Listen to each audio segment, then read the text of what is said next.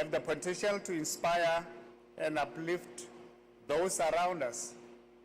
Let us strive to be beacons of light in our communities, offering support, encouragement, and love to those in need. Today, as we pay tribute to the collective strength that comes from standing together, each candle represents a unique individual. Yet, as we gather in unity, our flames merge to form a radiant tapestry of shared purposes and interconnectedness. It is through collaboration, respect, and solidarity that we can overcome the challenges that lie ahead. Let us take a moment to remember those who may be facing darkness in their lives, who may be grappling with hardships or despair. As we hold this candle, let us send thoughts of hope, healing, comfort, and those in need. Together we can offer solace, support, and a reminder that they are not alone.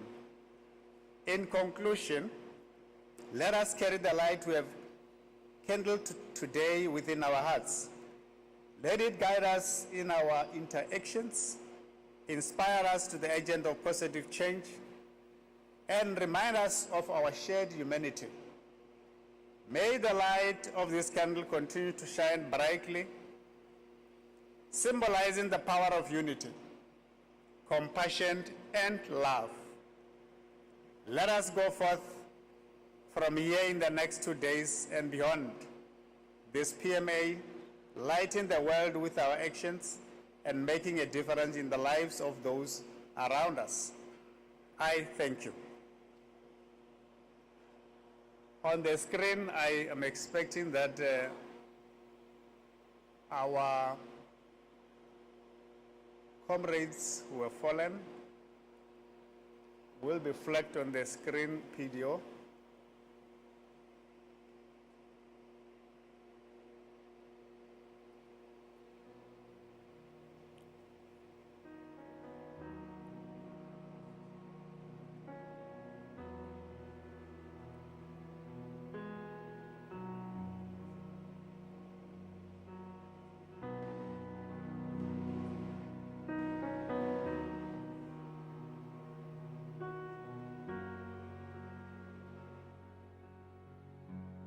May we all rise, please.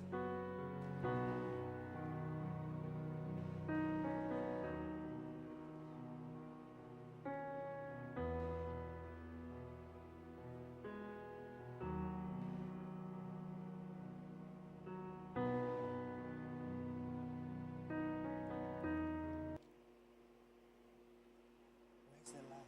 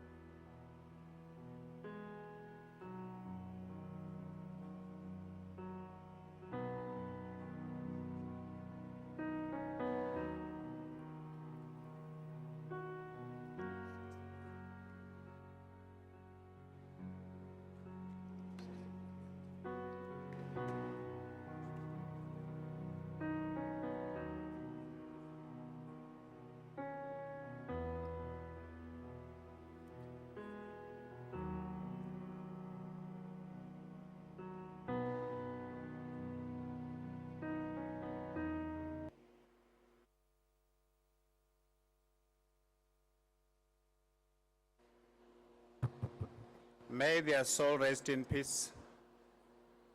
Chairperson, my apology. I did not see the light. I must start smoking so that I can have my match every time wherever I go. Thank you very much.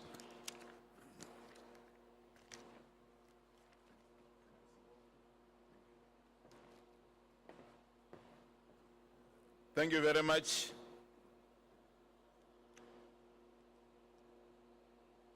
Ladies and gentlemen,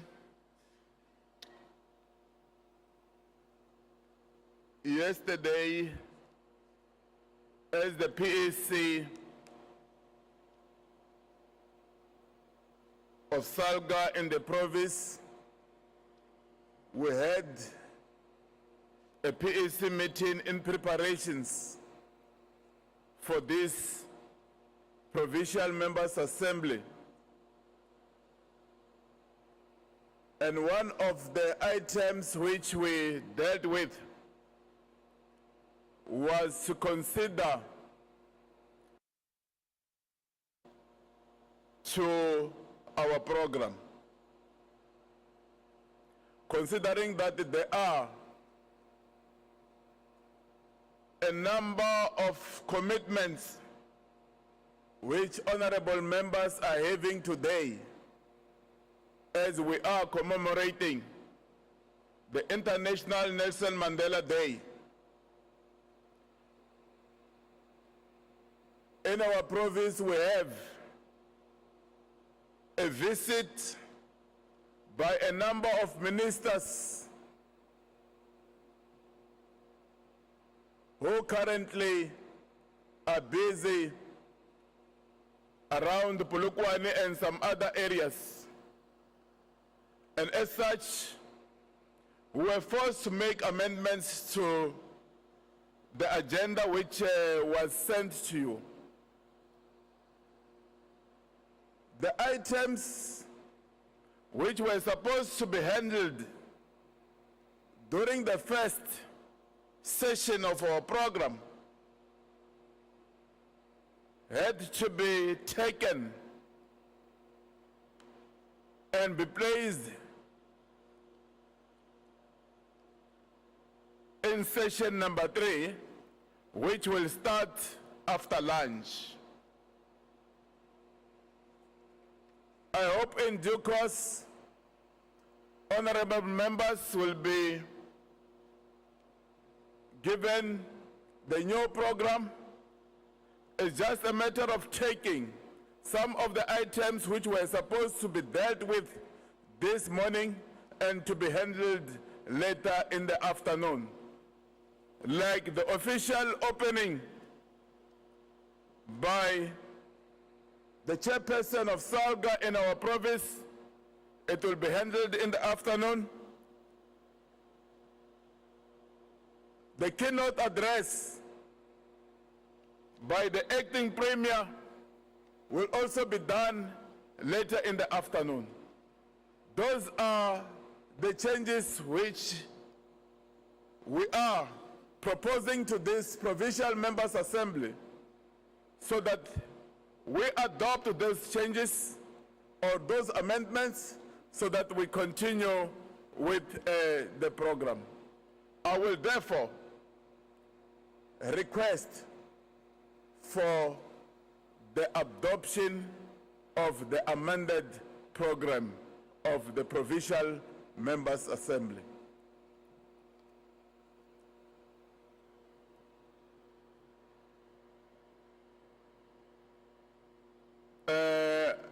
I was not okay. Honorable Councillor Zita.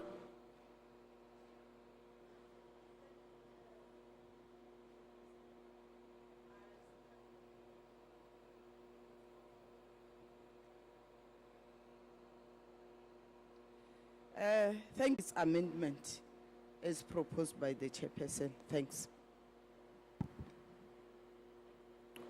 There is the secondment. Oh, she's proposing for the adoption of the amended agenda. Honorable Speaker. Thanks, Chairperson of the session. I stand to second the adoption of the agenda with the amendments that were proposed. Thank you. Thank you very much. Any other view?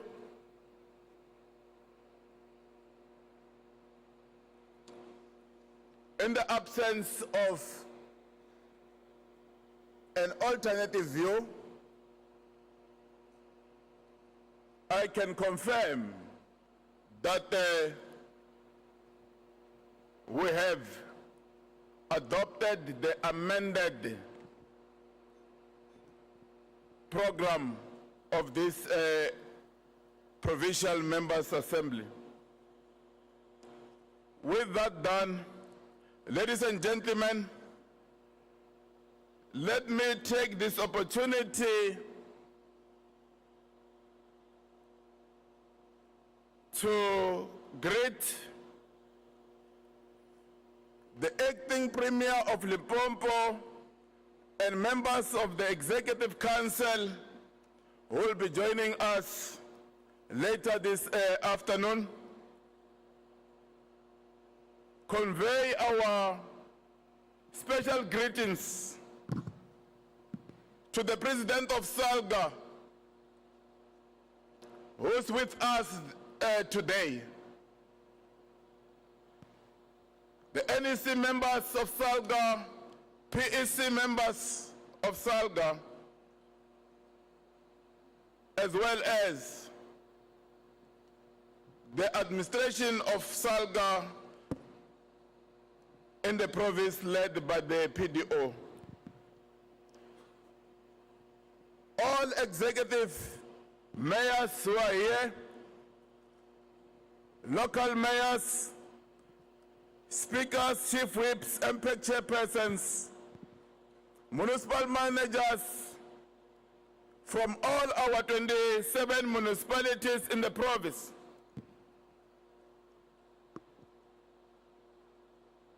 The Speaker of the Provincial Legislature and the Deputy Speaker,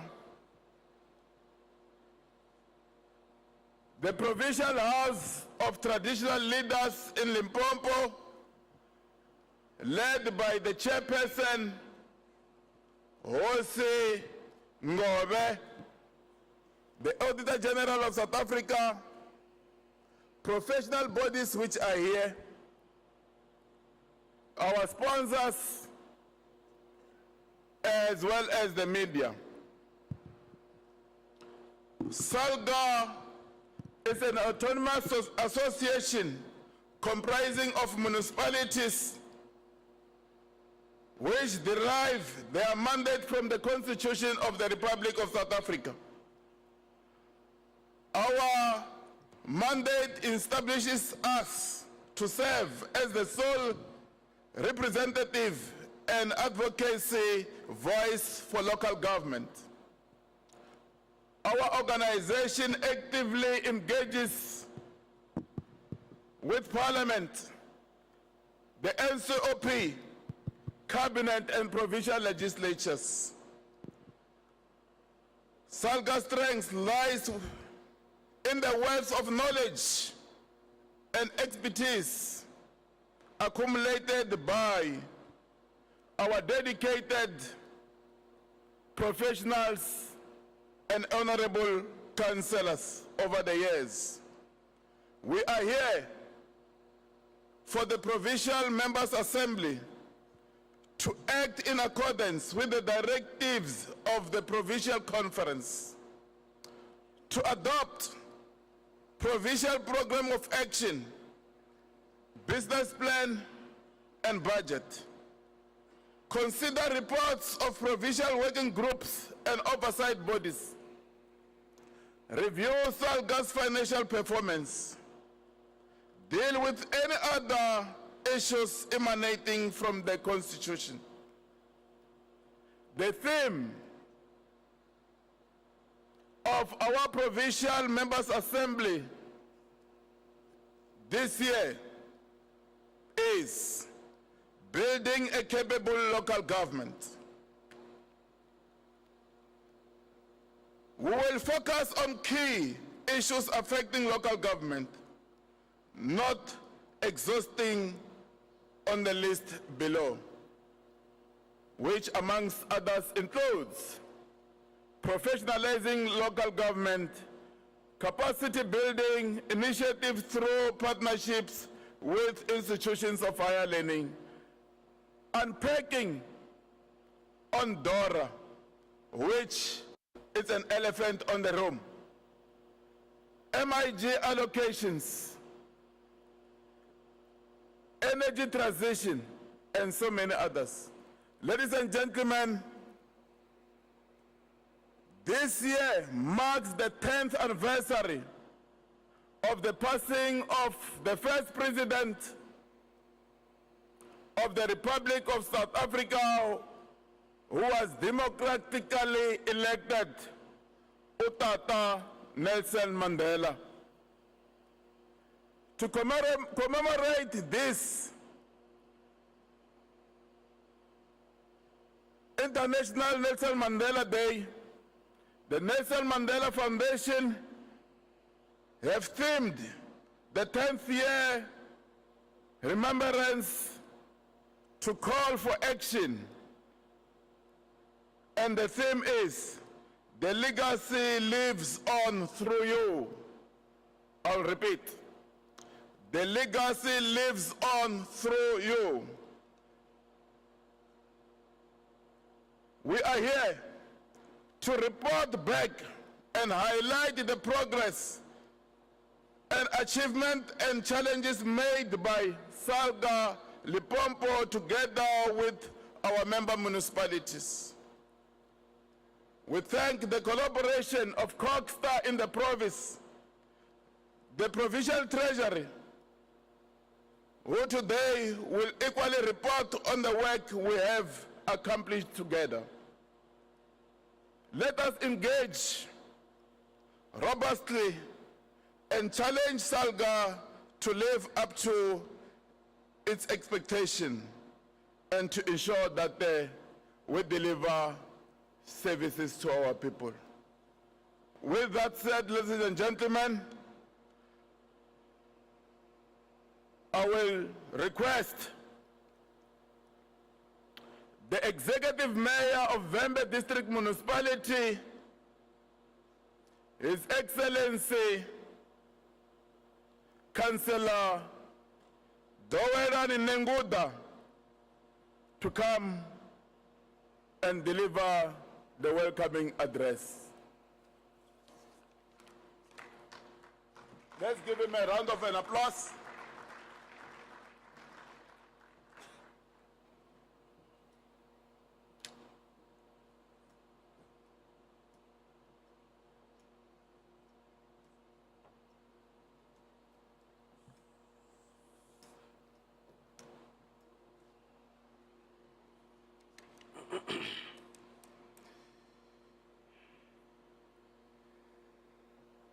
Thank you very much, Program Director, Honorable Mayor of Collins Chavani, Councillor Maluleke, for granting me this opportunity to execute the responsibility that we have just mentioned. Ndima cheroni batu bote. Abushe. Likai batu kamuka.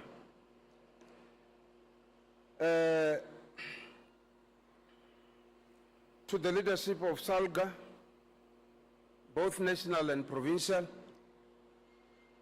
let me recognize the presence of our President of SALGA, President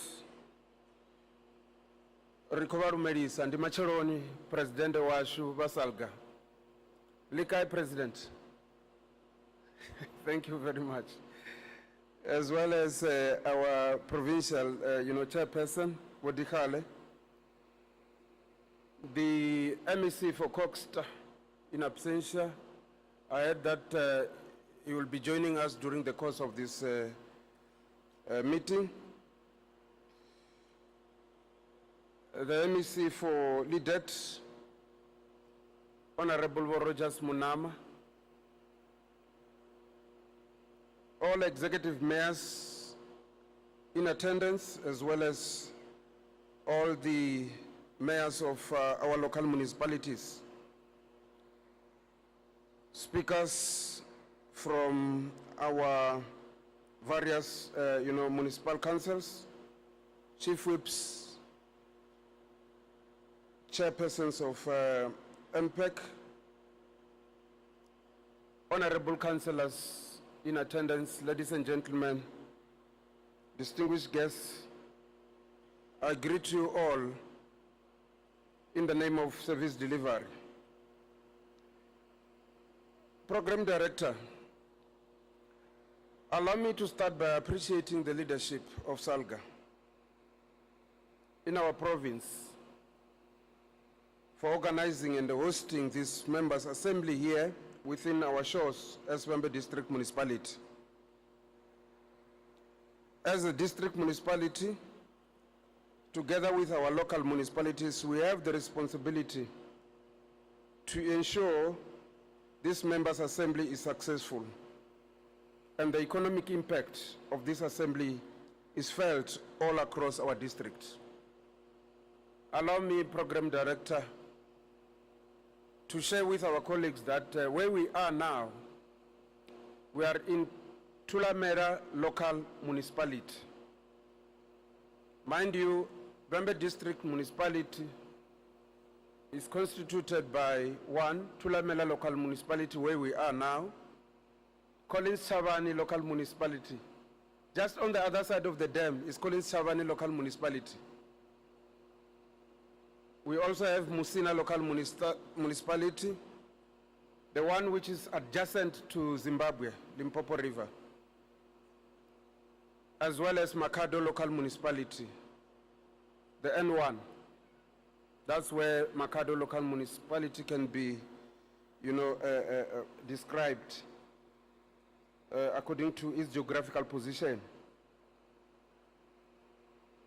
Program Director and all distinguished guests, it is my singular honor and a humbling privilege to welcome all of you in general and the local government leadership and the SALGA leadership in particular to this August SALGA Provincial Members Assembly. We welcome you to the home of the great liberators, freedom fighters.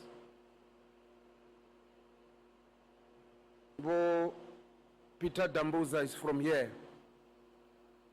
Bo Comrade Sparks Ramagoma is from here. Bo Comrade other freedom fighters. Ndikotama u tanganedza mahosi vote vane rava navo fano. Ndo va vona vo the chairperson of the House of Traditional Leaders, Wanda Vezita Hosi Ndove, and other royal leaders in attendance. We really want to appreciate your coming here in this very August, event. Today is the 18th of July, and the moment we talk about the 18th of July, it must come to our minds that our international icon, former president of the Democratic South Africa, Nelson Mandela, was born today. Hence, internationally, everybody is celebrating the good work which our president did. And as South Africans, as members of the international community,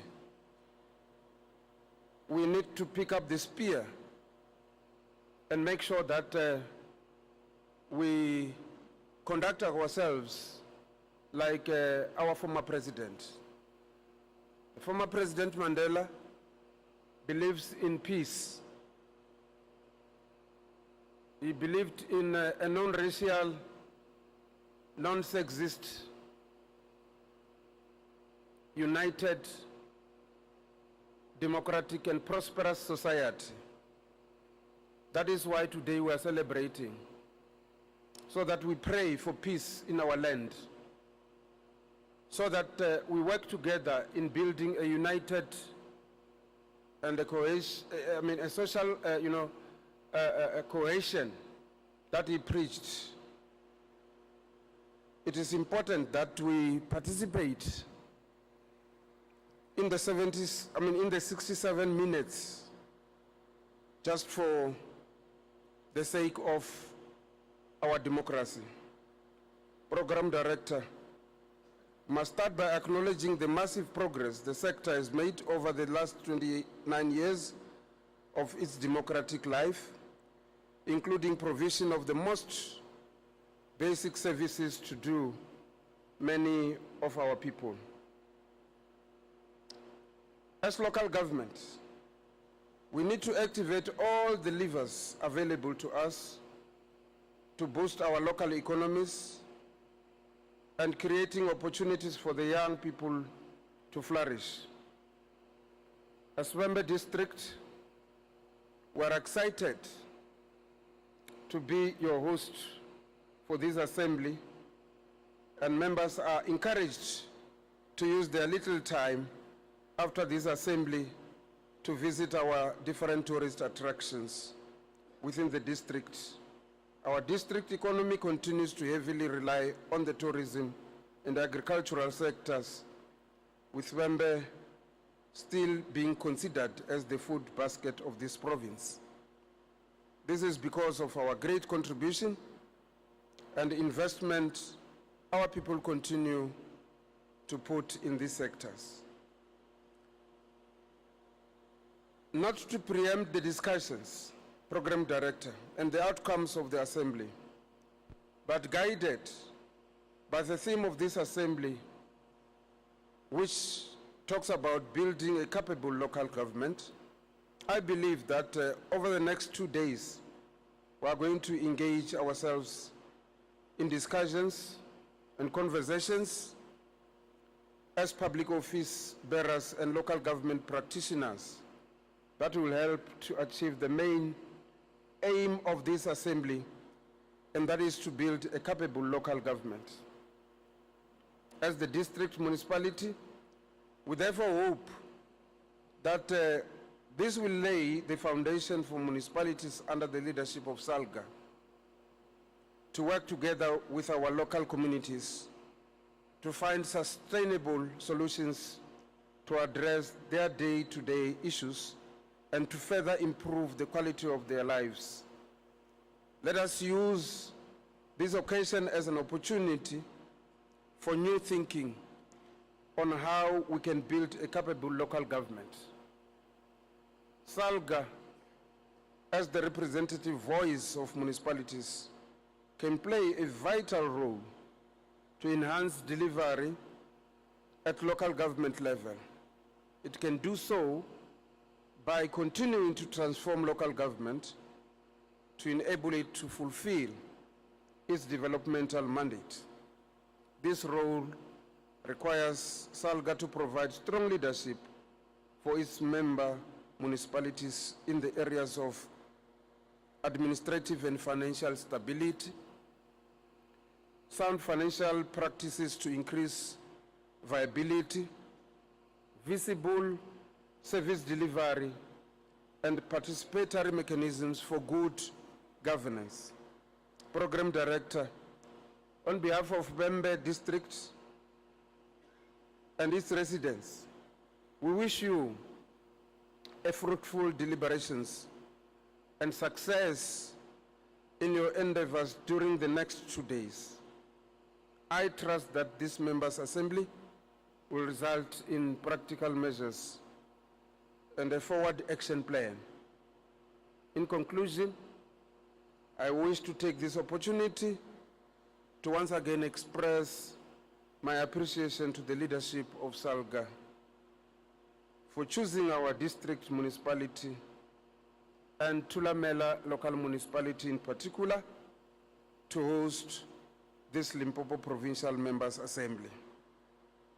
The demands and challenges are great, colleagues, but so will be the results if we work together. Let us build better communities together. Program Director, Honorable President, colleagues,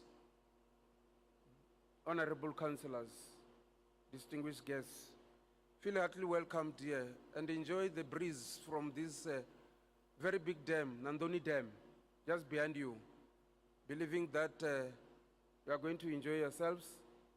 Program Director, ribatamela mashudu vatu vote uri mutangano washu uchimbile zwavhuḓi, ri fhaṱe dzi community zashu ri ḓise mveledziso kha dzi community dzashu, hu vhe na mulalo kha ḽa Afrika Tshipembe, hu vhe na mulalo kha Limpopo Province, ri vhone hu na development na cancer swinene.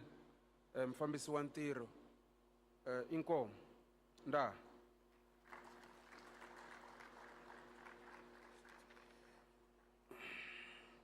Thank you.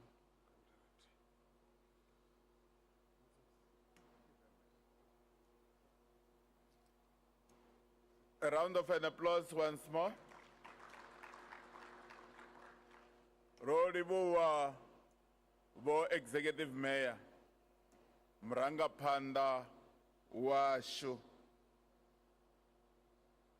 Vori Tanganedza. Thank you for welcoming us.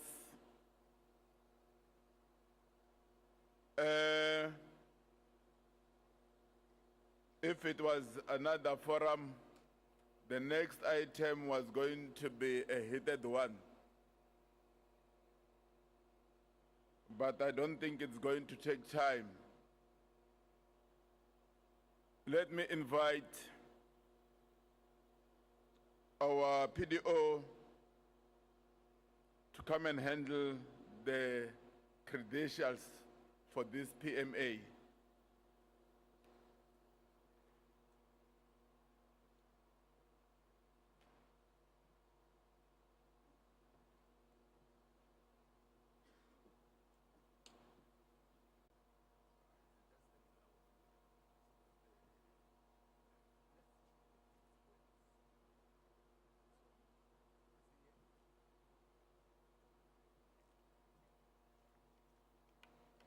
No, thank you very much, Chairperson of the session. Let me pass my greeting to the President of SALGA, who is joining us this morning.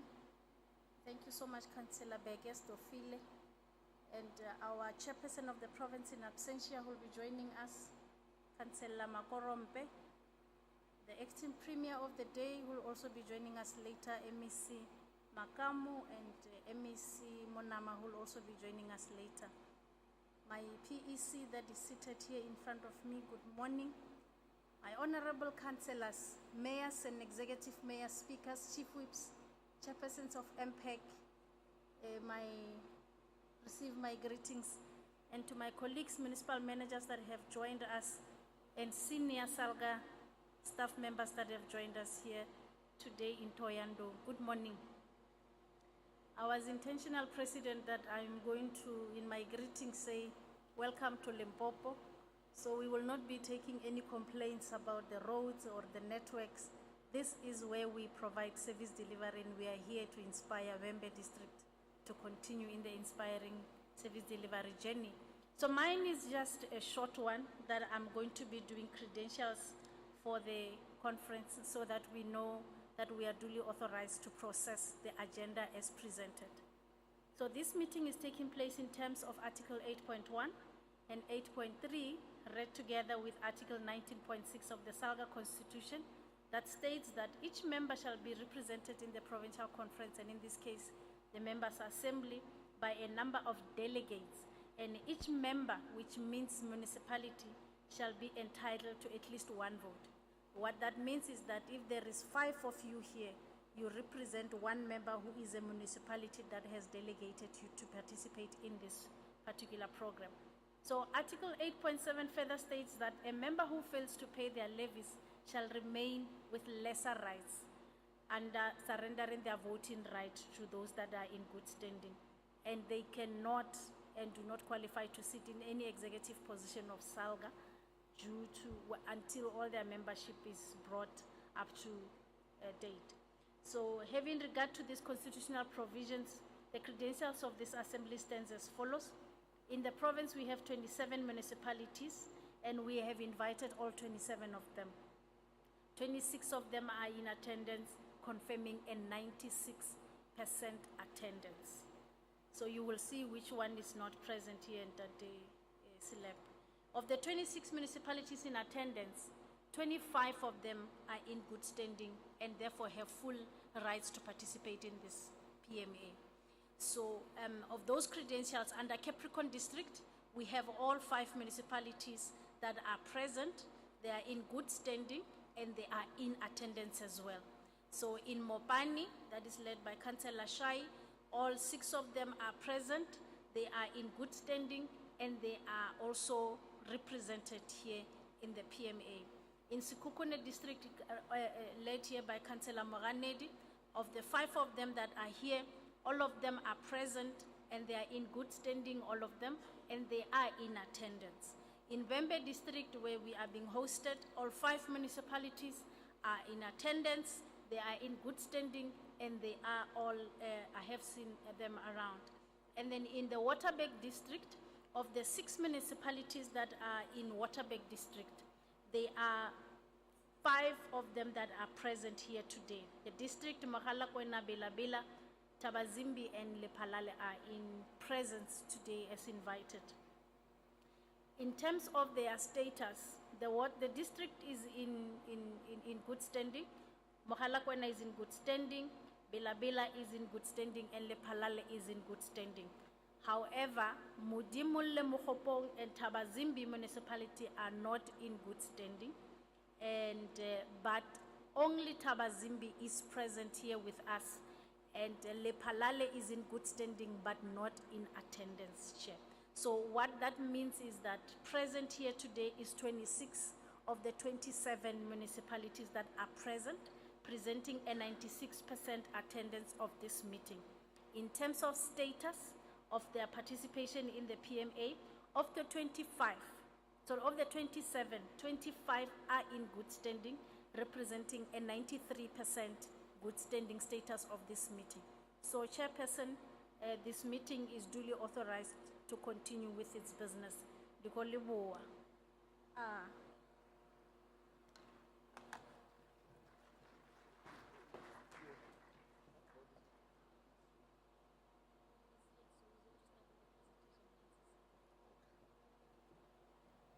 Thank you very much, PDO. I don't think there is any comment on this one.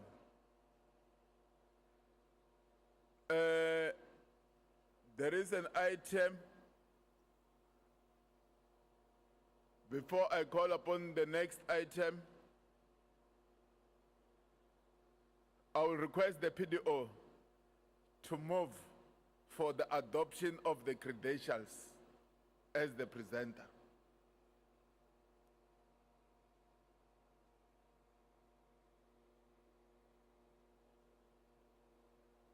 Myself?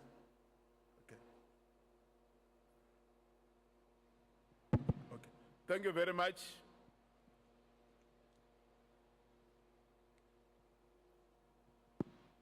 Ladies and gentlemen, after the presentation of the credentials, I therefore move for the adoption of the credentials. Any seconder?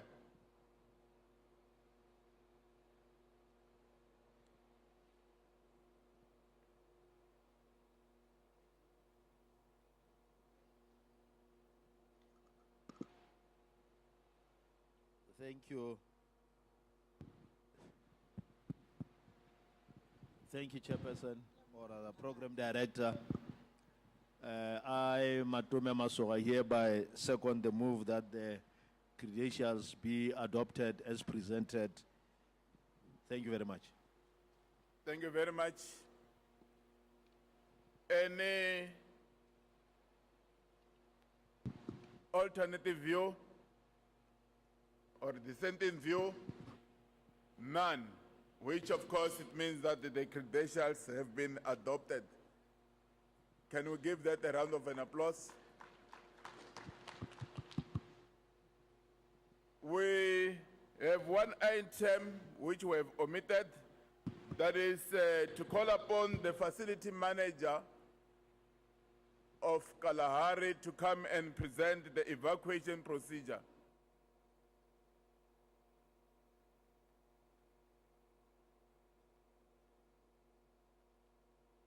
Oh.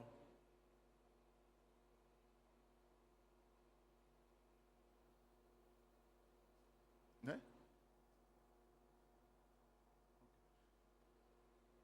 Thank you very much. She will be joining us in due course. We move. Can we call upon Mr. Lance Jewel to come and handle the next item, proposed amendments to local government legislation?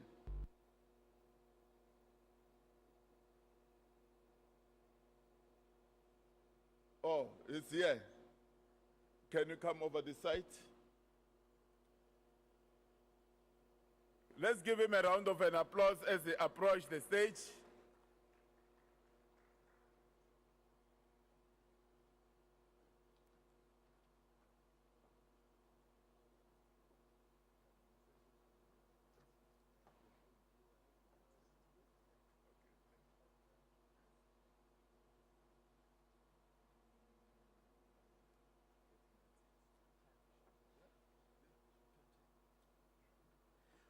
Well, thank you very much, Program Director, and greetings to yourself and the entire leadership led by the SALGA President and members of the NEC that are present, the PEC of SALGA in the province, led by the chairperson in the province, and all of the mayors, executive mayors, speakers. I'm happy, Program Director, we are also inviting impact chairs, whips of council to be part of our proceedings. The municipal managers that are here, as well as the CFOs that are here and all other municipal employees, staff members of SALGA. Good morning. I have been asked to make this presentation earlier in the morning than what the program said, and I am hoping it is an opportunity for us to really get a sense from municipalities on what is frustrating them, what is frustrating you, particularly as we talk about legislation.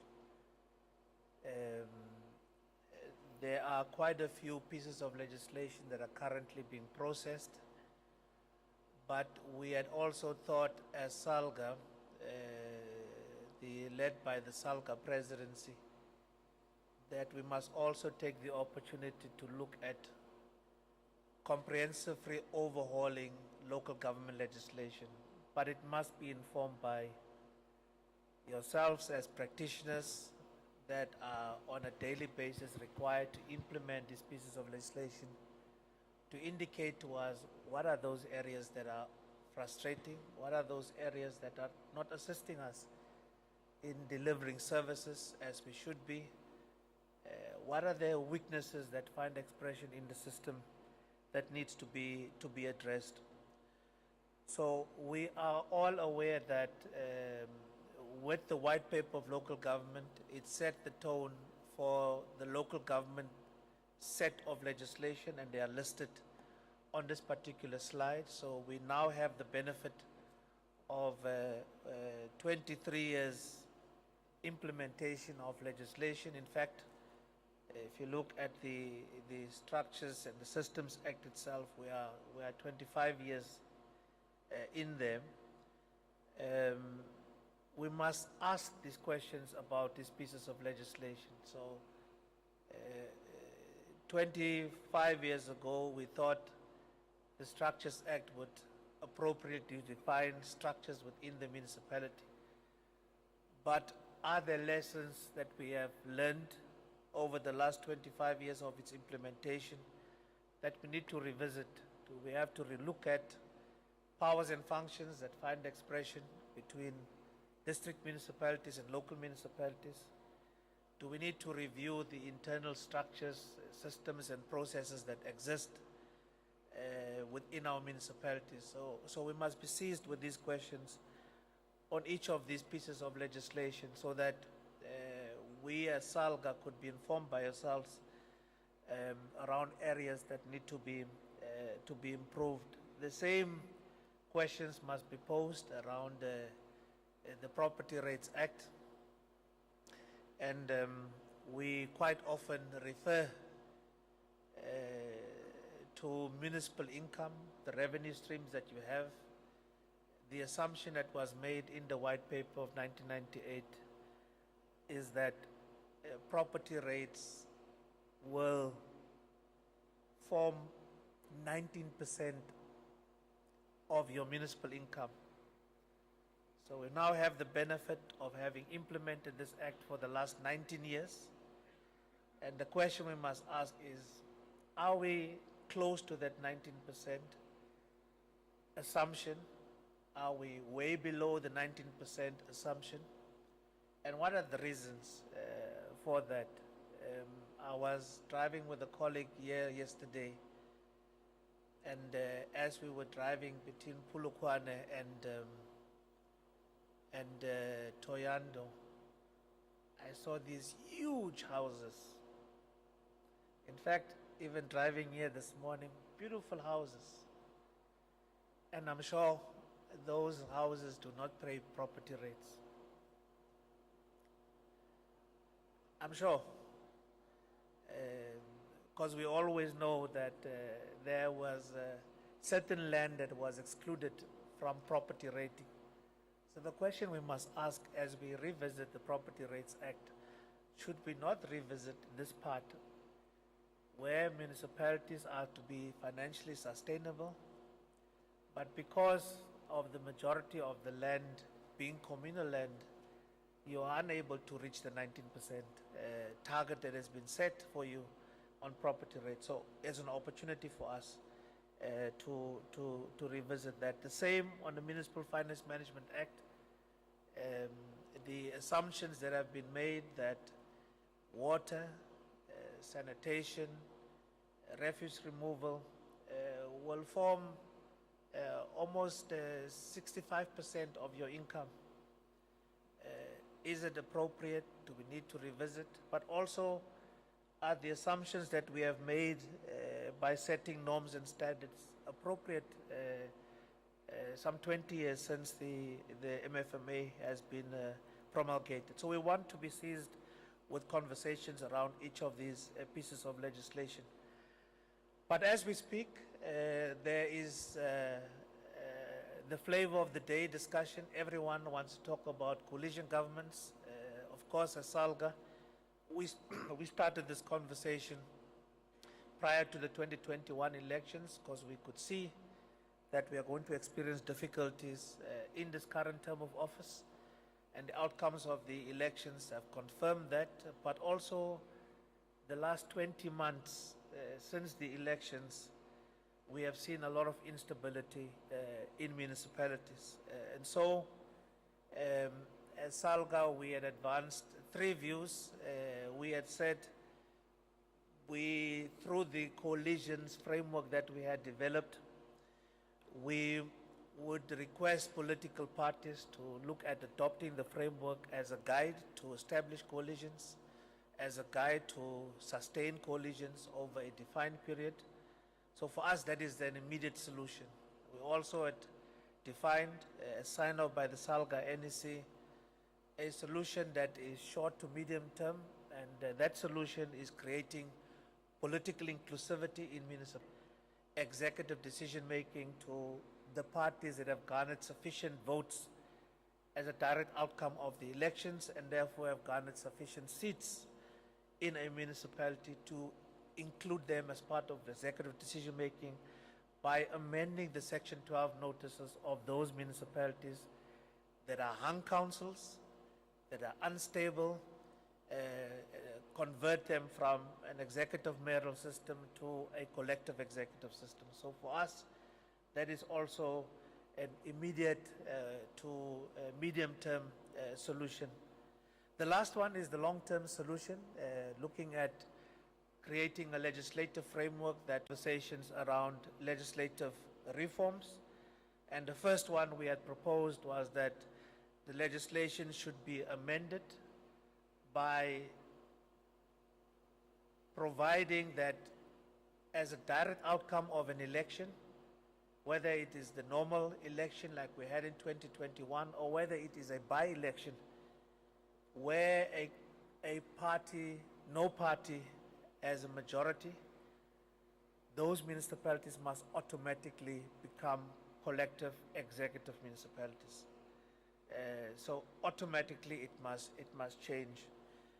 The second one we had suggested, because if you look at, in particular, recent developments in hung councils where the focus is not on service delivery, the focus is not on executing the constitutional mandates of local government, but it's about motions of no confidence. Should we not look at minimizing motions of no confidence and ensure that the council, when it meets to address service delivery related issues and not merely meeting to bring motions of no confidence.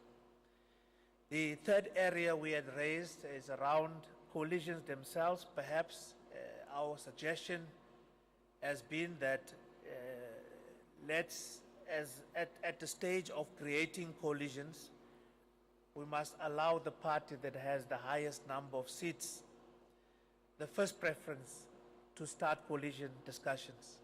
As we speak, there is no guidance, so the parties come together.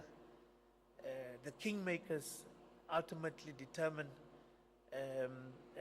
what the coalition discussions are, at the exclusion of parties that have garnered a higher number of seats. So we are suggesting that perhaps we should first allow the party with the highest number of seats to try and form a government of the day. Secondly, where a party has garnered the highest number of seats, they should also be given the preference to have the mayor appointed from that particular party. The fourth area we had raised, it's around also using the opportunity to revisit full-time versus part-time nature of councillors, and then lastly looking at professionalizing the administration. We have seen that where there are unstable municipalities, the administration also takes sides. They also become involved in furthering the instability. Do not work with the government of the day, or refuse to work with the government of the day, or what we are suggesting is perhaps to manage that by creating a professional administration that will continue to do their work governing in that particular municipality. So those, for us, were the key considerations to be considered. And so a bill has been drafted, and it's really a product between COCTA and ourselves that is looking at crafting amendments to the Structures Act. And currently what are being proposed are 7 areas. The first one is in line with the suggestion we have made that there was a lot of no, it must be by show of hands. So no hiding behind the secret ballot. We have seen the chaos that secret ballot has created, and the chaos is furthering instability. So we are suggesting that in the legislation, the election and removal of the office bearers must be by show of hands. The third area that we are raising is that, well, the legislation is proposing, is that a mayor, a speaker, a whip of council may only be removed if they have served 2 years. So within the 2-year period, since they are elected by council, they cannot be removed unless there are serious violations to the Constitution, there is serious misconduct, and then lastly, they are unable to perform their functions as mayor, speaker, or a whip of council. So what it will introduce is stability in that municipality and allowing them to execute their responsibilities at least for a 2-year period.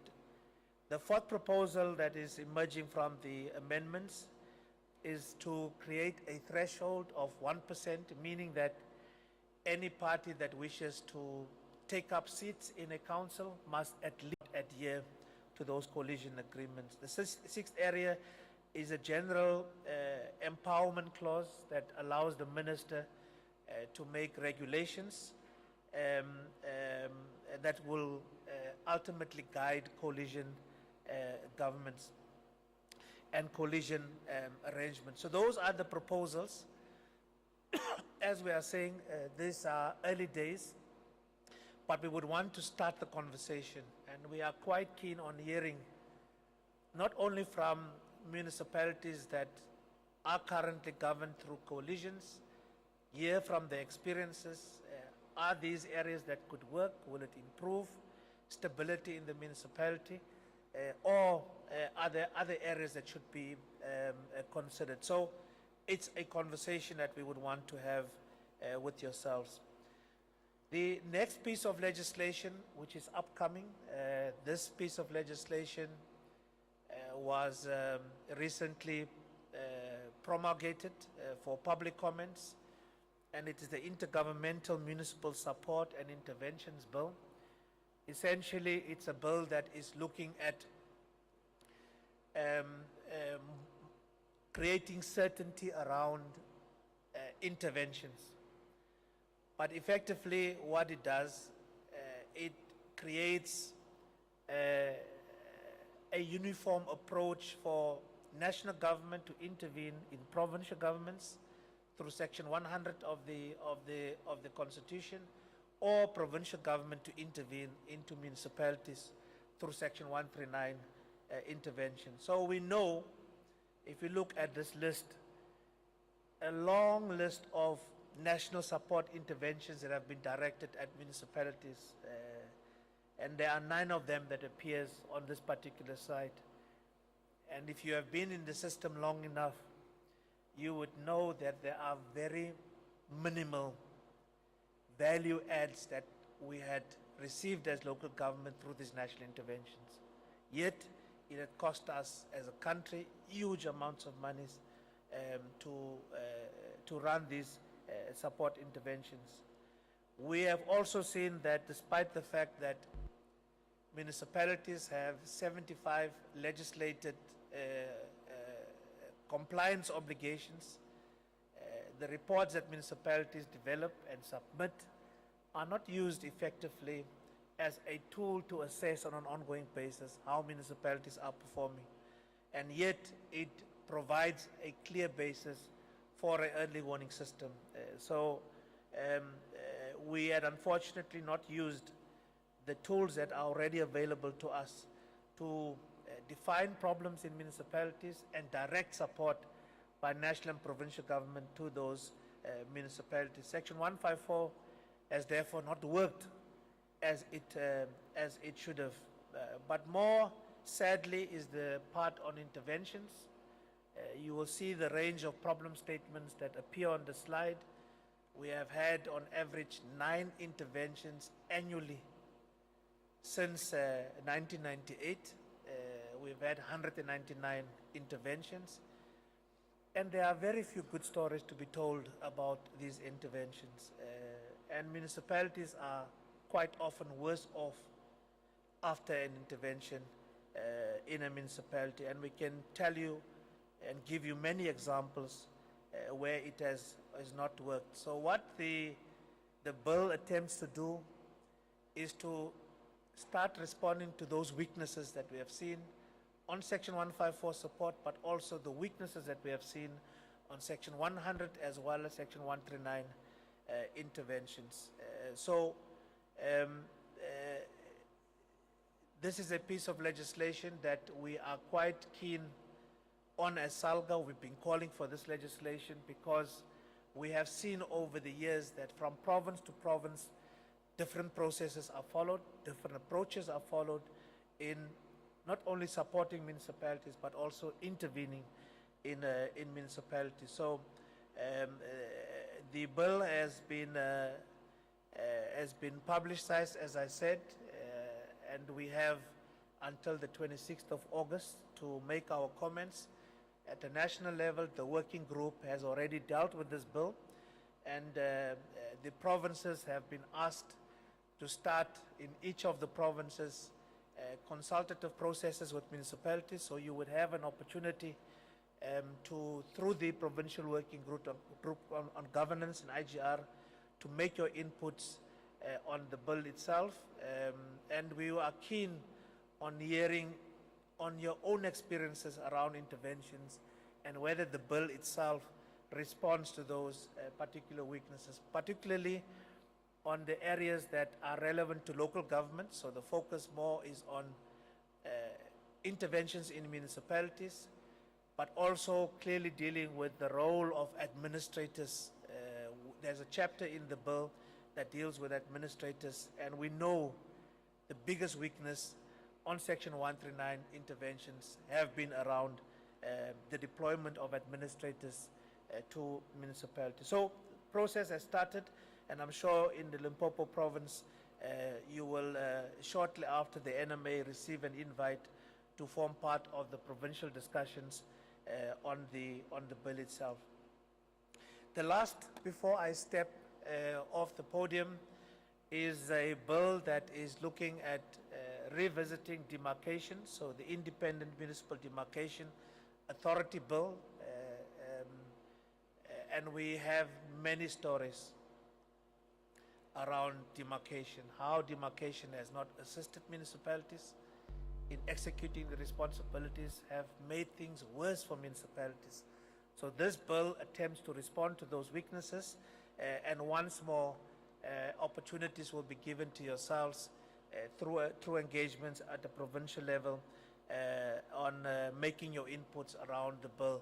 It's a much better approach to demarcation, and is looking at introducing, in particular, pre-demarcation measures to ensure that more time is spent on due diligence prior to redemarcating, merging of municipalities. So, Program Director, that's my presentation. We really wanted the PMA to note key developments. We are keen on hearing your inputs on what is frustrating you, so that we can consolidate all of these comments and make our substantive submissions to COCTA on areas to be considered in amending legislation. But secondly, an opportunity given to yourselves through the provincial working group to make your inputs on bills that are already being processed through the legislative processes. Thank you very much.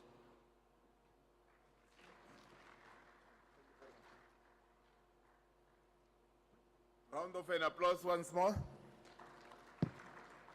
Thank you very much for the presentation.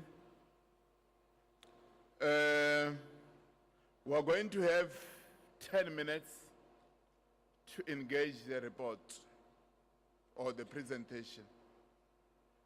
We'll invite comments, inputs from members.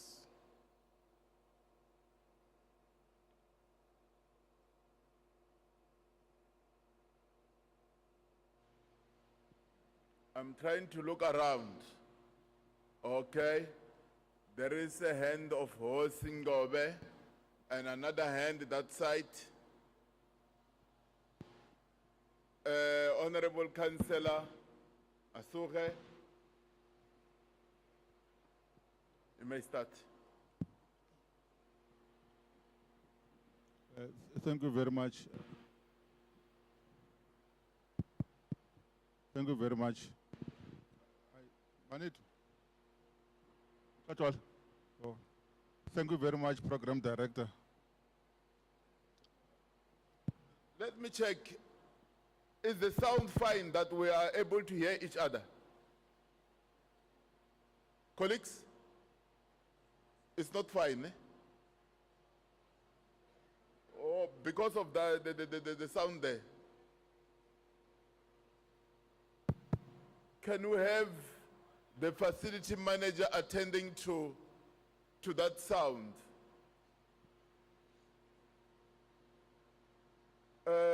Hosingobe, it's unfortunate that there is a little bit of noise It's only that some of us, we have got shop steward voices.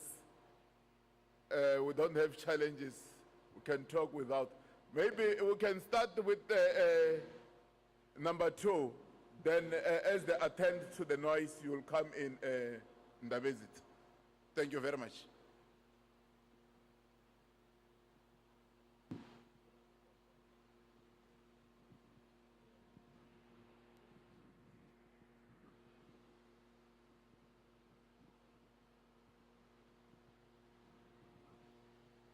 One, two.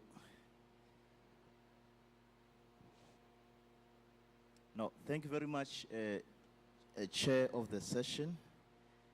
Raputwa is my name. Okay. Raputwa is my name, the municipal manager, Waterbeck. Let me just observe all the protocols in the event and welcome the presentation by Lance. And also the proposals, I think are in good, are supported, that are made. Perhaps one that I may also like to propose that we look at is in relation to the Municipal Systems Act, where we deal with, I think, of course, unfortunately that we had just recently had the regulations. And we tried to raise these matters with, I think, COCTA and COXTA when the regulations were done, particularly in relation to competencies, competency assessment. Because how it's done or is made, is made in such a way that it appears as if competency is the ultimate deciding factor on appointing of senior managers. Whereas, for example, if you look in public service, competency assessment is actually for the purpose of development. Whereas in local government, it is used in such a way that it is a deciding factor. You have situations whereby you have municipal managers or senior managers who have been in the sector for 15 years. When they go to competency, they fail.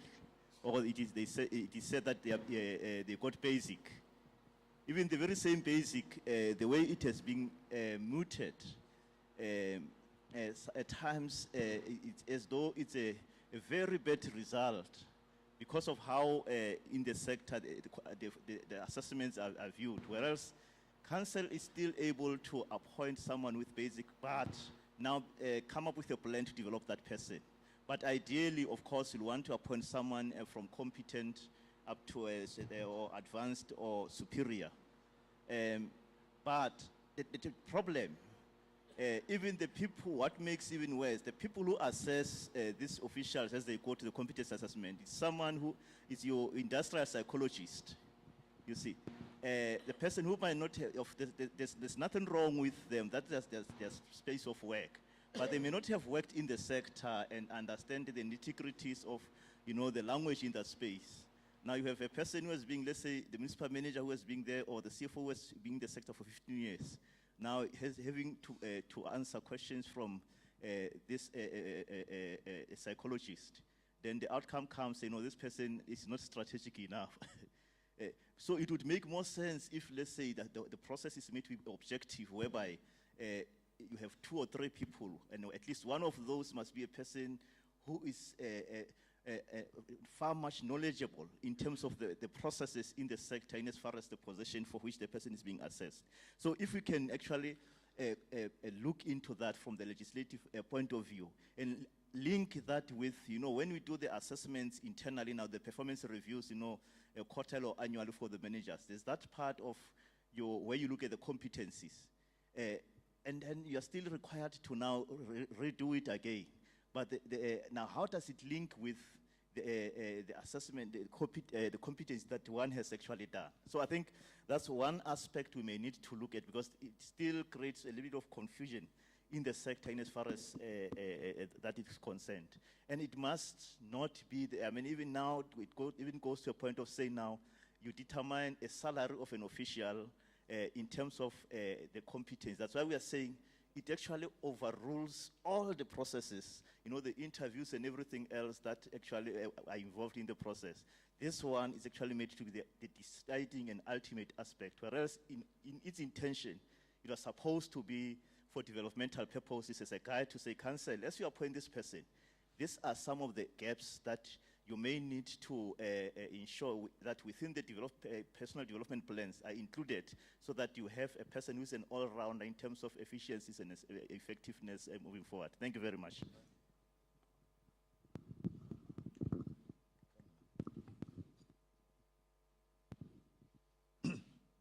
Thank you. Once more. I would like to speak to issues raised relating to coalitions. I feel the manner in which this sphere of government is actually being dealt with within the municipalities that are affected by coalitions leaves much to be desired.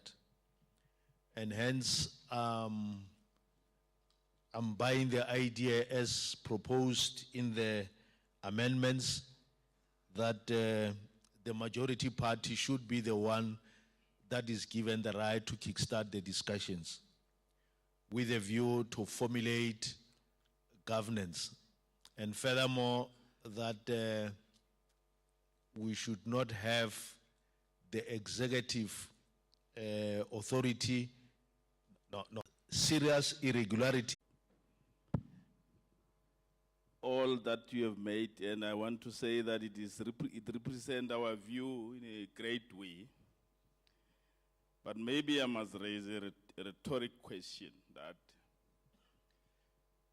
since the coalitions, I will use the words emerged, I think it's a long time that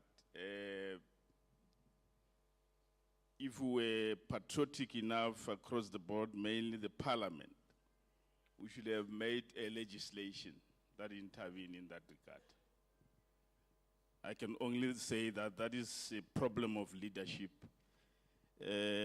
which is not in local government. I see that the draft legislation, I see Councillor Masuga is saying, appreciate the proposal, but that proposal, you didn't put it in the draft legislation. What he's accepting, it is new affairs guide that intend to assist the municipality. In what you call the amendment, it's not there. And that's where the problem is. Those options and the best option should be there that will acknowledge the pointers that you made there, because at this point, it's like it's an option to stabilize municipality after the elections. And that is very dangerous to all of us. I would wish that even in the amendment of the legislation, while we are dealing with the interim intervention, but the regulatory one should be part of it, because across the world, it is assisting. It is only here in South Africa that we are afraid to put a legislation that is clearly guiding what should happen after the election in the event that there's no absolute winner of the election. I think that is a problem. We should not problematize this further. We must resolve it. Yeah. With regard to giving the minister, I think even the legislation, we should be able to say only what the minister will do, but the main point should be in the legislation. We are all affected by disorder that is happening in coalitions from the perspective of our reputation in the local government. What happened somewhere where there's no outright majority is affecting us because it's a reverence across the country that we are disorderly as people in local government and so on. So that is the point I'm saying we should be able to be decisive with regard to that. And I'm worried that this discussion that we have done very well since we had problem of coalition, I didn't hear the parliament discussing it. And that's why I'm saying I think we have a problem. From a rhetorical point, I can say we have a problem of leadership, that we put politics before our people, because this is affecting the service delivery that is affecting our people in South Africa. Thank you very much.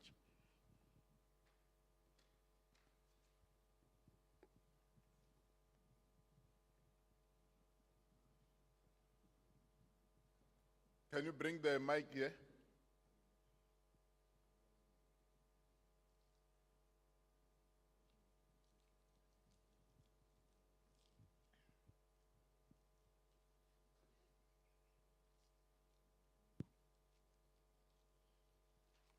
Thank you, Chairperson.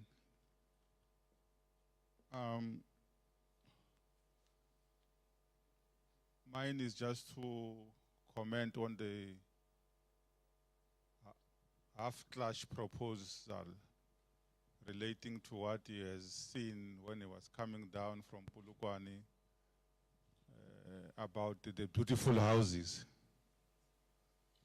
So we're glad that he came during the day, so he managed to see the beautiful houses. And he linked that to a possible source of income in the form of a property rate coming from communal land.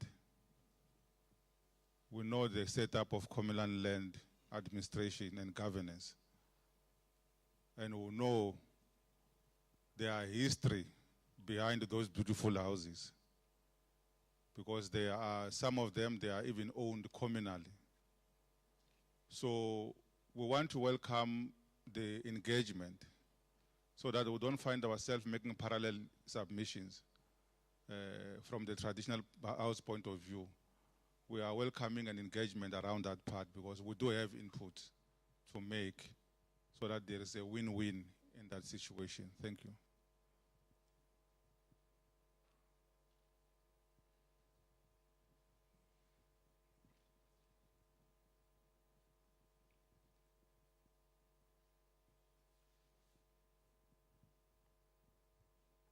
Can you make it in 1 minute?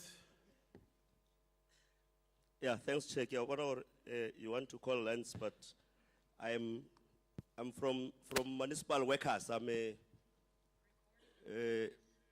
stakeholder, so I'm not sure what becomes my participation in case you are going to vote, whether I was going to vote. But there are two things, Chair, that I want to raise. We want to say to SALGA, please consult from time to time. We welcome the proposals as they are, as municipal workers, particularly in relation to how you are going to manage the issue of coalitions and the implications, because sometimes we are not even paid salaries because mayors are two, chief whips are two, municipal managers are two, nobody can sign our salaries. But there's one issue that we want SALGA to also assist us on. The evaluation on the impact of municipal systems amendment,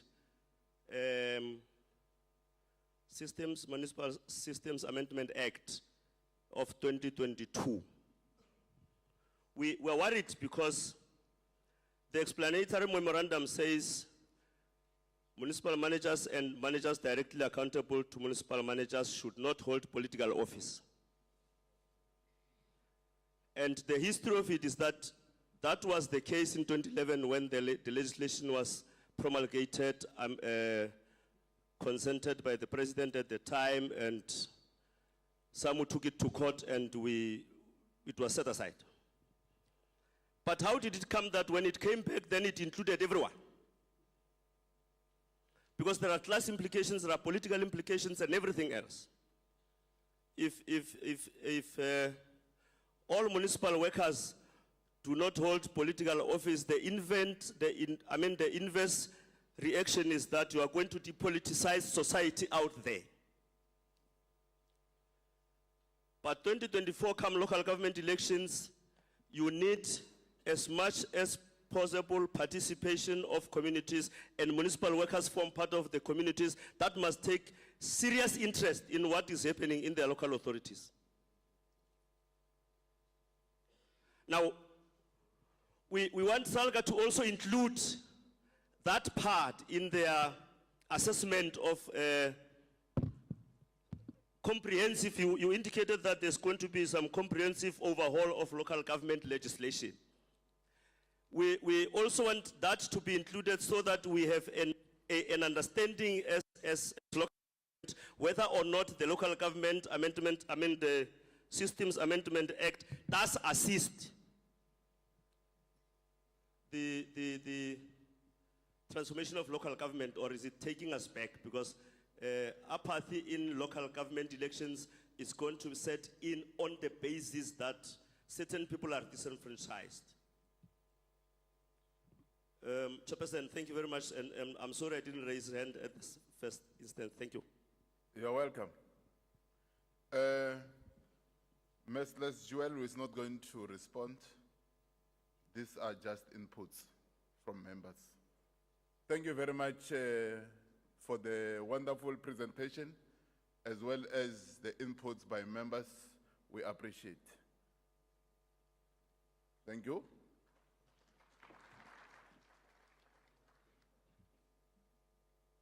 Can I call upon the facility manager to handle the evacuation procedure?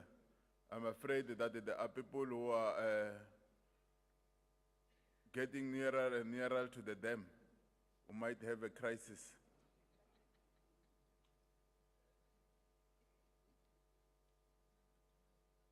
The person has since disappeared once more. But let's just be cautious. We should not move very near to the dam. There are crocodiles and other dangerous animals.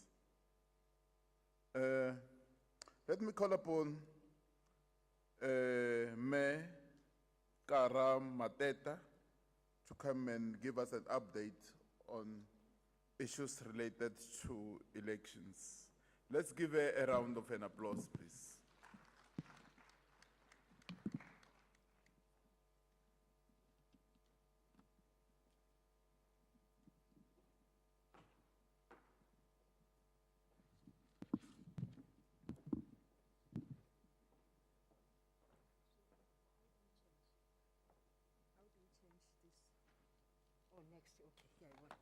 Okay. Thank you very much, Program Director, and the leadership of SALGA and all protocol observed. We are nearly there to the 2024 national and provincial elections. So these are the 6 issues that I will cover in my presentation. So what are we planning for? In terms of our law, Parliament's 5-year term will expire quite soon, because elections were held on the 8th of May 2019, and the first sitting of Parliament was held on the 22nd of May 2019. So what is the earliest possible date that the President of the Republic could call elections?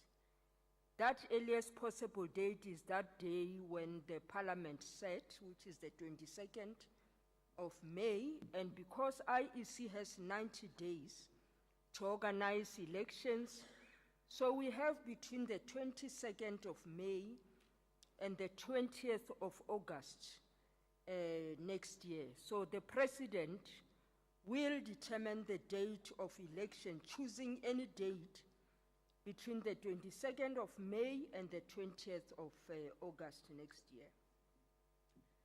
And we are aware that as the Electoral Commission, we need to be ready at the earliest possible date.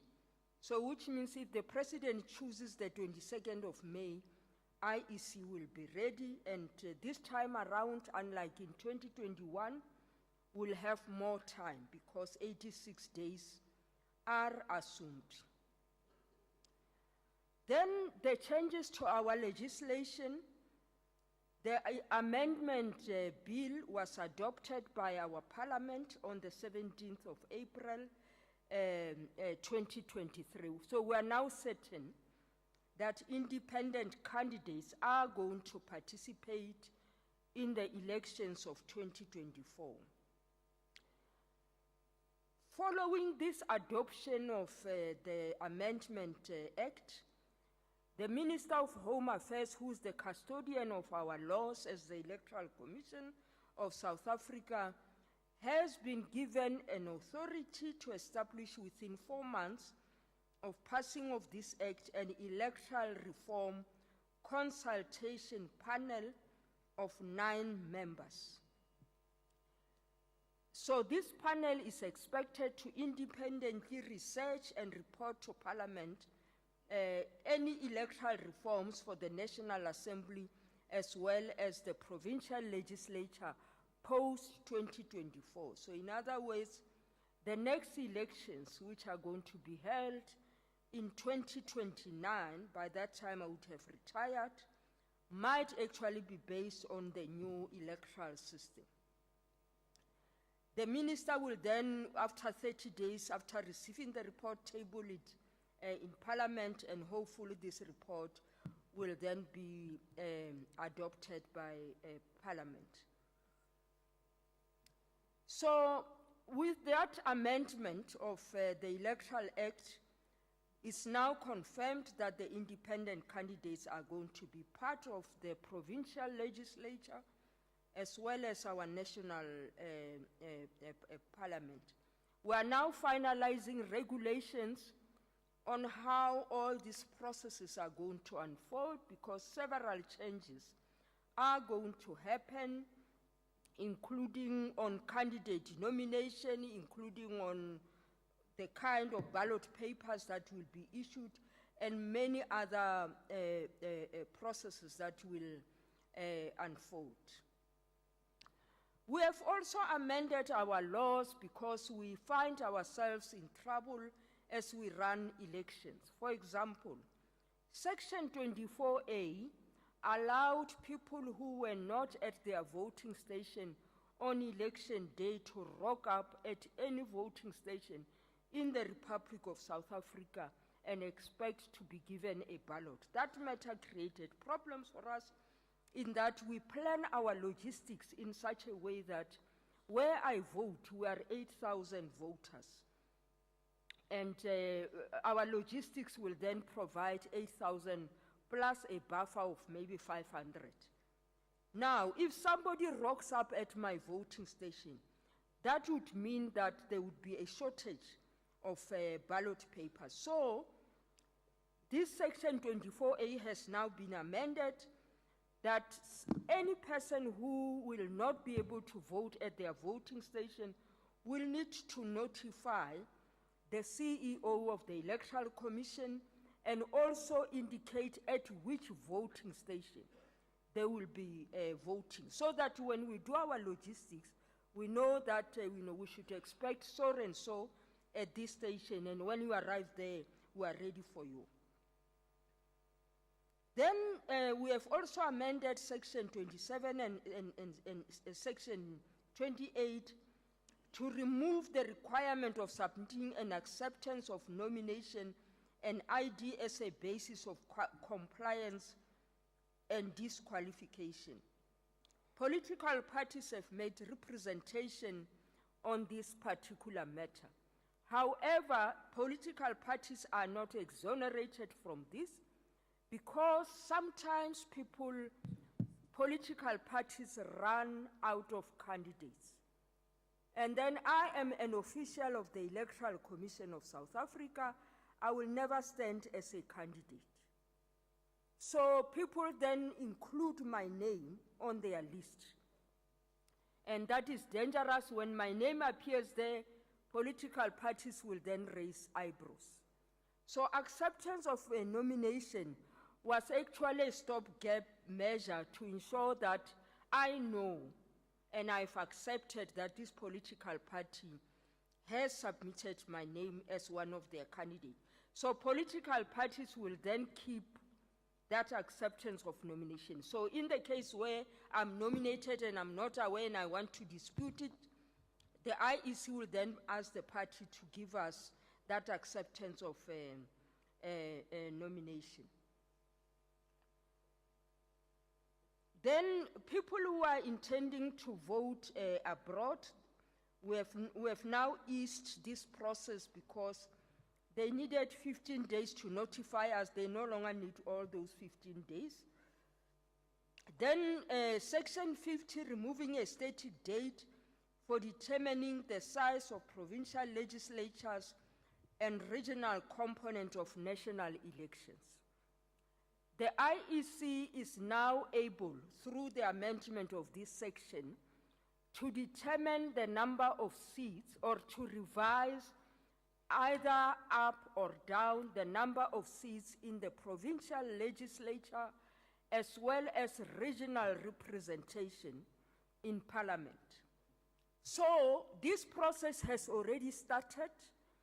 Very soon IEC will be doing consultation on this particular process.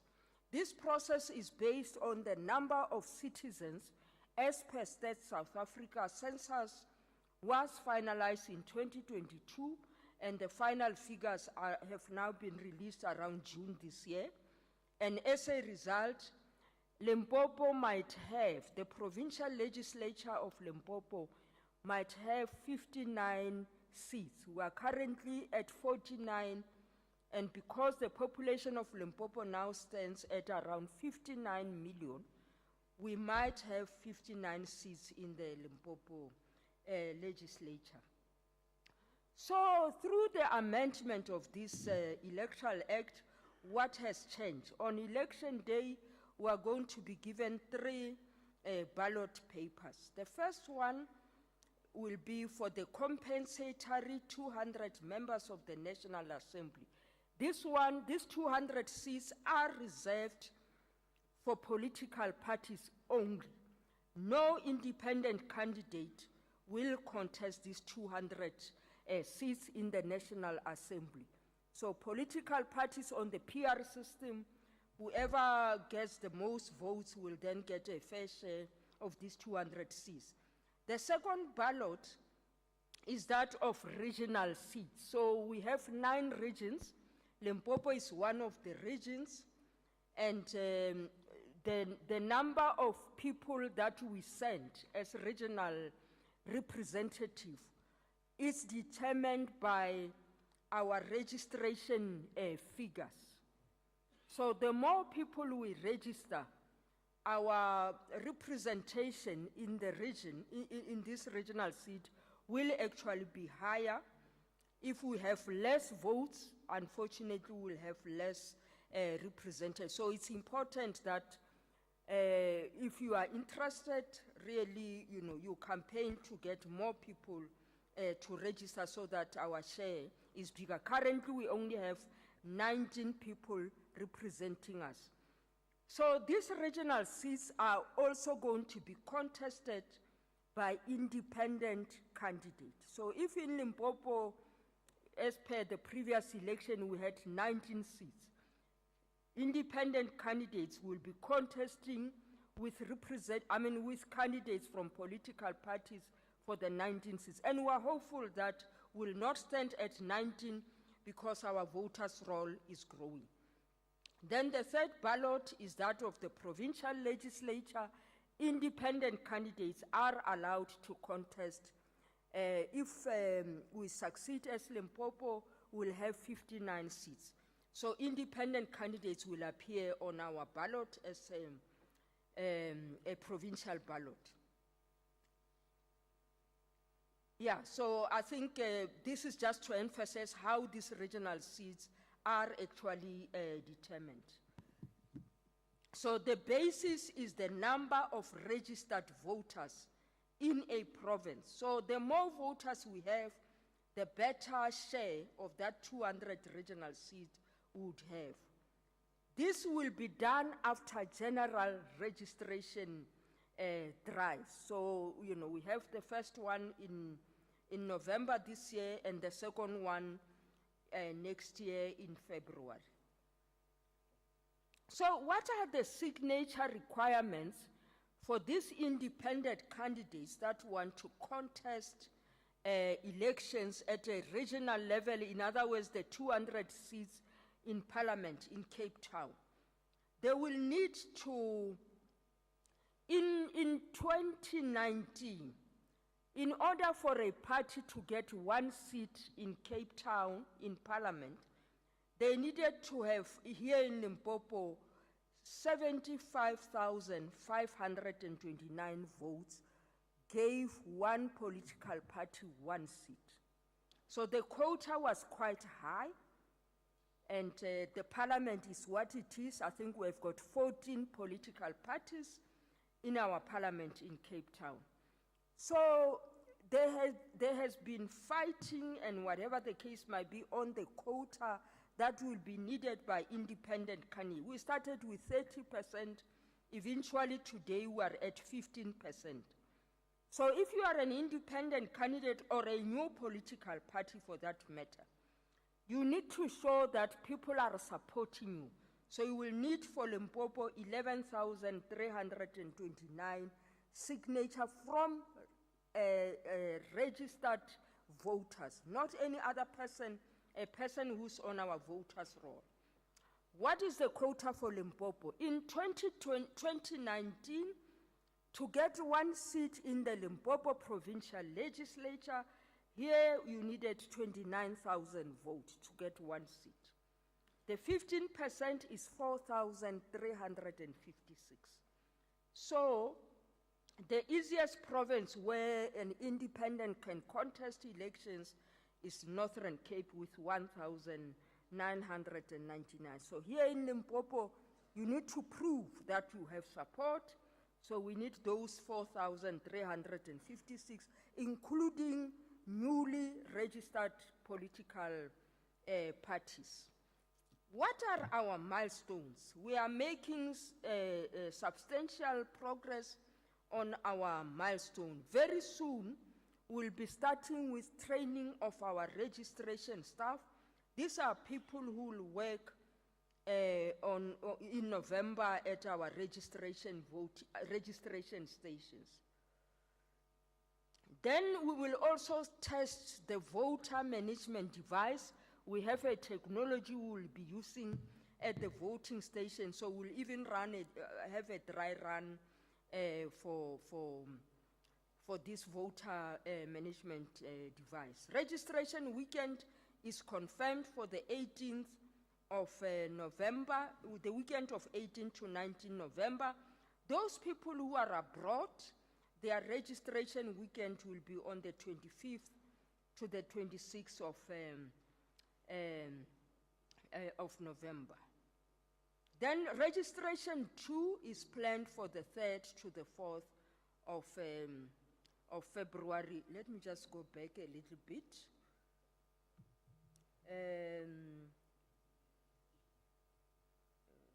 Yeah, so I think the last point there says regional and provincial legislature seats determined. So IEC is intending to determine the number of seats in the provincial legislature on the 30th of November this year. So it is after registration weekend 1 that these seats are going to be determined. The regional, as I said, are dependent on the number of voters that we have, while the provincial legislature is simply on the number, the population statistics in Limpopo. So we will also launch our results operations center in May, and if the president chooses May as the date of elections, we will have about 7 days to publish the results, and hopefully the 29th of May will be the day that we will be publishing the results. This is the voting station infrastructure. Because we are talking to municipalities, we think municipalities have a role to play in as far as these infrastructure gaps are concerned. It's confirmed in Limpopo we have 568 wards. We also have 3,223 voting stations. And we also have 317 voting centers. So a voting center is a station where we use a school as an example, and we then subdivide the voters' roll according to surnames. Depending on your surname, you are either in classroom A or F or whatever the case. So these centers will be 317. Temporary voting station. I wish the MEC of Coxstar was here, because this matter is very, very concerning. These are RDP settlements where an RDP settlement just emerges. There is no school, there is no church, there is no nothing, and those people need to vote. So as a result, our temporary structure increase every year. Last year we were around 140 or less. Now today is 152, because those people don't have schools, they don't have crutches, they don't have anything. So it affects both the MEC of Education as well as Coxstar MEC. Now, the most important thing is about electricity, toilets, water, ramps, roads that need re-graveling.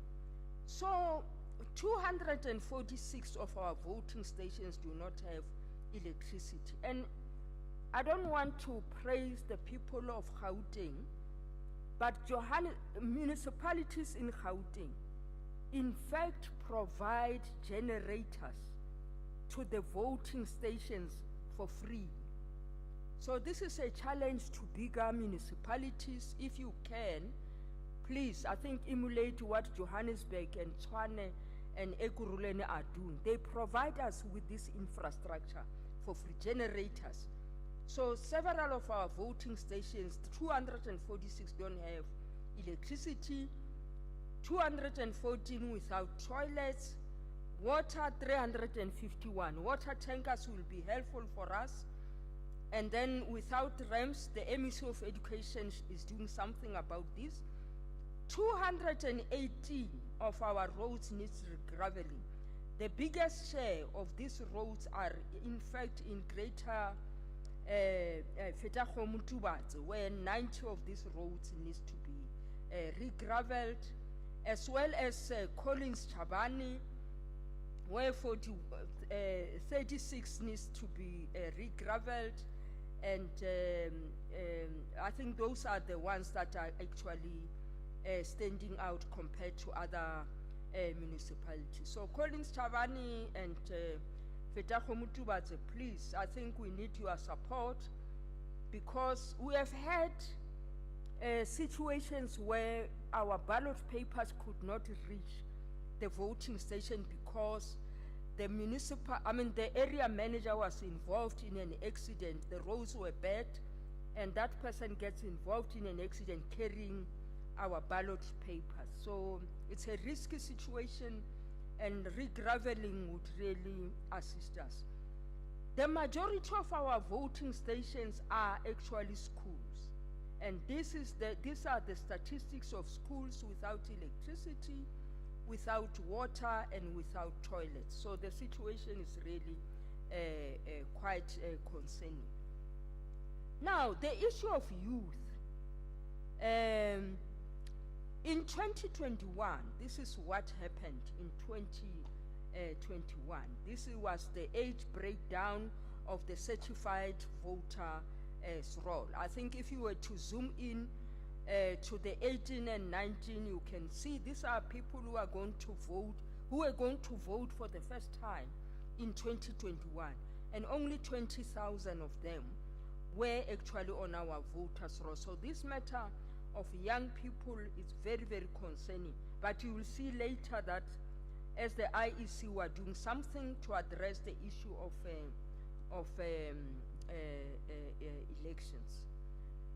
HSRC has done survey on young people to try and determine why young people really seem to be aloof and not participating in elections. So the first issue was, if you look at the bold blue line, these are young people aged between 16 and 24. In 2004, 66% of them were satisfied with democracy. Before municipal elections 2021, the youth, 27% of young people were saying they are not satisfied with democracy. And then another question was, do you trust the institutions? You know, these are institutions that represent our democracy and governance system. In terms of trust of national parliament, I think you can see the graph is coming down tremendously. Parliament, same thing. Local government, same thing. Then they were asked, are you intending to participate in elections, if elections were called tomorrow? In 2004, we're standing at 79%. Shortly before the municipal election, only 55% of young people said they were intending to vote. And then what are the reasons for non-participation? People said, you know, it does not really matter. I mean, I don't think my vote matters. I'm not interested in politics and several other related issues. And then some of them even said they do not trust politicians. So I think we need to improve the picture we portray when we are with young people.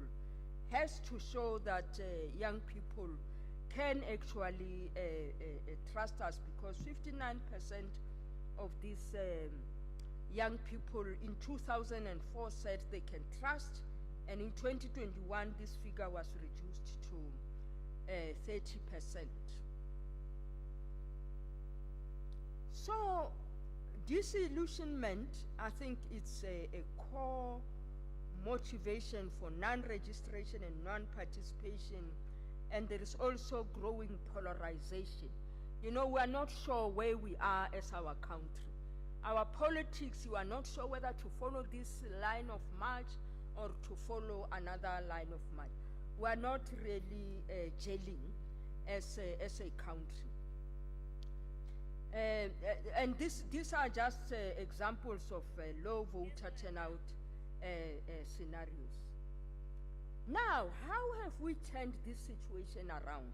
IEC has launched an online registration system, and it's so exciting, because with this online registration system, which has surpassed physical, you know, where you present yourself or where we use our own device to register you. So online means, as I'm sitting here, I can register as a voter. So 43,000 of people registered online compared to very, very few. I think about 16,000 of the people registered, you know, by physically presenting themselves. And of these, the young people, in fact, make a majority, because almost 35,000 of this online registration are those of young people. This is exciting. Young people are saying they don't want to queue and so on. They like to play with their gadgets, and 80% of them are already, this is just for 1 month, by the way. They are just using their online registration. 1 month only, we've attracted so many young people who are registering. So, and as I said, you know, the online registration is an in thing. We're encouraging it as the IEC, and we're attracting 80% of these 43,000 are actually youth, while captive voter registration, where you present yourself, or when we are at an event and we register you, only almost 17,000. So how do we conclude? We want to appeal to you as municipalities to assist us. I think I've emphasized the kind of infrastructure requirements we need, and the figures speak for themselves. There are municipalities where the problem is even bigger, and your assistance with all these infrastructure issues will be helpful. We have also established infrastructure task team so that we monitor the progress that we are making. So, you know, officials who are involved in infrastructure, we would like to have them participating in our local infrastructure task teams that are normally coordinated by the MEO, Municipal Electoral Officer. Then land. Some municipalities, to our shock and horror, are charging us prime rates for land. Because municipalities no longer have space for us for offices, we are now bringing our mobile offices. So we want land where we can mount this mobile office. One municipality wanted to charge us 7,000 rands per month, just empty land. And I do not think this is fair. We are a Chapter 9 institution, and by law, municipalities are expected to assist the Electoral Commission. So please, I think let's review. We have written to SALGA and Coxstar to say, could you please assist us to get municipalities to understand the role of IEC when compared to a private person. We cannot really pay market-related prices for land. At most, we can pay for our rates and taxes. Then we also need to address the challenge of disinterested and disengaged youth, because the IEC has already started. We have online system, all our progress. In fact, very soon we'll be running TV campaigns and others targeting specifically at the young people. So on that note, I sincerely wish to thank you very much for this opportunity. Thank you, Program Director.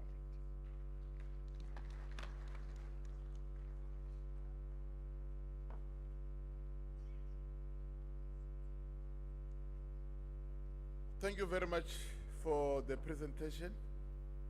Can we have comments, inputs? I will request that we be very brief. Time is against us.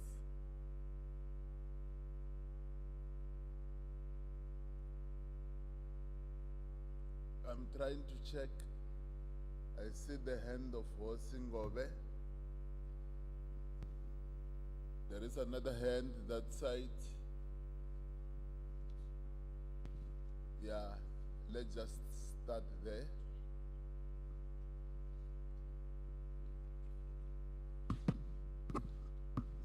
You'll be the last, Hosi. Thank you very much. My name is Councillor Given Sillo, the Whip of Council in Pelonkumpi. Just to get clarity, when are we going to be certain that Limpopo will have 59 seats?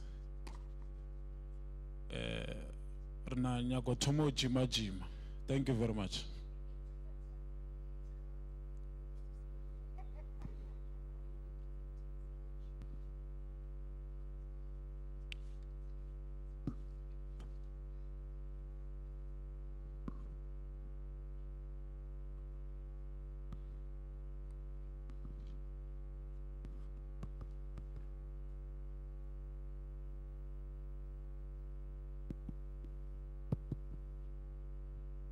Thank you, Chairperson. Mine is just on 2, and also maybe to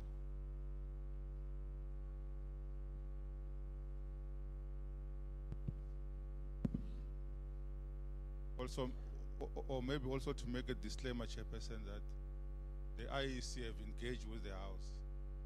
So what I'm asking, it was not presented at that time. I wanted to check on the issue, the excitement about the online registration. Are you able to zoom in to say all these numbers that are coming in excitement to register online in terms of the demographics. Are they rural? Are they urban? Is it the rich ones that have got gadgets in Senten? Or is it people from Kangowe who can do this thing? Because that might be misleading. We might think that we are getting there and only to find that our own poor people are still not in the system. Only those that have got airtime and whatever are able to do that. That's one part. The last part,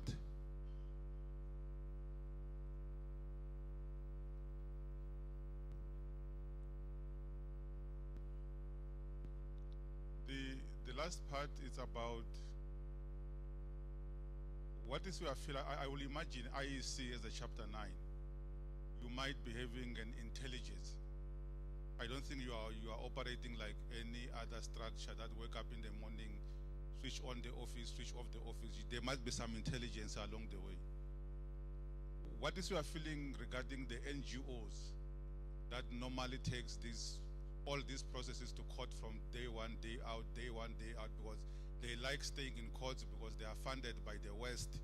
So regarding these issues of the 15% for independent and the like, is there likelihood that they will let it go or they will still continue to go to courts? And if they so do, will that have an implication in terms of the dates of the election next year? Because remember, these people have got money.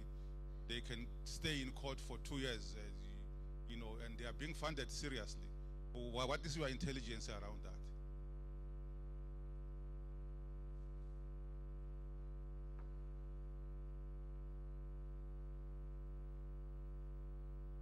Well, thank you very much. The whip of Lepelengumbi, I've indicated that on the 30th of November this year, the IEC will publish the number of seats for the provincial legislature as well as the regional allocation per province. So the 30th of November is the date that this matter will be made public. But very soon, public participation processes will open where people will comment, will be given an opportunity to comment. For example, when we consulted the Limpopo Provincial Legislature, we said these are the figures as given.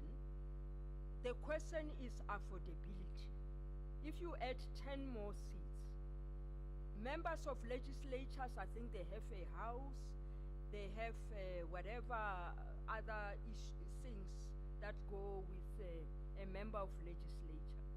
And we said to them, please don't forget that this is taxpayer money. So if you add 10, it means you are going to get from the taxpayers' money.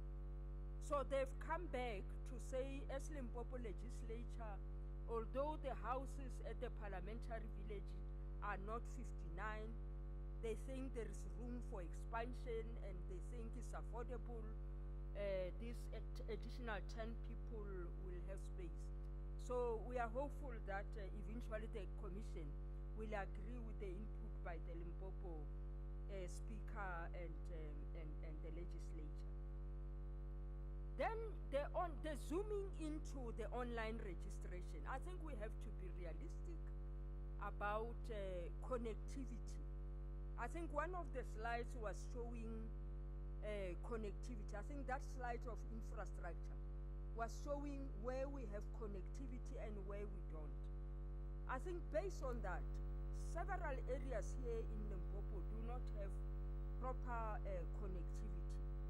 We are engaging with Vodacom, and Vodacom said it is going to assist us with base station so that we don't suffer. Our voter management device, for example, is dependent on connectivity.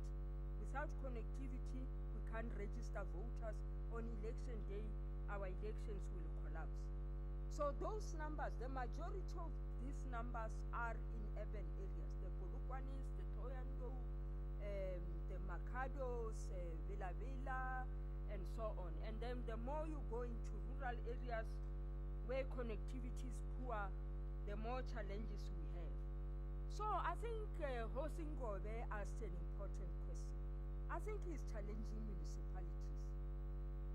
If Tshwane and other municipalities, I think Polokwane at one stage tried, they are able to give us free Wi-Fi. Eh? Free Wi-Fi. And Wi-Fi is not expensive. Why is it not possible for municipalities to invest in Wi-Fi? Because the future is technology. I think you are disadvantaging your young people. So I think I want to challenge you that please invest in Wi-Fi.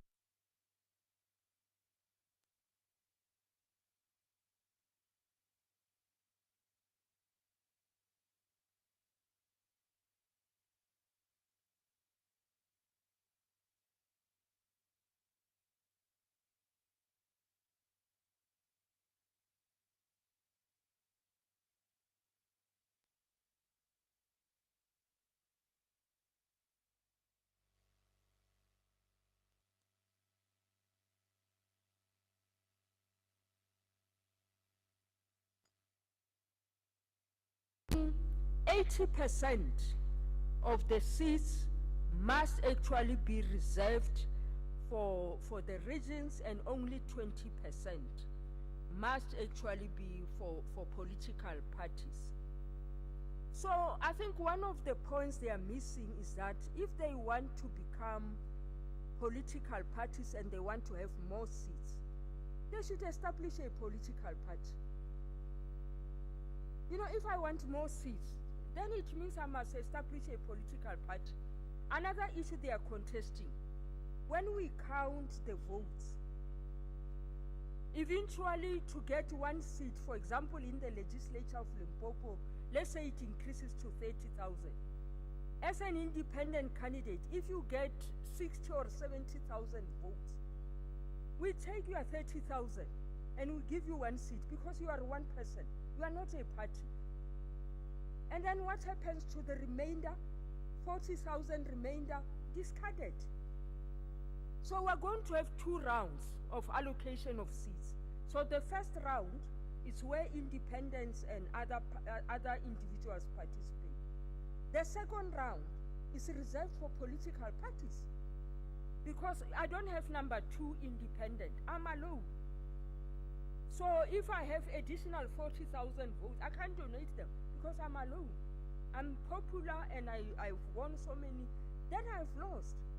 If you want to be a party, then become a party so that we give you the 2 seats, that's 70,000. If the quota is 30, then you get 2 seats in the Limpopo Provincial Legislature. If you are an independent, there is no way, it's impossible that you could, so they are contesting that as well, that their votes are going to be lost. Of course they are going to be lost because they are independent. I mean, in municipalities, independent candidates are able to contest a ward. And when we count, if an independent wins, that person has won. If a party wins, that party has won, and that independent will never say, I want to claim my votes. How do you claim your votes? Because in a ward election, the winner takes everything. So if you win as an individual, you have got your seat, and we cannot give you an additional seat. So we are waiting to hear how the courts will rule on this matter, and I do not believe that the courts would want to postpone our elections based on this drama by the NGOs and the Independent Candidate Association. Thank you very much.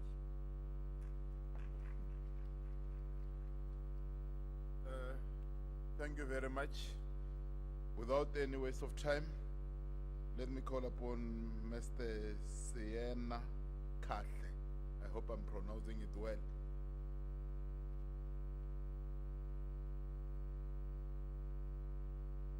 Is he here?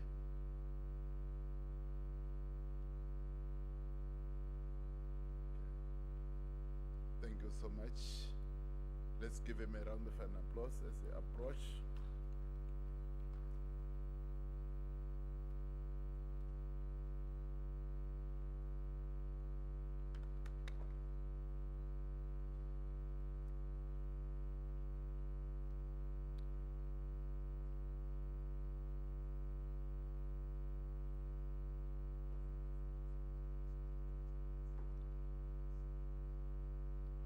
Thank you very much, Program Director.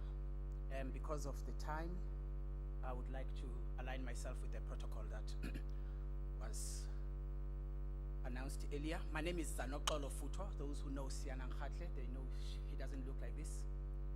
I will be taking the presentation on behalf of Mr. Khatle. We've been asked to share an item on the cooperation framework between municipalities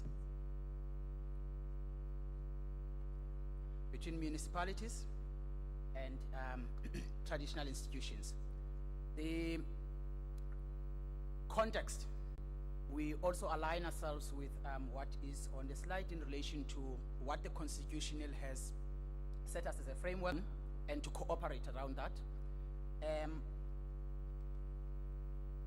In particular, we recognize and appreciate the role that's played by the traditional institutions, particularly around rural areas, communal areas where we share jurisdiction as municipalities and the boundaries allocated to traditional institutions and traditional councils.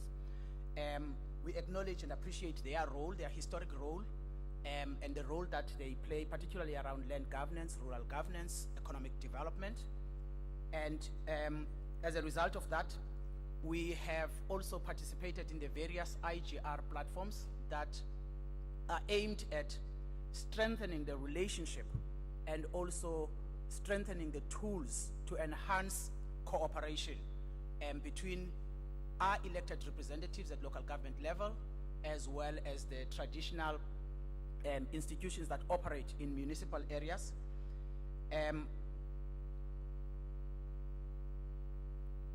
We do this because we recognize that we have this situation in the country in which we have an existence of, particularly in this province, a history in which traditional institutions play a significant role around land development, around coordination of planning, around coordination of development in our areas, and the same role is the role that our municipalities are expected by its mandate, by the mandate of municipalities, as outlined in the Constitution and the various pieces of legislation that empower what we do in councils to cooperate.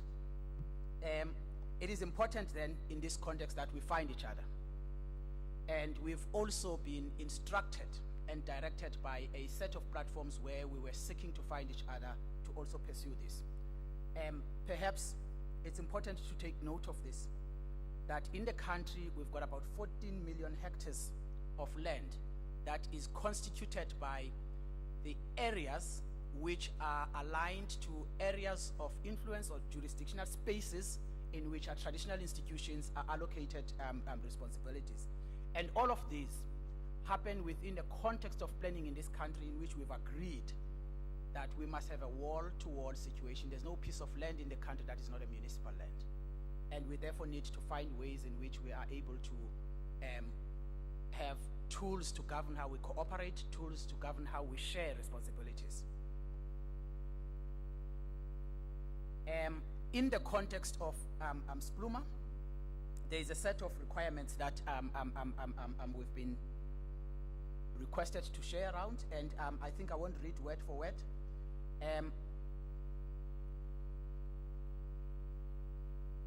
We came from this background. In May of last year, we set on a national summit which was aimed at looking at the various issues that the traditional institutions have raised to the state, to government, around cooperation, around areas of core development, core governance. In September of 2022, the same set of outcomes or resolutions that emanated from the May summit were re-emphasized by the local government summit, which was held last year. In relation to these, there were about 43 sets of outcomes. And these outcomes from the summit, they have now been adopted by a committee of government, which is a committee that is coordinating work around implementation of land reform through the Interministerial Committee on Land. And this set of outcomes include 3 sets of areas or issues that we dealt with and were outcomes of our conversations. The first set is a set of things that we outlined and agreed on. The second set is a set of things that we were unable in that platform and in those platforms to find consensus on each other, and we then requested that they must be processed through further engagement in the various platforms that we've created for intergovernmental relations. And the last set of issues are the issues that there was absolutely two contestations or contesting views. And out of this 39 set of issues, government has processed all these. I'm not going to read these. They have been circulated to particularly this province. We had shared these with municipalities in various platforms. This is the set of the 39 list of outcomes that emanate from them, which have now been adopted. What you will recognize out of this is that it has asked and tasked SALGA along with the Department of Traditional Affairs, the Department of Agriculture, Land Reform and Rural Development to facilitate a mechanism that must govern the relationship between or facilitate better cooperation and collaboration between municipalities and our traditional institutions, so that we are able to deal with the issues that were raised in the discussions before, as well as a set of issues that were concerns raised by the various members of the different houses across all our provinces, which required attention from municipalities. We are aware as well of the institution's own rural invest strategy, which informs how they plan to coordinate their aspirations with regards to the role of traditional institutions in economic development and driving development in their various areas. Specifically in the relations, in the recommendations, we raised a set of issues, and I won't list all of them except to emphasize the following. That A, there is a set of issues that require us to change law and amend certain pieces of legislations. We have agreed particularly around those areas which impact as well on work of municipalities in these areas, particularly in rural areas. Amongst these is the SPLUMA, which is the Special Planning and Land Use Management Act, which must create a space for cooperation as well as participation of traditional institutions in structures that are set up in SPLUMA to determine and take decisions around land development applications. In this province particularly, we have also started piloting that type of cooperation through the extension of the regulations on SPLUMA to look at ways in which we can accommodate members who are currently serving in traditional councils to form part of the structures that are tribunals in terms of SPLUMA.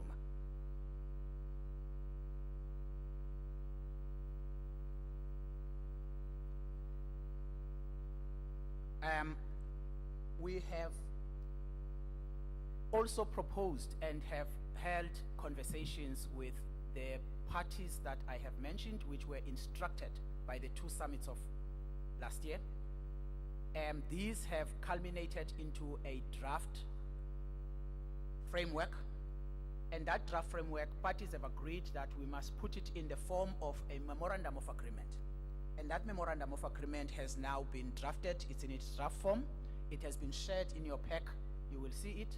It has also been taken into the structure of government administratively and politically, JAXCO, which in the last month, they adopted the draft and raised a set of things that we must look at in the finalization of that process. And some of the issues that this is dealing with is the issues that emanate from the outcomes that I've listed, that comes from those two conferences, the issues that have been raised around the comments that were raised, particularly strong comments that were raised in this province, in KZN, in Mpumalanga, Eastern Cape, around how SPLUMA is viewed and how SPLUMA is arranged and how SPLUMA impact on the anticipated cooperation between traditional institutions and local municipalities in those areas, particularly in rural areas where they operate.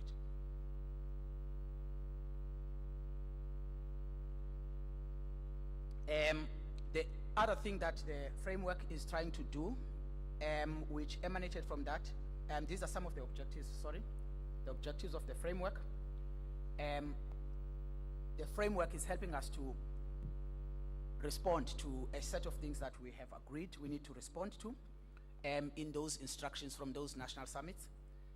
It is also a framework that identified a set of areas that we must agree to cooperate on, and also is proposing an implementation plan which must then guide what are the responsibilities, what are the shared responsibilities, what are the liabilities of each of the parties in that agreement in relation to implementing those issues and realizing the issues that we have identified in the objectives of our cooperation.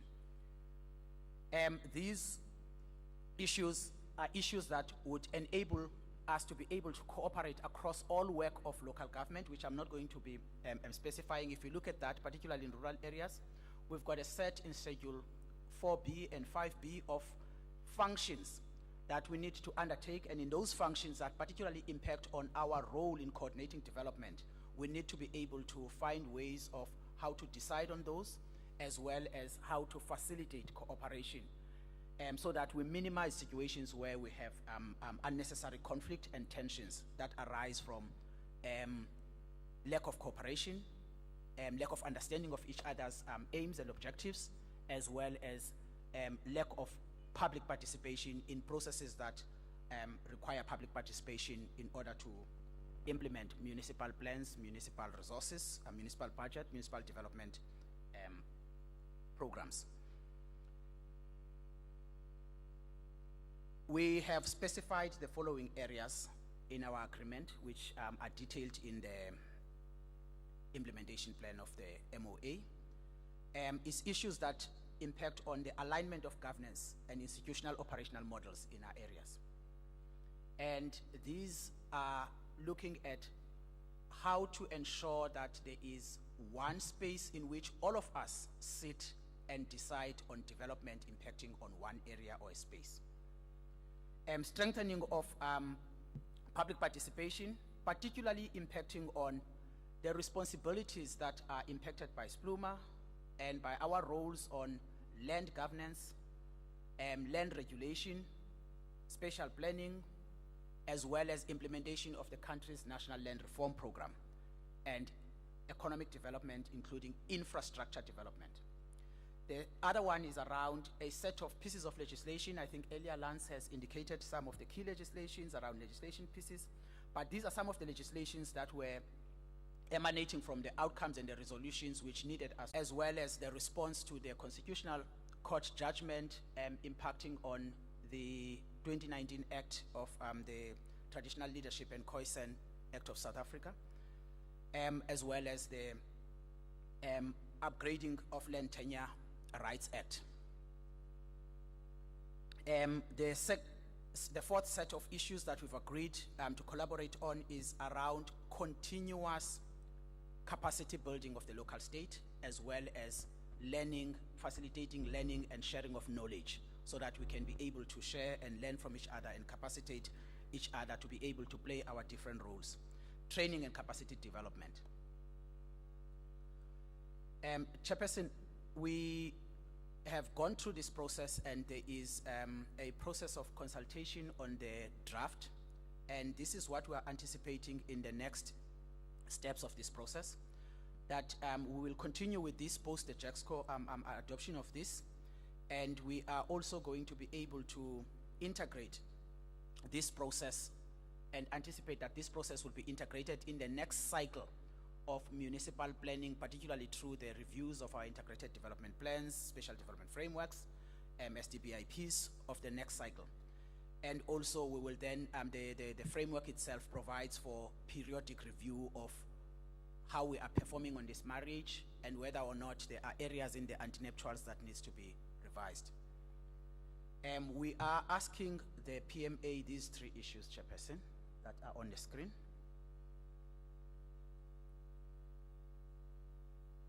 Thanks, Program Director. I hope I haven't taken more than you've allocated me on this issue.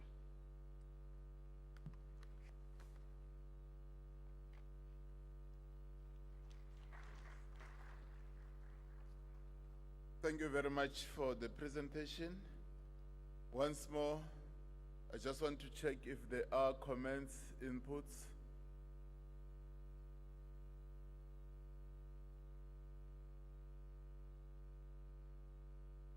It seems as if there is none. Let me take this opportunity to thank you, members, for being a good audience. Let me call upon the first Deputy Chairperson of SALGA in the province, Councillor Tandizita, to continue with the program. I thank you.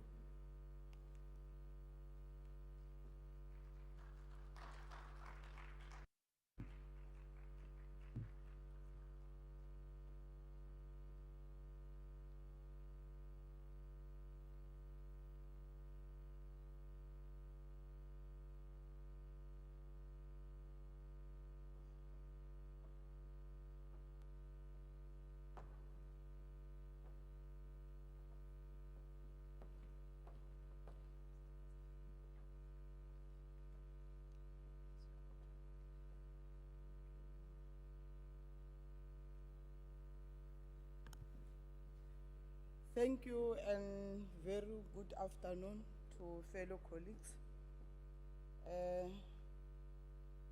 Mine is very short. I can see you might be hungry now. I'm only going to call one speaker, which is Mr. Given Brandt, to come in front. Thank you.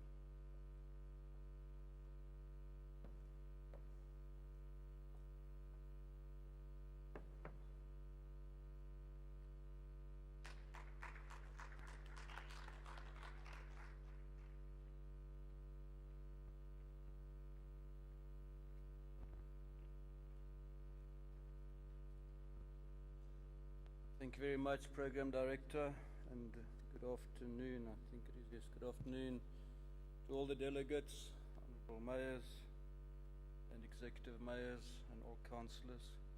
I've been asked just to go through the division of revenue and try and give you some indication of how that's actually put together, and then we'll just touch on one or two grants also, just to give you a view. But I think we'll focus on the MIG as the biggest grant that there is, just due to time. If you can just help me with this. So I think firstly, this is just a national division of revenue, and we really need to just take cognizance of this. You'll see I've tried to highlight in the green there, or the middle, the local government component. And if you look at the growth on your local government component, is quite much larger than our inflation. So certainly we've seen a move of the equitable share component towards local government, and to a small extent to the provinces. So if you look at the indirect transfers, that's grown by 8.9% from the 22-23 over the MTF on an average. If you look at your equitable share component, that's grown by 9.3% over the MTF period. Your conditional grants only grown by 5.4%, and the general fuel levy, which is not really applicable to us, by 3.2%. So overall, local government is growing by 7.4% over the MTF. But I think critically is the red or the pink number at the bottom, where that's the debt service costs, and you can see that that's growing by 8.9%. And that takes about 340 billion rand out of our budgets nationally yearly, growing to 397 billion in the outer year. And that's certainly the issue that the national government is faced with, and that's really the fiscal constraint that we're operating in. If you look at the percentage at the bottom, national government in 22-23 received 50.4% of the national equitable share formula. That's going down to 48.3% in the outer year. Provincial government received 40.9%, it's growing to 41.6%, so a slight growth. Local government received 8.7% and it's growing to 10.1%. So again, you can see that the local government component is moving. A lot of work has been done on this formula, and those changes will slowly be brought in both for provincial and for local government. So there's a whole review specifically on the equitable share, but also on the conditional grants going forward, and that will probably roll out in the next couple of years. It won't be immediate, but I think you can see the shift towards our local government component. This is just breaking it down a bit further, where our equitable share component is broken down to RSC levy replacement, which goes to our districts. So when you look at the equitable share, purely equitable share, it's grown by 8.1%, grants by 3.5%, and on average by 5.9% over the MTF period. So the large growth in equitable share is really attributable to the NERSA increase for electricity, where it was just over 20% agreed to, and that was built into the equitable share division of revenue to try and compensate. At that time, that was the figure that was there through NERSA, and National used that 20-odd% to allocate money. So certainly that increase is trying to cushion the massive increases in electricity through the equitable share. In terms of the Constitution, Section 227, the local government sphere is entitled to the equitable share raised nationally to provide the basic services and perform its allocated function. The local government framework responds to the constitutional assignment of the powers and functions to this sphere of government. National transfers account for a relatively small proportion of the local government fiscal framework, with the majority of the local government revenues being raised by themselves through their own revenue. Poor rural municipalities receive most of their revenue, however, from the national transfer, and we'll talk to that now, while the urban municipalities raise most of the revenue themselves. In this graph, I think it shows it quite clearly that the equitable share is quite redistributive. If you look on your left, that's the 8 metros. So their conditional grants and the equitable share, and that's per household. So how much does each household receive if you divide that equitable share and conditional grant by the number of households in the 8 metros? They receive 2.4 on equitable share and 3.2 on conditional grants. If you look at the rural on the outside, on the right-hand side, the rural municipalities receive just over 5, let's call it 5,000 per person or per household, and 8,500 for the conditional grant. So while the rural municipalities don't generate revenue, they receive a bigger portion of the equitable share distribution due to the formulas that have been put in place. So you can see as we go from metro to secondary to large to small towns to rural, that graph is going up, and it certainly then shows the redistributive nature of our equitable share formula. So just touching on the equitable share, obviously the whole equitable share component is a vertical division at national, and that's the 40 and the 10% and our provincial allocation. And that then is broken down based on a formula. So that 10% of the national revenue is then broken down between the basic services, water, electricity, sanitation, refuse removal, support, and also a correction, if I can put it like that. And I'll talk to that in a bit more detail just to explain it. So the formula has got basically 3 parts.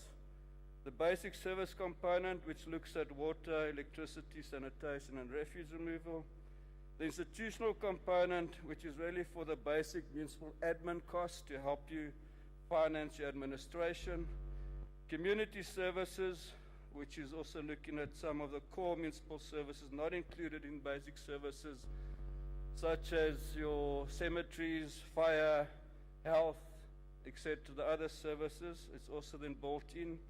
And then the revenue adjustment factor, which is trying to limit the potential to raise their own revenue. So if a small municipality can't raise revenue, they get a bigger share in terms of a percentage allocation to them on this formula.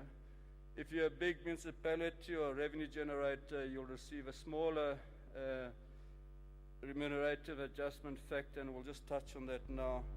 And then lastly is a correction or stability factor, and basically this is saying that each municipality should not receive less than 90% of their second year's MTF allocation. So if you had 100 million in year 1 and 120 in year 2, you should not receive, when you get to year 2, in that order, less than 90% of the 120. If you do, they'll correct that and allocate it to you, and that's really what that formula then is saying. If we look at the basic services, about, well, it isn't about, but it's rounded, 528 Rand 29 cents per month is allocated to each household in our municipalities, regardless of where you are. That's a standard rate that they've costed out, and we'll look at the breakdown of that now. Maybe let me just move there quickly. So the 528 Rand is broken down between energy, 111 Rand 10 cents, water, 162 Rand 70, sanitation, 109 Rand 70, refuge removal, 92 Rand, which gives you 475, and then they've added more or less 10% into maintenance of those services, which then gives us to the outer figure there of 528 Rand per household. So 10% is to give you money to make sure you maintain it. It also includes the nurse at 20.7%, as I said, in the energy component, and the water base at the time was 8.9%, which was the estimate in the previous division of revenue, and that's been built into this formula. And then there's also other cost increases which are already inflation based.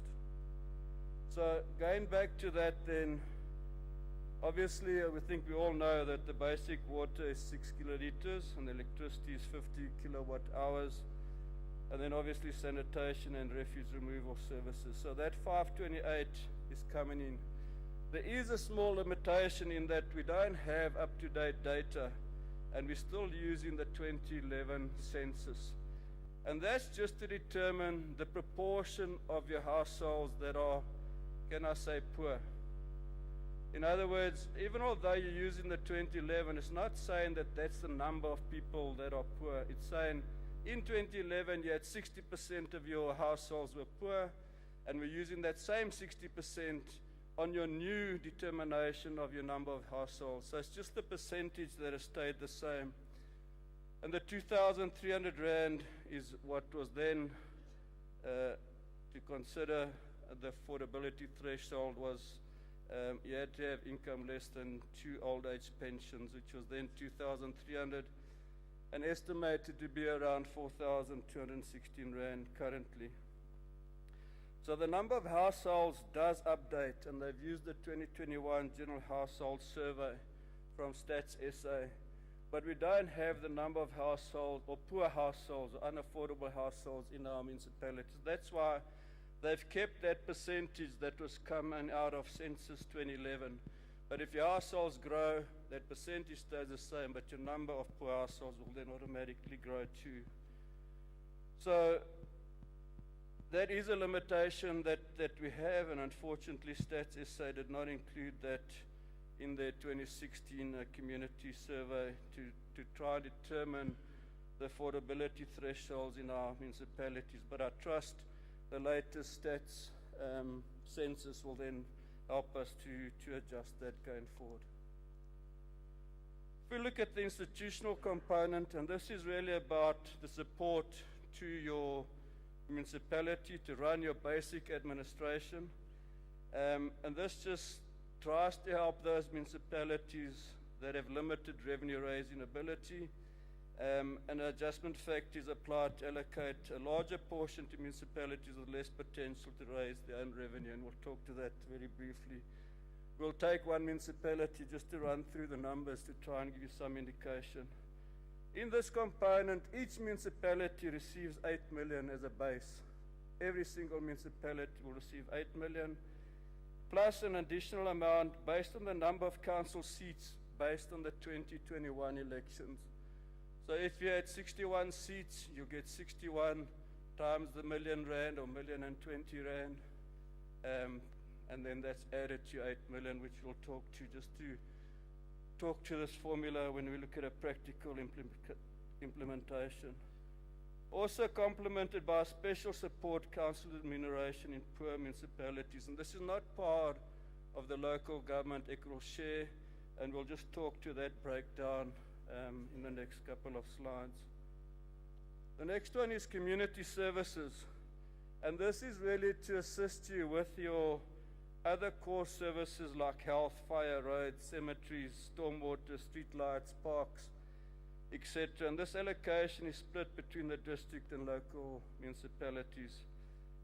So we'll also just have a look at that. In 2023-24, the allocation for district municipalities is health related, and they're basically giving R11.85 per household per month.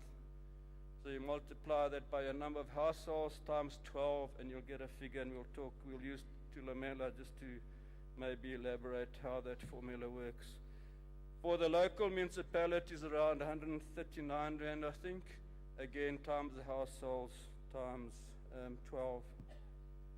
The next one is the critical issue, and this is the revenue adjustment factor, and it's based on those previous to your institutional support and your community services. So while you might get a figure, this one is saying, but we must go and look at whether you can't generate your own revenue, and then we'll reduce those two components by this factor that's been determined through this part of the formula. So you won't receive all that money, you'll receive a percentage of that in your equitable share. And the remuneration adjustment factor is based on per capita index using the following factors from census 2011. Your total income of all individual households, the reported property values, in other words, depending on what property rates you collect, number of households on traditional land, your unemployment rate, and the proportion of poor households as percentage of the total number of households in the municipality. So that figure is coming back also in this. What basically happens is that all the municipalities are then ranked, and the top 10% municipalities will receive a 0. So their income won't be changed. For the bottom 25% of the municipalities, they will receive an adjustment of 100%. So they'll receive their full allocation, where those that are on the top 10 will receive nothing, basically, in terms of this adjustment. And then there's a sliding scale depending between the top 10 and the bottom 25 to determine how much each municipality should retain.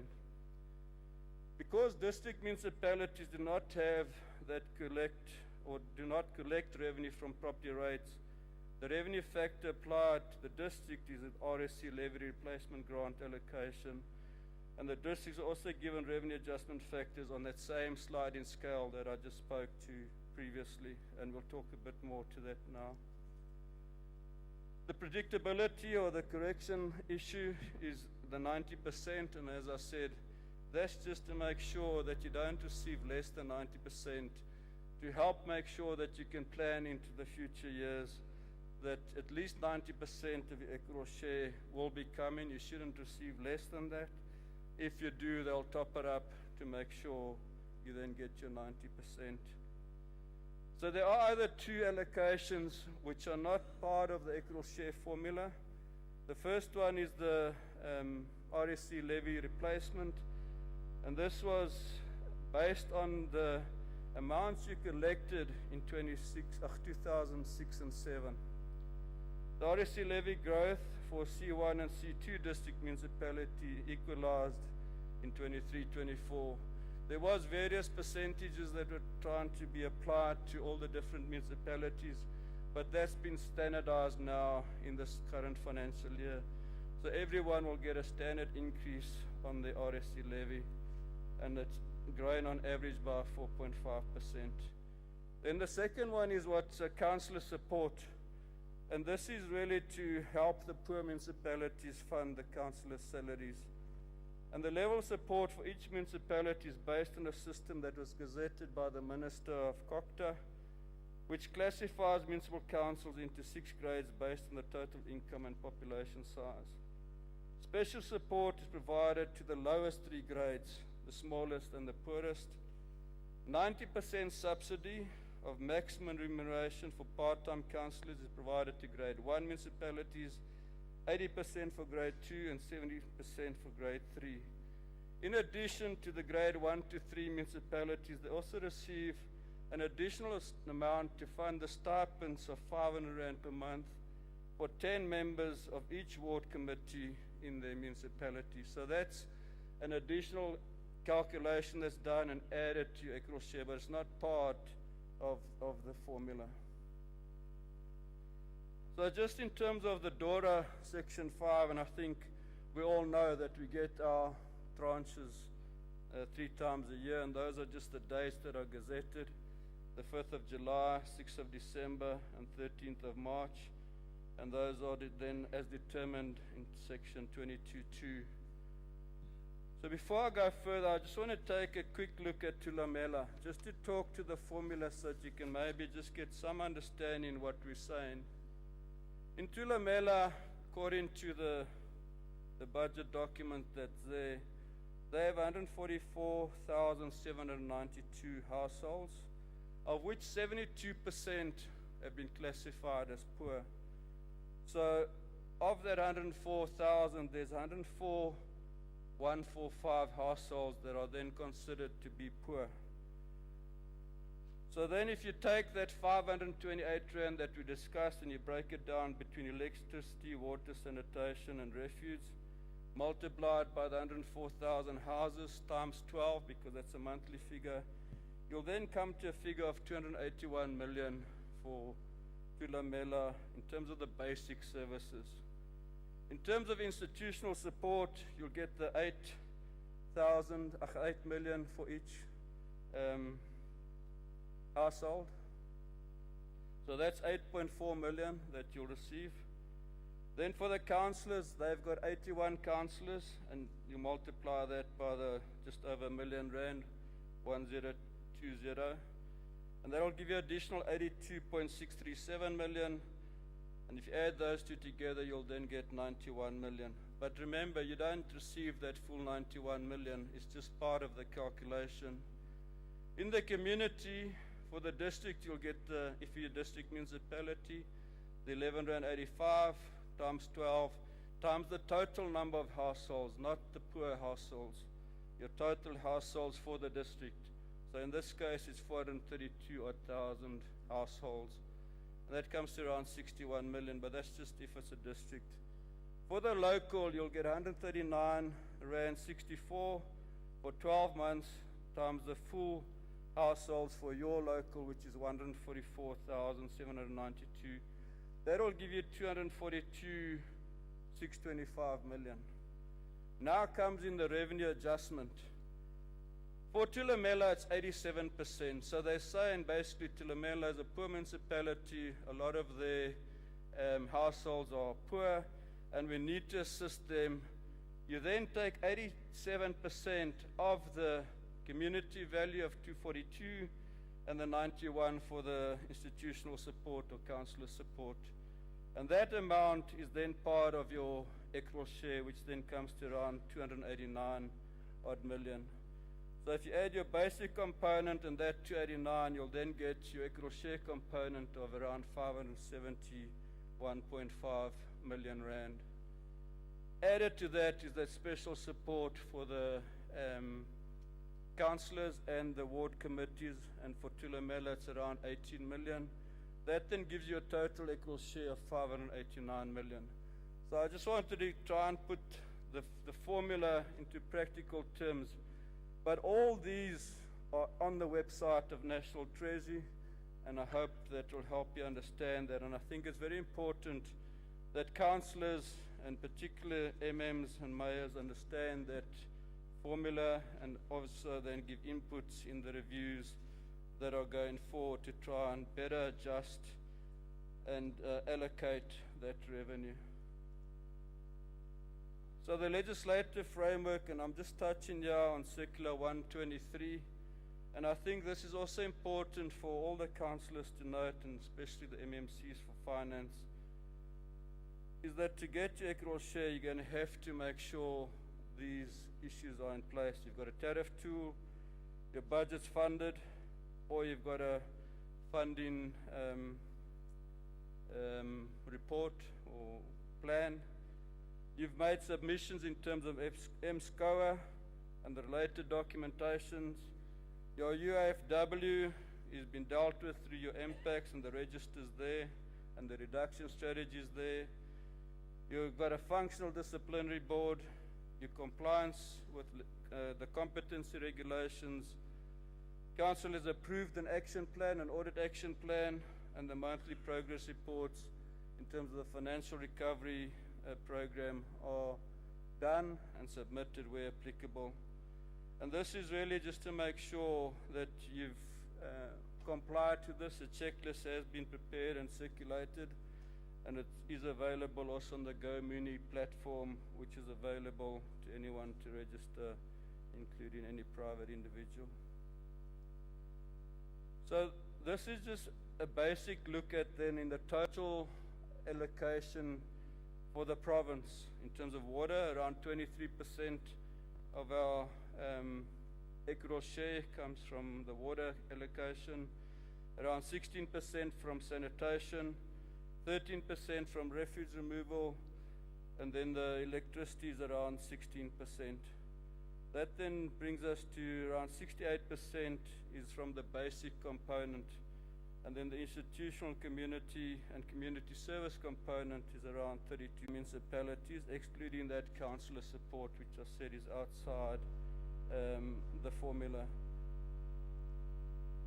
Looking at our grants, again, as we said, we're growing just around inflation, but certainly there's pressure points in our grant allocations. And this is where National does dip into the system to address fiscal risks that are there. But our biggest grant is the MIG, around 3.5 billion of the total grant allocations of 7.1 billion. So just over 50% or around 50% is dealing with the MIG. I won't go through each grant. I think we all are familiar with them. But in the budget documents, there are specific formulas that allocate and describe how this allocation is done. And again, I think it's important for councillors to look at that. I won't do that now because of time. But I think something that we really need to focus on is the indirect transfers. That's money that's given to our national counterparts to deliver services in your municipalities around electrification, the regional bulk or the RBIC, and the water services infrastructure grant or the WISIG. And that's quite substantial amounts of money that we really need to make sure is spent within our locals, and it is allocated per municipality in the budget book. And we need to hold our national counterparts accountable for delivering those services in our municipalities. So around 5.2 billion is for infrastructure, but there is some capacity building transfers, and that's at the bottom of the table, around 194 million. And that's really just to strengthen our systems and processes around infrastructure, skills development, local government financial management grant, and the expanded public works program that we need to look at, and also the municipal systems. So I think it's just important that we look at those formulas, understand those formulas. It's quite clear in the budget book how it's made up, but I think due to time I won't go into that. The one problem that we have is the funding of our budgets. And you'll see there the red is our unfunded budgets, and we're certainly not getting the red out of the system. It's sort of yo-yoing around around 6 or 7 municipalities that constantly, or not all of them, but it's the same number remains as unfunded.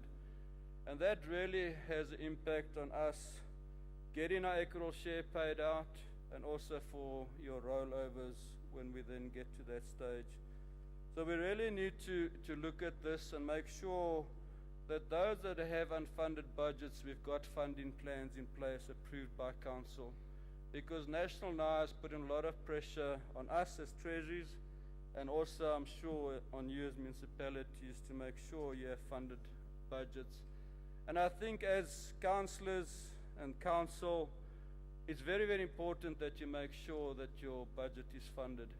You cannot spend something you don't have. You're going to run into trouble. You're going to close down your company if it was your company. And we find that people are planning to spend when they don't have the money. And that's really the fiscal risk that National is trying to manage. You'll need to cut back and make sure that you can only spend what you get through the equitable share or your grants, and what revenue you'll reasonably collect in your own revenue. And that's one place where we clearly see an overstatement, where municipalities project to collect 95%, but when you look at the history, they're collecting less than 60% of the revenue that they've billed. So you won't have the cash flow to spend certain issues. And I think it's just, again, our plea, and we're trying to work with you. We know that there's 1 or 2 municipalities that have got massive ESCOM debts, and the funding relief, Circular 124, we're busy with those 2 municipalities to make sure we can get that off our table and release them from that albatross that's hanging around their necks. But it certainly comes with stringent conditions. But there's still others that have got unfunded budgets, and we really need to work on that. Just in conclusion, our municipalities are encouraged to ensure that the budgeting for equitable share expenditure translates into the envisaged components that are used in the calculation on the allocation formula. So what we're saying is, it's given for specific purposes. Use that money for that purpose. Don't necessarily go and use that money for something else, because then you won't deliver your services. Use the equitable share without ensuring that all qualifying poor households are receiving the minimum basic service. Goes against the purpose of the funds. Again, you're given money to support those poor households, and we believe that that should in fact be the deliverable. National Treasury, together with provincial treasuries, are in the process of strengthening the monitoring of expenditure linked to the equitable share to ensure that municipalities are not merely using the funds to pay salaries and to fund operational expenses. So we're trying to say, let's use it for service delivery. Municipalities have been granted sufficient powers through the Municipal Systems Act to raise their own revenues through municipal taxes and levies to ensure their own development and financial sustainability. Municipal council required to ensure that budgets that are adopted are sufficiently funded, to ensure that municipalities generate sufficient revenue to fund the LED programs that will ensure financial viability. And then lastly, municipalities are encouraged to collaborate with sector departments and other stakeholders in sourcing alternative fundings. And there is the infrastructure budget facility, but we need to put projects on the table of that particular, can I say, grant that is there, and that needs thorough planning, business cases, but I think we need to start tapping into those resources that are available at our national sphere. Thanks very much, Program Director.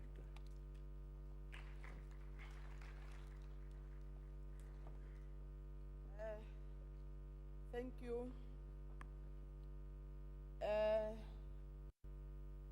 Those with inputs to the presentations.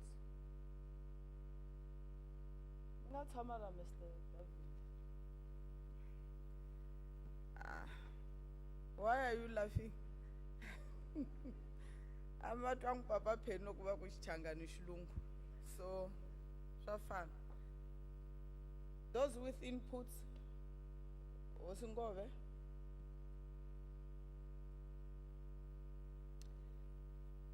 Questions for clarity?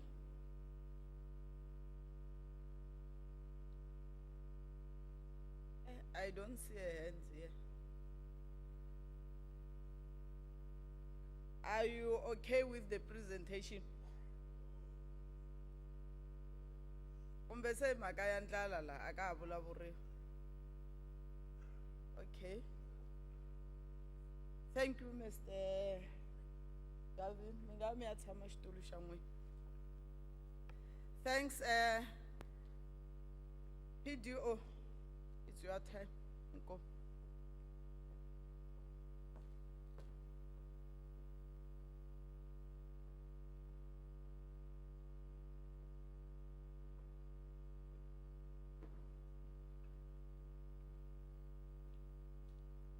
Good afternoon once more, and thanks, Chairperson, for this opportunity. Mine is a very short one. Just two announcements that I'm going to make. The first one is I'm going to ask HOD Prat.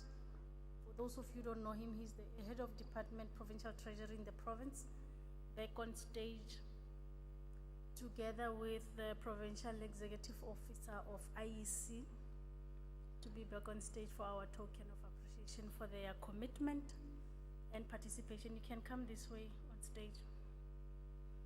Can I request Councillor Dikhale together with Councillor Molokomi on stage to just come and help us hand over the tokens?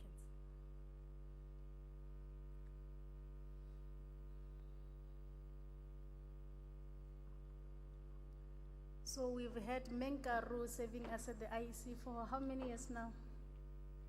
You've been with IEC for how long? You're saying too long. I think I was still in high school.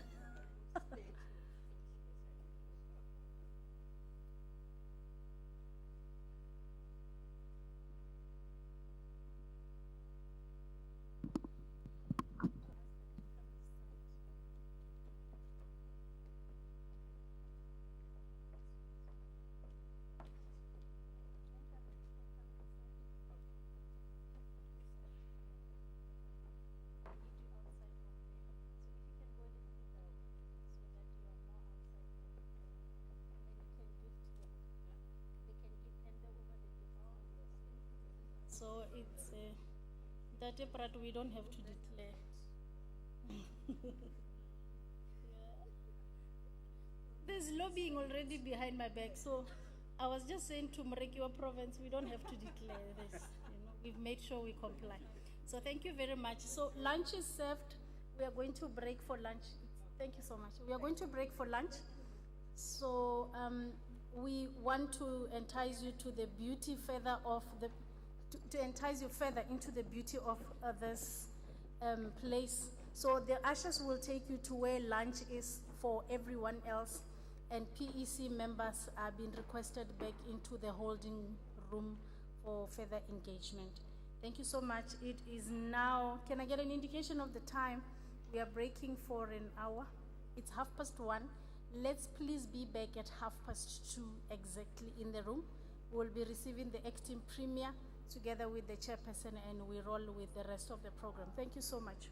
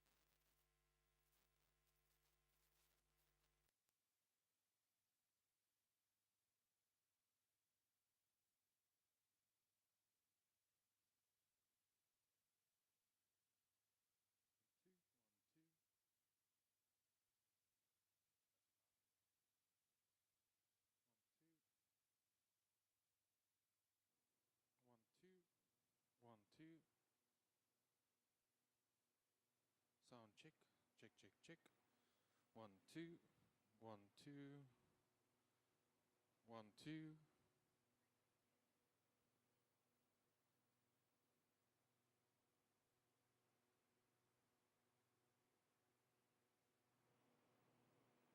One, two, 1, 2. It's good. Buzz gone.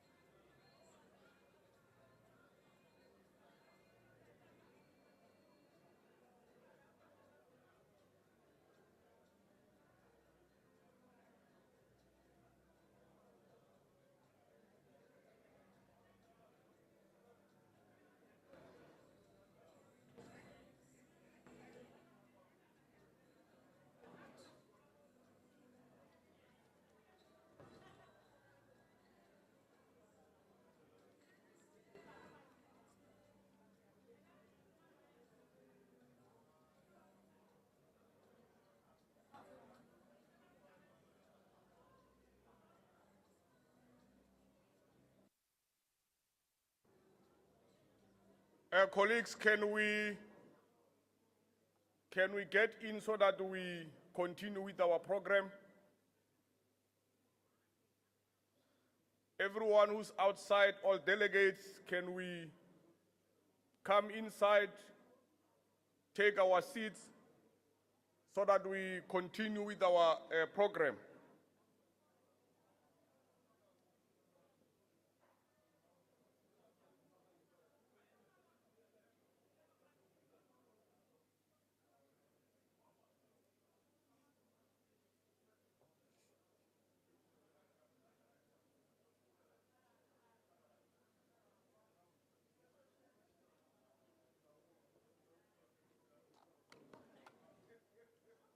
All delegates, can we come inside, occupy our seats? I see many empty chairs here. Can we all come inside, occupy our seats so that we continue with our program?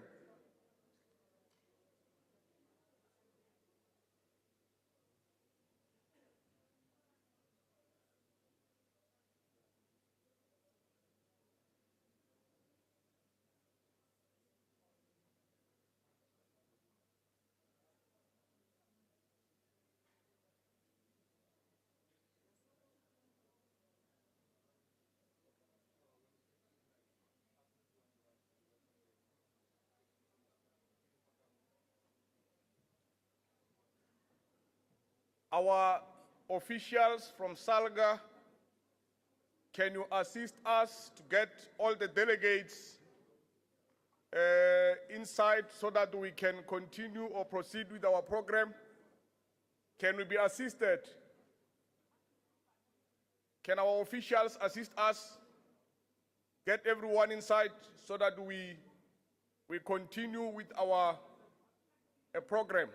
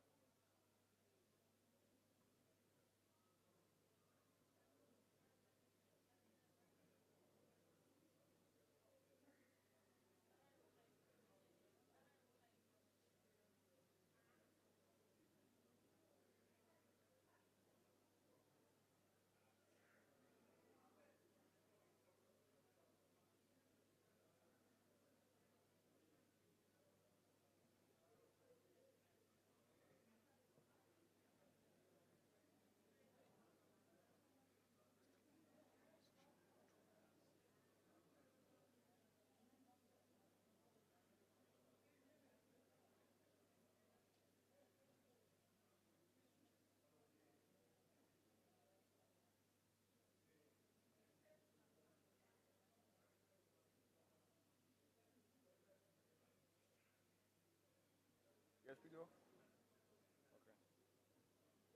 Colleagues, can we all rise as we welcome the acting Premier of Limpopo, Honorable MEC Makamu? Can we all rise? Can we all rise as we welcome the acting Premier of Limpopo, Honorable MEC Rogers Makamu?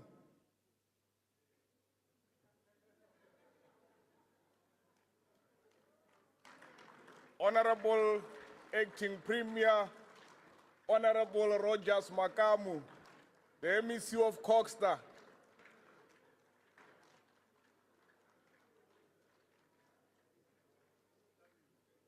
Thank you very much. You may take your seat. I know most of you, I can see you are surprised when I say Honorable Rogers Makamu because he's known as Vice Corp. Most of you are not even aware that he's also Rogers as well. Thank you very much, colleagues. We are now going to continue with our program. We are still on session 2, which I'm co-directing with Honorable Councillor Tandizita. Without wasting much of time, let me take this opportunity to acknowledge the presence of our acting Premier, Honorable MEC Makamu, the MEC of Coxter, and other MEC who are part of this session. Let me also acknowledge the leadership of SALGA, the national level as led by the President, who's amongst ourselves, the Provincial Executive Committee members of SALGA, led by the Provincial Chairperson. Let me also acknowledge PMTs from various municipalities, chairpersons of MPEC, senior managers, and all key strategic stakeholders who are part of this session. I will be going straight to item number 2 under session 2. I'm going to be calling Mr. James Matsie to take us through this item, which speaks about SALGA position paper on DORA allocation.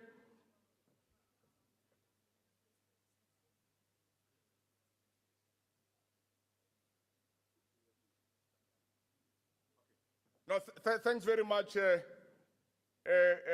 colleagues, and I'm being advised that we must call upon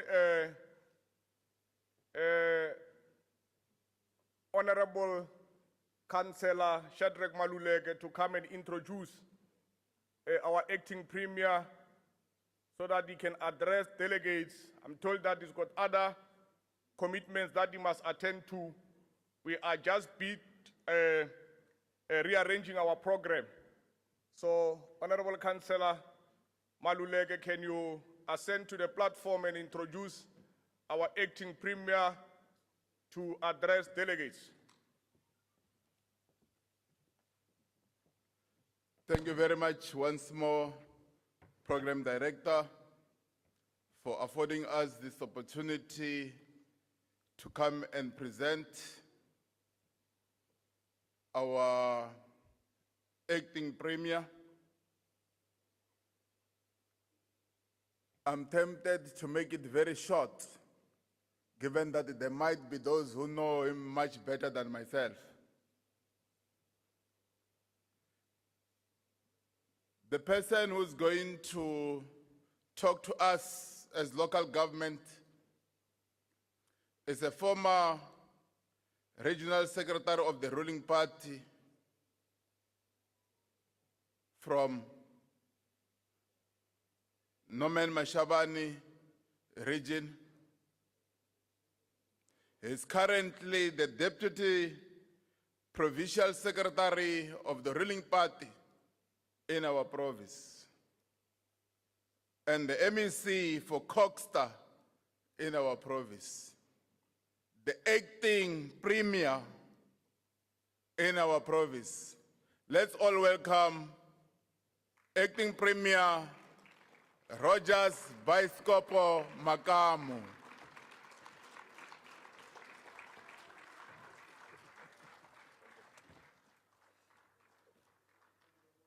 Thanks very much,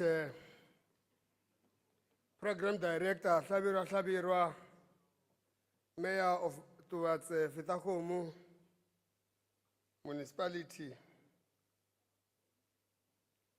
I hear you calling me Rogers, and somebody lost the MEC for Coxstar when the Premier announced because of the name Rogers. When the Premier said Rogers, he was warming up to stand up, think he's the MEC for Coxstar. Then the Premier changed and said Baskop Makam. And then my brother lost the position that way. The chairperson of SALGA in our province, NEC deployees led by our capable president, President Stofile, I want to humbly welcome you in the province of Limpopo. Executive Mayor Shai, the last time I met him, we were speaking another language, me and him. So when we will say thank you, we'll say Karibu, where we were. When we're greeting each other, we'll say Asante Ashate. We're in Kenya. He was leading local government at that space.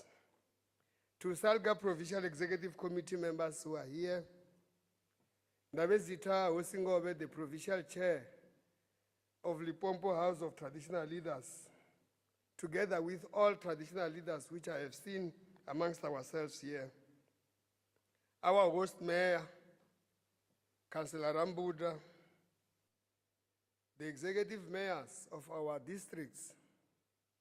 I have seen the district of Mayor of Capricorn, Councillor Mamdu Pitefu, together Executive Mayor NEC, Councillor Shai. I'm told Councillor Mamkhanyet is also in our midst here. Councillor Nenguda is also a host. We want to greet you. Our municipal managers, senior managers, speakers and chief whips of our municipalities, delegates from the provincial government and others, key stakeholders. Ladies and gentlemen, good afternoon. I must indicate that it's a pleasure for me to address you this afternoon in this beautiful Wembe district on behalf of our Premier Matabata. Today, our country and many other parts of our global village celebrates and commemorates the late revolutionary freedom fighter and the father of our nation, Tata Nelson Rolihlahla Mandela. The accumulative work of the founders of our democracy, such as Madiba, throughout the years leading up to 1994 democratic election, is the bed on which our current government lays its development goals today. We are filled with pride and sense of patriotism as we approach the year 2024, as it will mark the 30 years since the dawn of our democratic state. This year, however, was significant for local government sphere, as it marked 25 years since its establishment. But numbers and statistics should never be allowed to relegate to insignificance. Our people are increasingly and rightly calling on more matured and effective functioning of local government sphere, given the years of experience we have as a country. Former President Nelson Mandela said concerning the electorate during his address at the National Summit for Organized Local Government, that he said, and I quote, "You have the task of doing whatever is necessary to ensure that our new local government system serves the needs of our communities. You have the responsibility to make their voice heard and to provide an effective instruments for them to improve their lives." Close quote. That is what President Mandela said. This remains the mandate of local government and its all stakeholders. It is indeed a mandate that stretches to Limpopo SALGA, as it holds a key position in achieving the vision of local government that our people deserves. This agency is itself a very different version of what it was when it began as the Northern Province Local Government Association, better known as NPLGA. That is where this SALGA is coming from.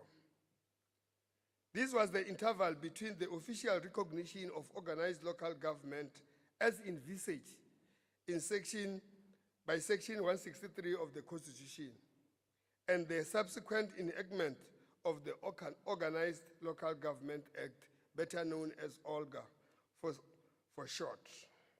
Since then, much has transpired towards local government transformation. A white paper on local government was adopted as a guide to local government transformation agenda, followed by countless legislation that gave us local government that we have today. When we were having lunch, I had to answer a question, President Stofile, to one chief whip, and I always answer every time that struggle of making chief whips of all municipalities having a full-time capacity remains. And I had made to answer, why will the MPEC chairpersons everywhere have been made to be? And I always said, if there is one sector that I'm aware of that continuously reviews its legislations, it's local government. And if that secular may come, we will gladly want our municipalities to look at, because I'm told Councillor Shai is leading at the national level the capacity building. So Chief Whip says, bring us full time so that we can assist even in small municipalities to bring that required capacity on a full-time basis. It's a matter that I think you are the right people to engage on it, on this matter. To consolidate local government, the National Executive Council adopted a district development model for a coordinated and integrated approach to the execution of its mandate. I must tell you, President, we had a very successful 8th presidential imbizo here in our province last Friday. It was held in a municipality, Tlabirwa, where is a mayor. It will be so exciting to hear the confidence the people who were speaking there had on local government. And that gave me a little bit of assurance that at least people can see the work that is happening at the local government. When we are building that street, when we are putting that Apollo light, when we are electrifying the community, when the districts are providing that required water in a tap, that's where our people will start to appreciate the work that we are doing through the district development model that President Ramaphosa has made. This evidence was full display, like I said, in various catalytic projects visited throughout last week by local national government leaders. I must say, we visited a number of projects there, and I think leadership of SALGA, I hold a proposal to make. I think I will have a discussion with the chair of the province that we should be able to do this more. We should not wait for the president to come and have his presidential imbizo. Because what I saw when we were in Skukune, it is true that some of the work was just to revive some of the things, because other people will sleep on duty, Executive Mayor Shai. You will find a municipality just sitting with a project when it twisted can be able to be an impactful project. But they are relaxing, they are not doing anything. But knowing that the premier, the president is coming, they will want to see that thing being completed. And I think it should be one work we should be able to attend to.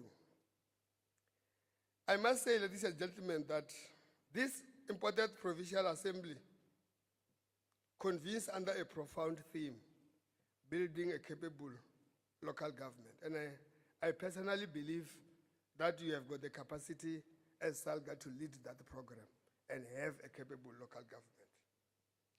The sense of agency that SALGA carries in its mandate manifests itself in the PMA's focus on key issues affecting local government, which among others include the following: the energy transition, the social cohesion, digital transformation and skills development, enhancing the relationship between municipalities and traditional leader authorities, professionalization of local government.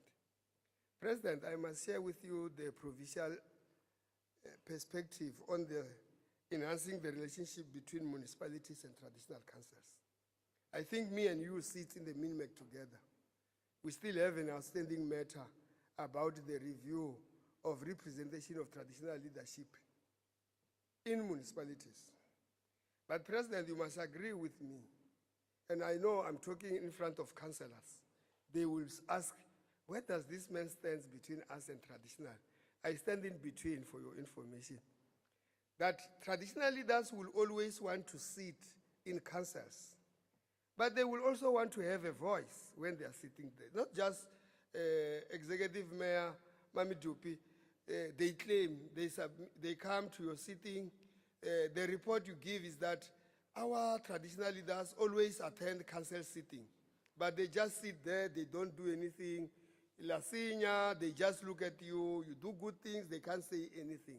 I think we should move it, President, and all NEC who are here, to start to look at the positive and valuable contributions they should.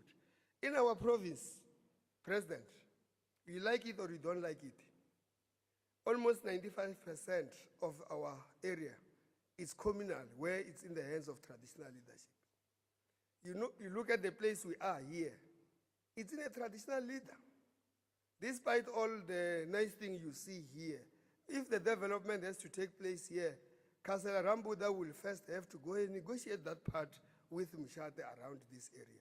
So that requires their valuable contribution, because in us, development is not like in Santen, where it can continue without the go-ahead of a senior traditional leadership. And I think because this is part of your agenda or key focus area during this provincial members assembly, I think you should give it a particular context. And as you come out here, you should be able to say it. If successfully tackled, the provincial members assembly will turn around local government and enhance its capacity to meet obligations allocated to it by the Constitution of the Republic. Ladies and gentlemen, a more opportune time to turn our municipalities into well-oiled organization has never been upon us as it is now. However, to transform this sphere of government, it must be professionalized. I know that some of the municipalities have already begun the NS process of professionalizing their spaces by injecting young and skillful human resource in their offices. Our provincial government is proud that some municipalities, such as Makudu Tamaga, Greater Guyana, Elias Mitswali, local municipalities, are great examples of the effectiveness of absorbing young professionals into system and grooming them for the good of their municipalities. President, I must say to you that these municipalities, they have got their MMs who started as interns within their municipalities. Some of them, even before being an intern, as a bursary holder of a local municipality, go to school, come, become an intern, rose through the ranks of a municipality, and today it's an accounting officer. And that municipality consistently getting an unqualified audit outcomes. That shows that we are going somewhere as this local government. And I think it's some of the things that we should be able to carry and say, it should not be in paper that we talk about professionalization of local government, it's something that can be lived up to.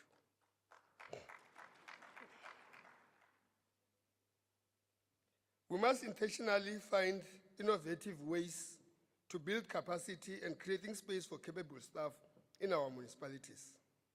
This will ensure that we remain relevant and effective in our communities. In the era where political parties generally struggle to attain outright electoral victories in municipalities, coalitions have become significant feature of our democratic dispensation. You remember in the last MINMAC, me and you, President, we were arguing, and I think we must still take this argument, that we should start to have a threshold of percentage of political parties to get into councils. I think you might have read the research about eThekwini. President, I have read it. They have got 21 political parties as we speak in council. If you were to use a 3% threshold, that municipality will only have 4 political parties in councils. And even if you were to do coalition governments, you will know what is it. Unlike this one of having a person who is only alone in the council becomes a mayor because he is giving that number you require to form a government. Well, this could be, but I must also tell you, President, that in the province of Limpopo, we have got 22 local municipalities and 5 districts. As we speak, we no longer have a hang. There is no Kamina Kawena. All the 22 are governed by one political party and all the districts. So it's not like we should pull back Councillor Maina Baula and Councillor Pule because they are there in the NEC. They don't contribute towards a solution because where they come from is a free zone. They must contribute how we should be able to solve this issue of coalition governments because it's giving us a problem. But me, you know, I have made my point in the MINMAC that I move for the adoption of a particular threshold that should be there. Not each and every political party, even if you have got 0.001, you go to council and you become a mayor when you don't even represent a fraction or a percentage half of the communities that you come from. The energy challenges of the country require a comprehensive search for alternative sources of energy. Local government as a sphere at the coalface of service delivery must be in the thick of things in this long overdue search for alternative source of energy. Other issues at the hub of capable local government, especially in our province, is the required synergy between our traditional leaders and local government. I can tell you, like I said, us will not move if we don't find that synergy with traditional leadership. The participation of the institution of traditional leaders in local government is indispensable to the general development of communities and social cohesion thereof. The matter of land use and spatial development in particular offers a unique opportunity for both our government and communities to see swift development in our rural communities through involvement of our traditional leaders. Service delivery will be a major factor in the national and provincial elections in 2024. I've been told by the provincial electoral officer, Menkaru, that already she has made presentation. She has given you the timelines and what needs to be done. I had several engagements with them, together with the municipal demarcation boards. It's one matter of the demarcation, but it's also another matter that we should worry about voter registration, us as municipalities where we come from. There are a number of young people who are unregistered where we come from. I think you should be able to get those statistics within your own space and see what does it mean for our democracy if all these young people are not interested in just registering when the formula of allocating equitable shares includes the population within that particular area. Let me also indicate that the tide in this province for discontent or discontent, it's water service authorities. Working with water utilities, I have seen Dr. Mpepu and the CEO of Lepelle Northern Water to find solutions within our municipalities. Dr. Mpepu, it's quite so urgent that the restrictions of water in Skukune and in Mopani because of the deaths, when I speak to Executive Mayor Shai, says to me that, MEC, you are talking about deaths which were there even before 1994. So we are servicing deaths that have got even a cloud of being an apartheid deaths. We are not so sure whether these deaths can be verified or not. I'm not saying they are not deaths, but I'm saying let's find a solution without necessarily resorting on restricting there and there when people will not get water because of this outstanding issue. I think SALGA, Coxstar Treasury and Office of the Premier together with the district municipality have got capacity enough to attend to those problems. In closing, ladies and gentlemen, it is a pleasure to see IEC, like I said, being on the agenda as we are going to 2024 elections. I want to take this opportunity to encourage all mayors and officials to provide IEC platforms in your space to communicate the importance of our communities participating in voting processes. It would be unfair if I go take a seat and I don't thank all of you and all our mayors that as a province during these winter seasons we run initiation school president. Our province hosted about 68,000 initiates in all our provinces. Of course, of a said, we lost 3 initiates. But I want to thank executive mayors and mayors who were supporting our municipalities by improvising roads to the initiation schools, to be providing water in those initiation schools. They came during the time of cholera from COVID. That's why I call it like that. But our people were assisted by our municipalities.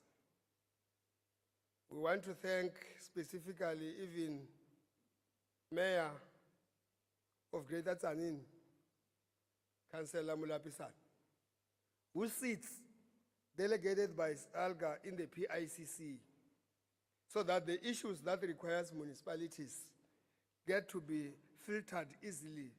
Your commitment, and I say to the leadership of SALGA, you did not make a mistake by putting Councillor Mulapisani. The reports I got was that he was attending and contributing positively to make sure that we run a very effective initiation season in the province. So we think we must thank you as we meet, and we want to wish you a very fruitful Provincial Members Assembly. I thank all of you. Thanks very much. Kanimam.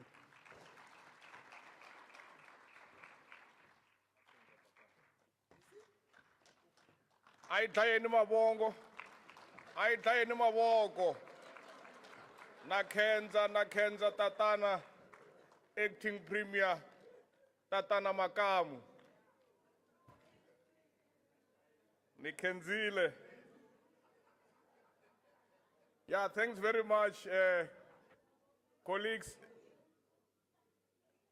Maybe just before we move to the next item, I just forgot to acknowledge the presence of the chairperson of the House of Traditional Leaders, Hosi Ngove,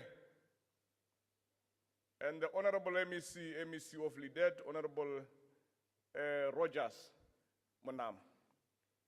Colleagues, we are going to move to the next item, but like I said, re tla no fella re change the or rearrange our program go ya le ka mabaka e leng gore a mangwe re palela ko go a laola. I am now jumping to or moving to session 3. I'll be taking 2 items there. One will be the message of support,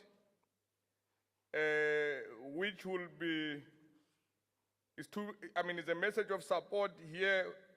One will be given by the chairperson of the Provincial House of Traditional Leaders, Hosi Peningove.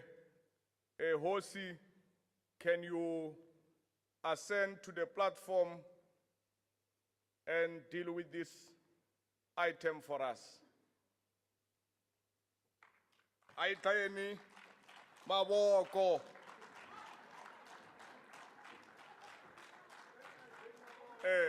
Loko ihosi itabulabula ni taya maboko.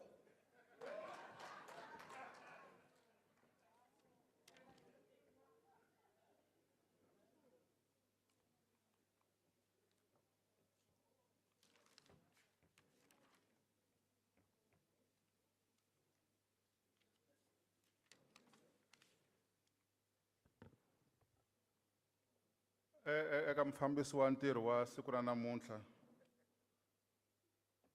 Hlavirwa,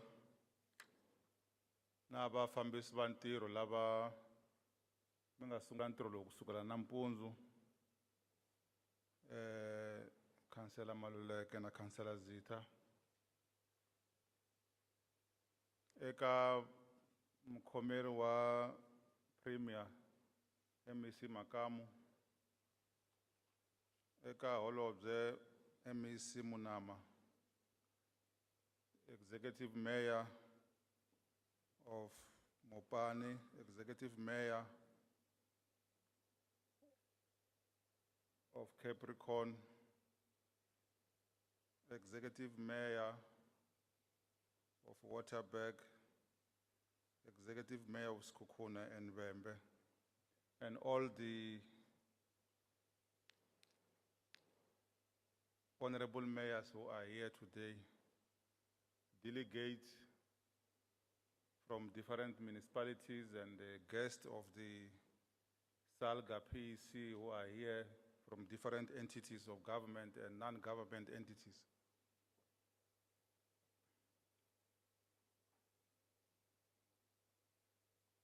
Mine will be very short, and I will give reasons why.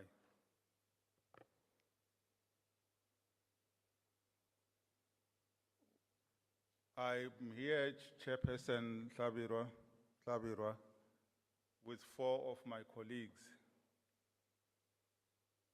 For the first time in the history of this partnership between SALGA Limpopo and the Provincial House of Traditional Leaders in this kind of a setup. All the time we were all represented by one person who will be coming here to deliver a message of support. But during our PEC, I convinced the members of the PEC through the leadership of the chairperson that I would like to bring more traditional leaders to this type of a setup. And through their agreement and their understanding, they allowed me to bring 4 more. And the reason for that was, or is, for many years, we've been speaking in different corners as players of local government. SALGA will be there, the house will be there, and when the MEC and the Premier and the President meet with the house, they will say, no, ANC, it has been formed by traditional leaders, so there's no way that we can do away with traditional leaders. Some, when they meet with councillors, when they are excited, they will say, no, traditional leaders are things of the past. We are wall-to-wall structure. So it was good at the time. But the question is, have you benefited out of that exercise? And the answer is no. That's why we are where we are today. There is no way that traditional leaders can wish away the elected councillors, and there is no way that elected councillors can wish away traditional leaders. That must come to an end. That must be concluded and packed away, especially in provinces like ours. But these two structures are not the most important structures. The most important structure is the beneficiary that are under these structures, which are human beings, which are our communities. So this thing of power issues, it's irrelevant because it has never brought us anywhere. That's why we have accepted the call by SALGA Limpopo when they called us and co-opted us through myself to serve in the PEC. Ordinarily, 20 years ago, we would have said, no, you want to liquidate us. I mean, now you want to bring us closer, but you are just bringing in the chairperson, and how many are you? It means you want us to rubber stamp, because that would have been the attitude 20 years ago. But we have realized that any space that we can find to play as traditional leaders, we need to maximize that space. And that's why we have accepted that call. And so far, the PDO is here. I think she's a custodian of the records of PEC. We have never, even a single day, found ourselves absent in any meeting of SALGA. That shows commitment. It's not a token of being at SALGA. We are there. And we are not doing it for the PDO or for the chairperson or for the PEC. We are doing it for our people. Now, I've come here with 4 traditional leaders, as I've said. And I used my power. You know, I understand power. If you give me power, I use it. I don't play with power because that power might be taken away tomorrow and it's too late to cry. So currently I'm the chairperson. So whether they will put a vote of no confidence tomorrow doesn't matter, but now I'm the chairperson. So I have used my discretion and I use my own criteria. But I can disclose to you that's one of the criteria that I used to pick the 4. I know these proceedings might be recorded, so I'm fine with that. I have tried to look for young blood in our institution, not young in terms of age, because Hosha are now really young. I'm talking about in terms of energy. So that when you speak this thing and you speak this big English, they understand what you're talking about. And they are able to say it's wrong what you are saying because it's not what we know. But I have also decided to bring in some of our big brains. I've brought in one Hoshi, it's a registered lawyer, attorney. Another one is a registered advocate. So I brought them here so that there is no just coming to have lunch and we'll go home. We need to think about our people and try to find solutions. Now, I've got Hosenhlanik here. Hosenhlanik is the deputy chairperson of the Mopani Local House of Traditional Leaders. I've got Botobela Molema. He's the deputy chairperson of the Wembe House of Traditional Leaders.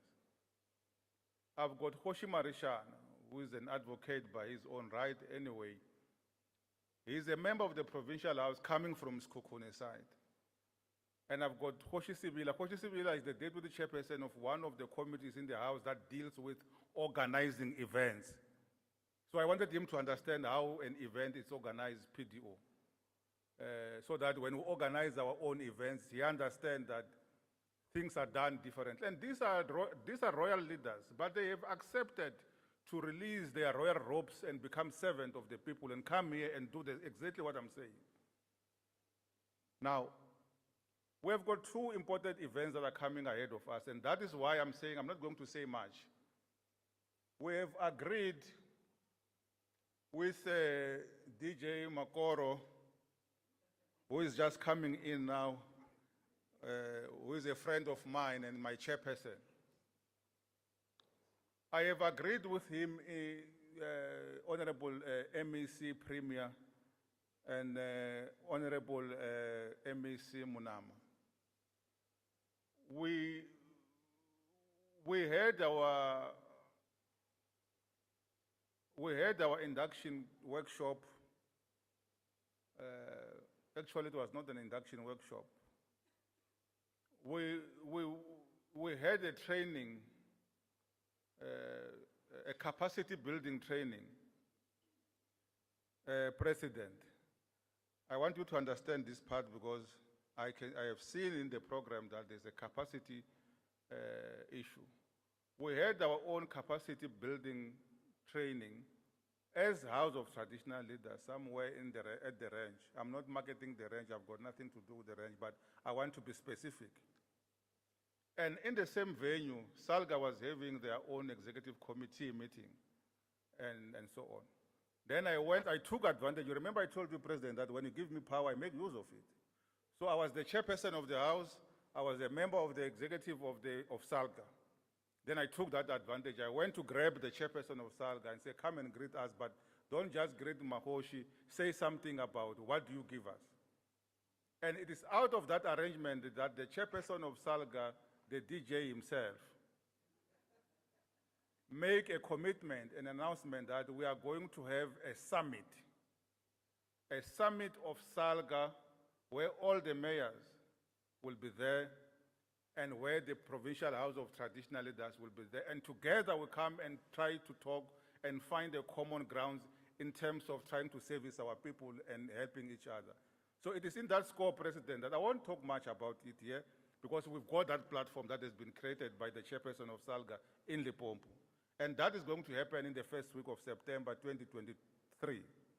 Now, 2 months ago, we had an official opening of the Provincial House at Hoshi Muloto in Muleji. It was the first of its kind according to those who were there. The first of its kind not because of dishes of meals, different meals, but because we took it to the community. All along we were doing it in Jack Bottas Hall, in five-star hotels and the like. But this time around, I decided that let's take this thing to the community. Now, in that, ordinarily, in terms of the law, when when the Premier has officially opened the House, the law says there must be a Premier debate speech by the House. And I said, no, we are not going to debate anymore. I mean, what is a debate? A debate is when two people have got different views and they will want to conquer each other. That is a debate. I know that 2 + 2 is 4. You know that 1 + 3 is 4. I don't agree with you. Mine is the right one. So I said, why do we have to debate with government? Because we are government by our own right, by the way. Actually, they found us here, these structures of government. So we are government. Even Jan van Riebeeck found us here, being government. So why do we have to debate with ourselves? Let's have a dialogue. So I proposed to the Premier, both MECs were there, to say, let's go out, let's have a dialogue, let's talk and find each other and see how we can support each other. Not a debate. A debate it does not produce anything. A debate is a standpoint where you say, I'm right, you are wrong, and you will never be. Even if I'm saying, Honorable Acting Premier, it is raining outside, don't go. But because it's said by me who's debating with you, you will go. You said, no, it is not raining. It is something like a rain. Now, we have agreed on that. According to the Premier, that's supposed to have happened on the first quarter of this financial year. But we know what has happened in the province and the like. It is going to happen. So it is on those two score, Honorable Chairperson of SALGA, that we decided not to come and deliver a speech because we have got those two important platforms where we will engage, and let's leave this time for our guests and for everybody to interact with SALGA Limpopo. And it is on that score. But before I go, President, through you, Sabiro, please, I've heard you were talking about, one of the presenters, they were talking about amendments of such section and the like. We would want to engage with you on those things because sometimes it's important that we agree and make one submission, even if it's not one submission under one letterhead because you don't own us, or we don't own you, but at least we submit the same thing. Because we are talking about local people, we are talking about service delivery. But please go and my request, which is very urgent, and it is not even allowed by law, by the way. It's only that we are not following it up. Depoliticize ward committees. We will all benefit out of that. The municipality will benefit, the government will benefit, traditional leaders will benefit, the community will benefit. Because ward committees, what we have realized now, when someone gets knocked off on the list of being a ward councillor, the next stop is to become a chairperson of the ward committee. And then those that were fighting with him, they also want to get to the ward committee. Therefore, they are going to fight there at the ward committee. And it reduces the value of a ward committee because a ward committee is a very important structure in terms of safeguarding the interests of the community. Now, what happens when project comes into that village, everybody runs to the owner of the project and want to play to say, without me, you won't get it right. And now they make deals, and when they are making deals, the project is suffering. So our understanding is that ward committees should belong to the civil society structures within that community in order to assist the local municipality and all the government departments that are bringing services there, and to monitor, more important, to monitor the service providers that are paid by government. But if you have politicized it, and if now the owner of the project has paid one or two people to be his safeguarder of the community, now the project gets frustrated and we all don't benefit. Bye-bye.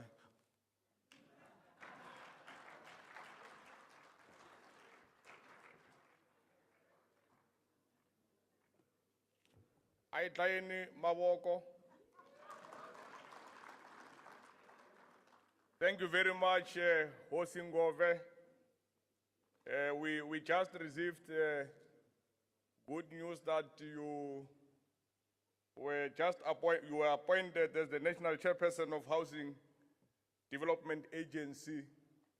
We want to take this opportunity to congratulate you, and we are very much confident as Limpopo that our province will be well represented. Kasitsonga va re o tla tirela ekaya.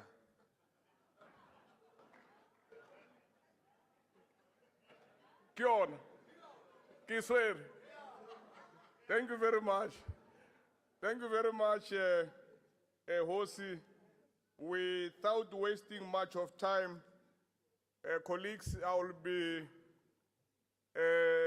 requesting our Honorable MEC of Lidet, Honorable MEC Rogers Munama, to come and give message of support to this assembly. Honorable MEC, Aitlaini Mawoko, as he ascends to the stage.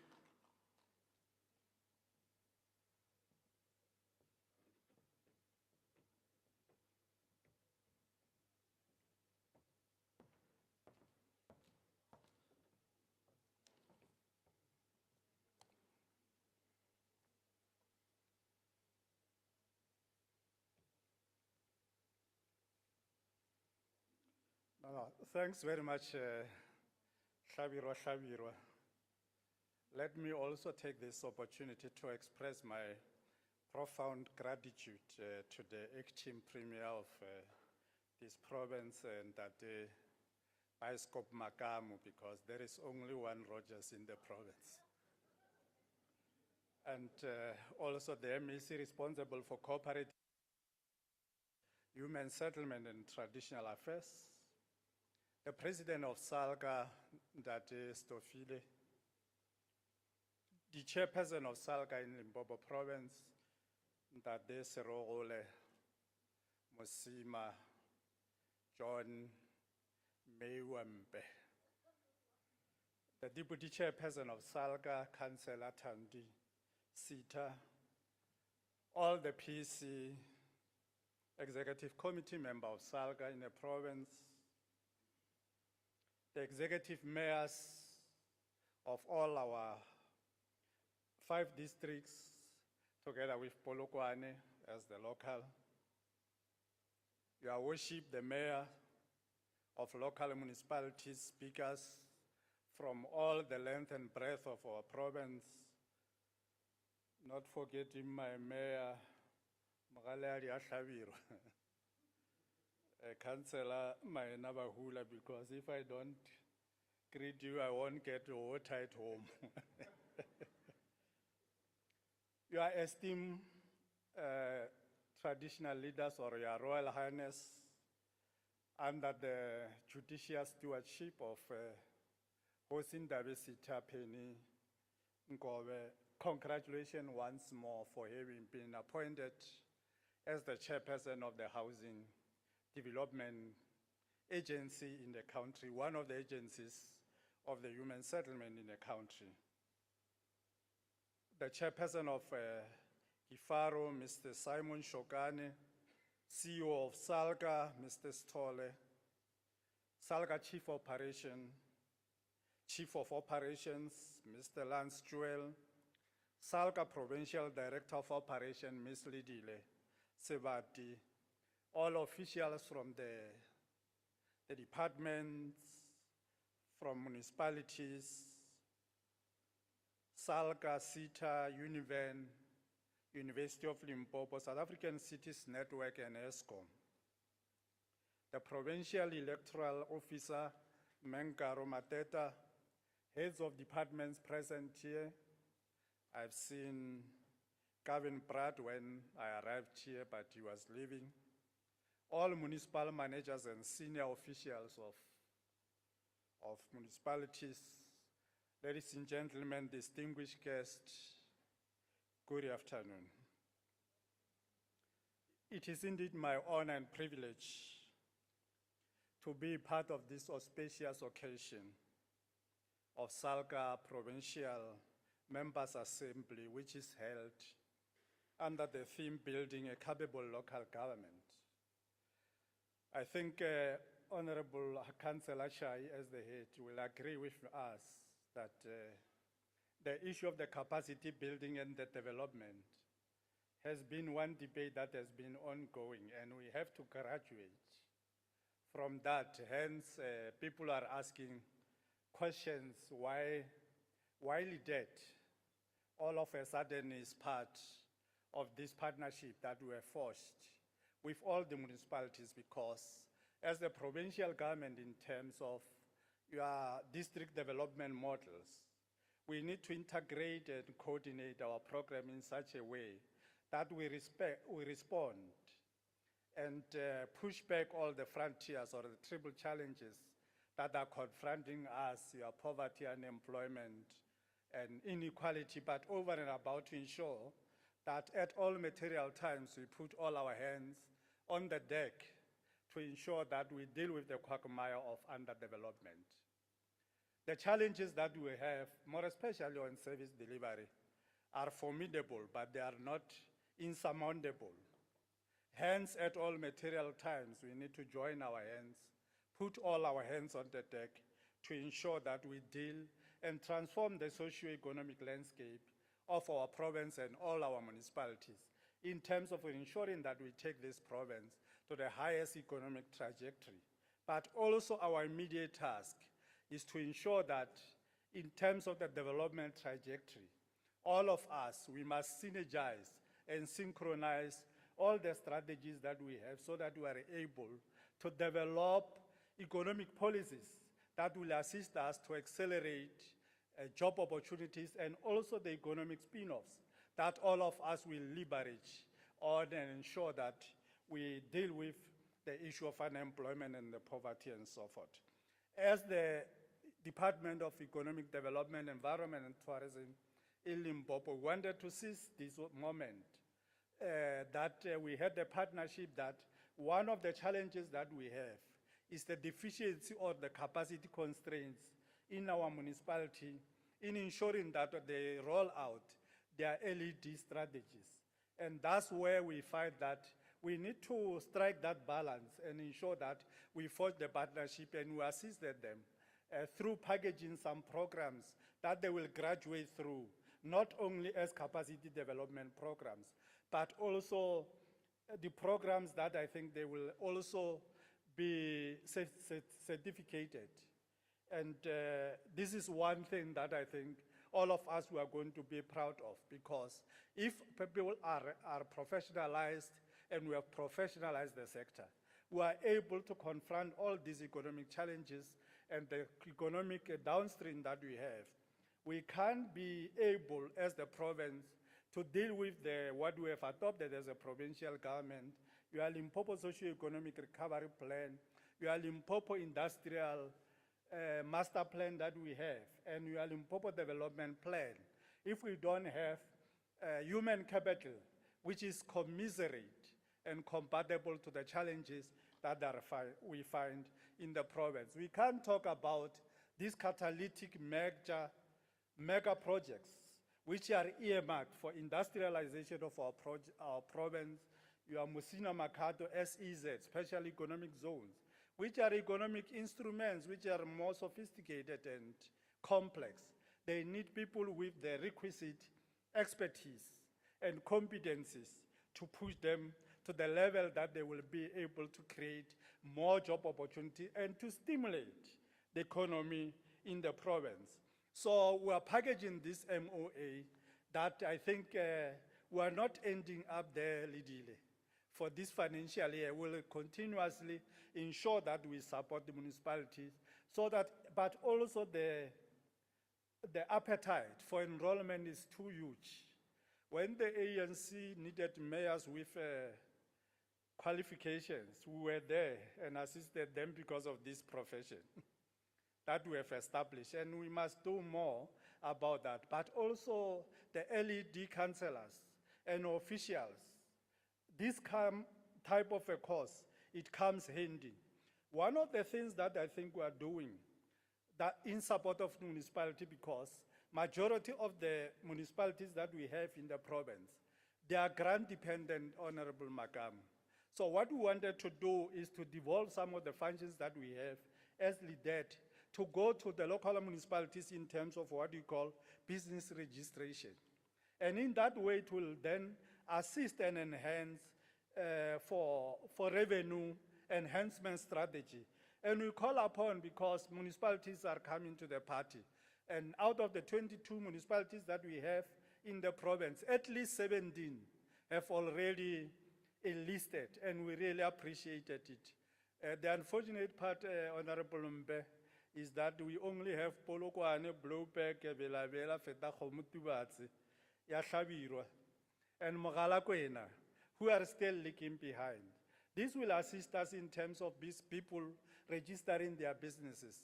And as such, they will be paying some rates and taxes and the licenses for their business. And it will assist us in terms of your economic base that you have. So we call upon all the mayors and the municipal managers in those affected municipalities to come to the party, because that one is a free for all, that they must come and contribute, so that the license fees that we have through those businesses within the area of their jurisdiction, at least they are able to exploit that revenue mechanism that we are providing. Also, we have LEADER, Limpopo Economic Development Agency, that it has all offices in our municipality. Let's also package and partner with them to ensure that we deal with what we call the district development agencies that we have. We also assist them in packaging what are the economic spin-offs and potential that are untapped and unrivaled, that we can exploit for the benefit of our own people. Because if we are saying that our province it has a competitive advantage in terms of mineral resources, agriculture, and tourism, what is it that we need to ensure that as the municipality, in terms of your IDP, also they find expression within all these plans that we have. And we are calling upon all and sundry to come and support us and partners with us so that we are able to support them in terms of the Limpopo local economic development strategies that all of us we are proud of. If we look into the economy of scale and economy of scope, we are graduating more for the economy is going more rural. That's why we have your malls, you have your shopping complex in the rural areas. But also what we are encouraging is that we need to factor in all these things in terms of the township and rural economic programs so that we are able to strengthen what we call entrepreneurship ecosystem, but also to zoom in the area of enterprise development that we have, because we wanted to have this paradigm shift of mindset of the entrepreneurship vis-a-vis entrepreneurship. That's why I think we are going. Because in the majority of the country globally, SMMEs, they are the ones who create more job opportunities than your mining, than your agriculture and tourism. So if we invest more resources and energies in that regard, we'll be able to turn the situation around. And people are complaining that I go all out opening spasas. They don't know that they are franchises. Because we are trying to diversify the economy through this Coca-Cola business and your Galitoses of this world. People must not travel long if we are serious about ensuring that, because they create more than 10 to 20 permanent job opportunities. Tourism, for instance, is one area that is not effectively exploited for the benefit of our own people. And that's one area that I think we can invest more.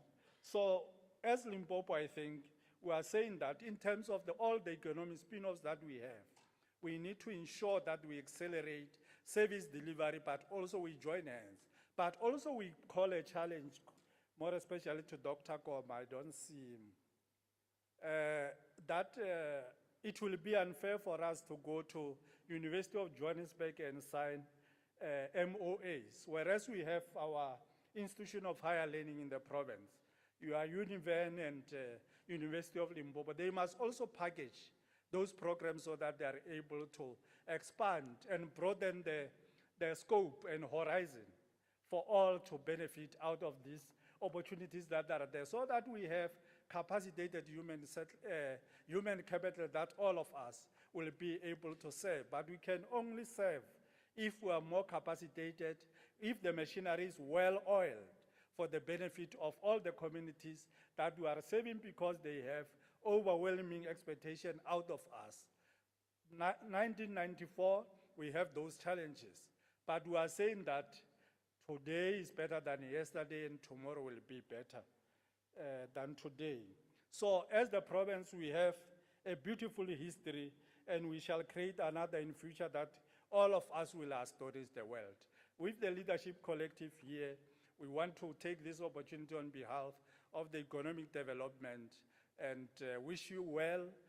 This is an assembly of mind. We think that coming out of this meeting, you'll assist us also as the Provincial Department of Economic Development to put more efforts in ensuring that we deal with the triple challenges that are confronting us as the province, but also the country. But all of us, we record the fact that the country, globally, the economy is not doing well, but it can only do well if we think outside the box and come with the strategies. What are the quick wins that we have? What are the low-hanging fruits that we can just pick?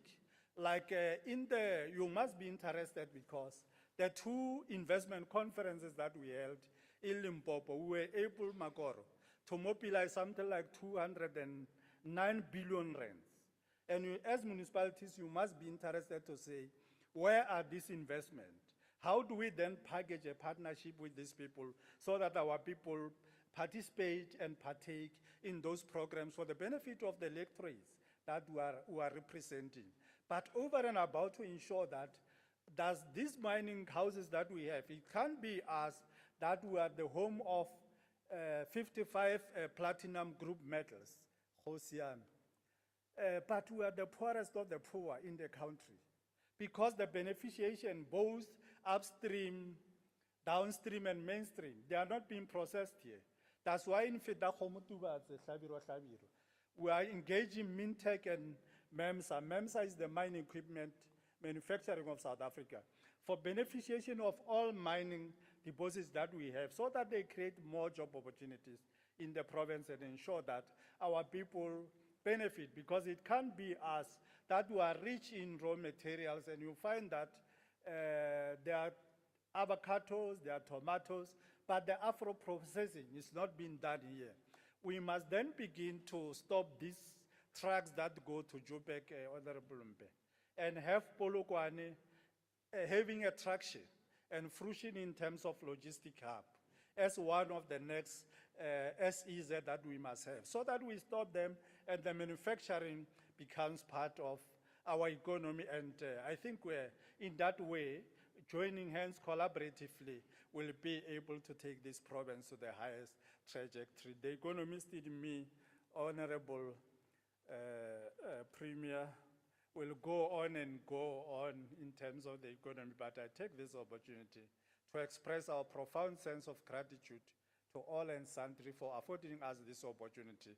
And we are looking forward to work with our good selves for the improvement and transformation of the socio-economic landscape of our province and to ensure that we take this province to the highest economic trajectory. Thank you very much.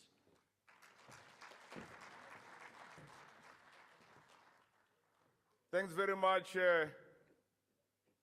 Honorable MEC. Round of applause. Re a leboga ka nyane. Colleagues, as it was communicated earlier on that there will be a bit of amendments on our program due to unavoidable circumstances where some of our leaders had to attend to. We are going back now to the item where I will be calling upon the Provincial Executive Committee member of SALGA, who is the chairperson in the province, the executive mayor of Polokwane municipality, to ascend to the podium in his capacity as the chairperson of SALGA to give us an official opening address, and from there we'll also request him to introduce the president of SALGA, Councillor Beke Stofile, to address delegates. Chairperson.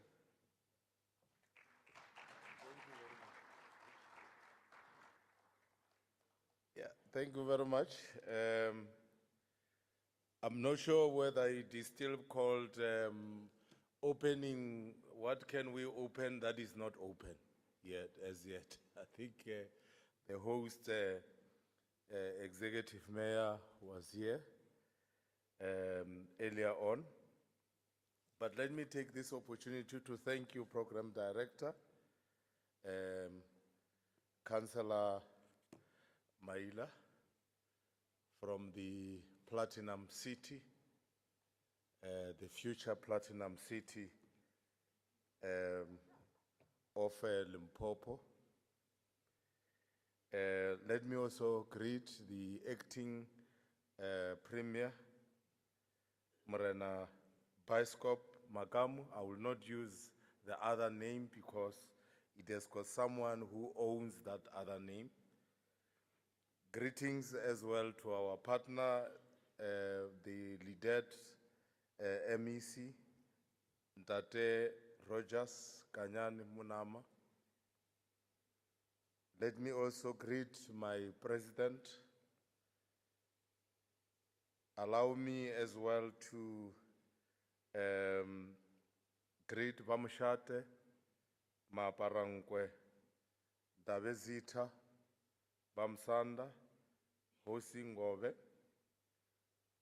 who is the PEC member but also the chairperson of the House of Traditional Leaders.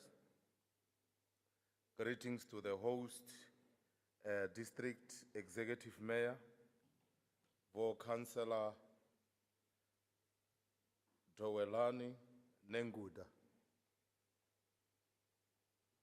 executive mayors that are here from all our districts, including all our mayors of all our municipalities in the province, in special mention of the Tulamela municipality, Mayor, Councillor Sarah Rambuda, speakers of all our municipalities, including our host municipalities, chief whips of all our municipalities, including our host municipality, chairpersons of MPEC who are here, and other members of the mayoral committee and section 79 committees, the leadership of Sikfaro, SAMU, and Imatu, heads of chapter 9 institution, the IEC Menkaro Mateta, and others that are here from the AG, our brand new CEO, I haven't seen him, but I'm told that he is here, or is supposed to be here, Mr. Stolembanga, and his team from National Office. I only, President, saw the documents, but I have not seen the man himself.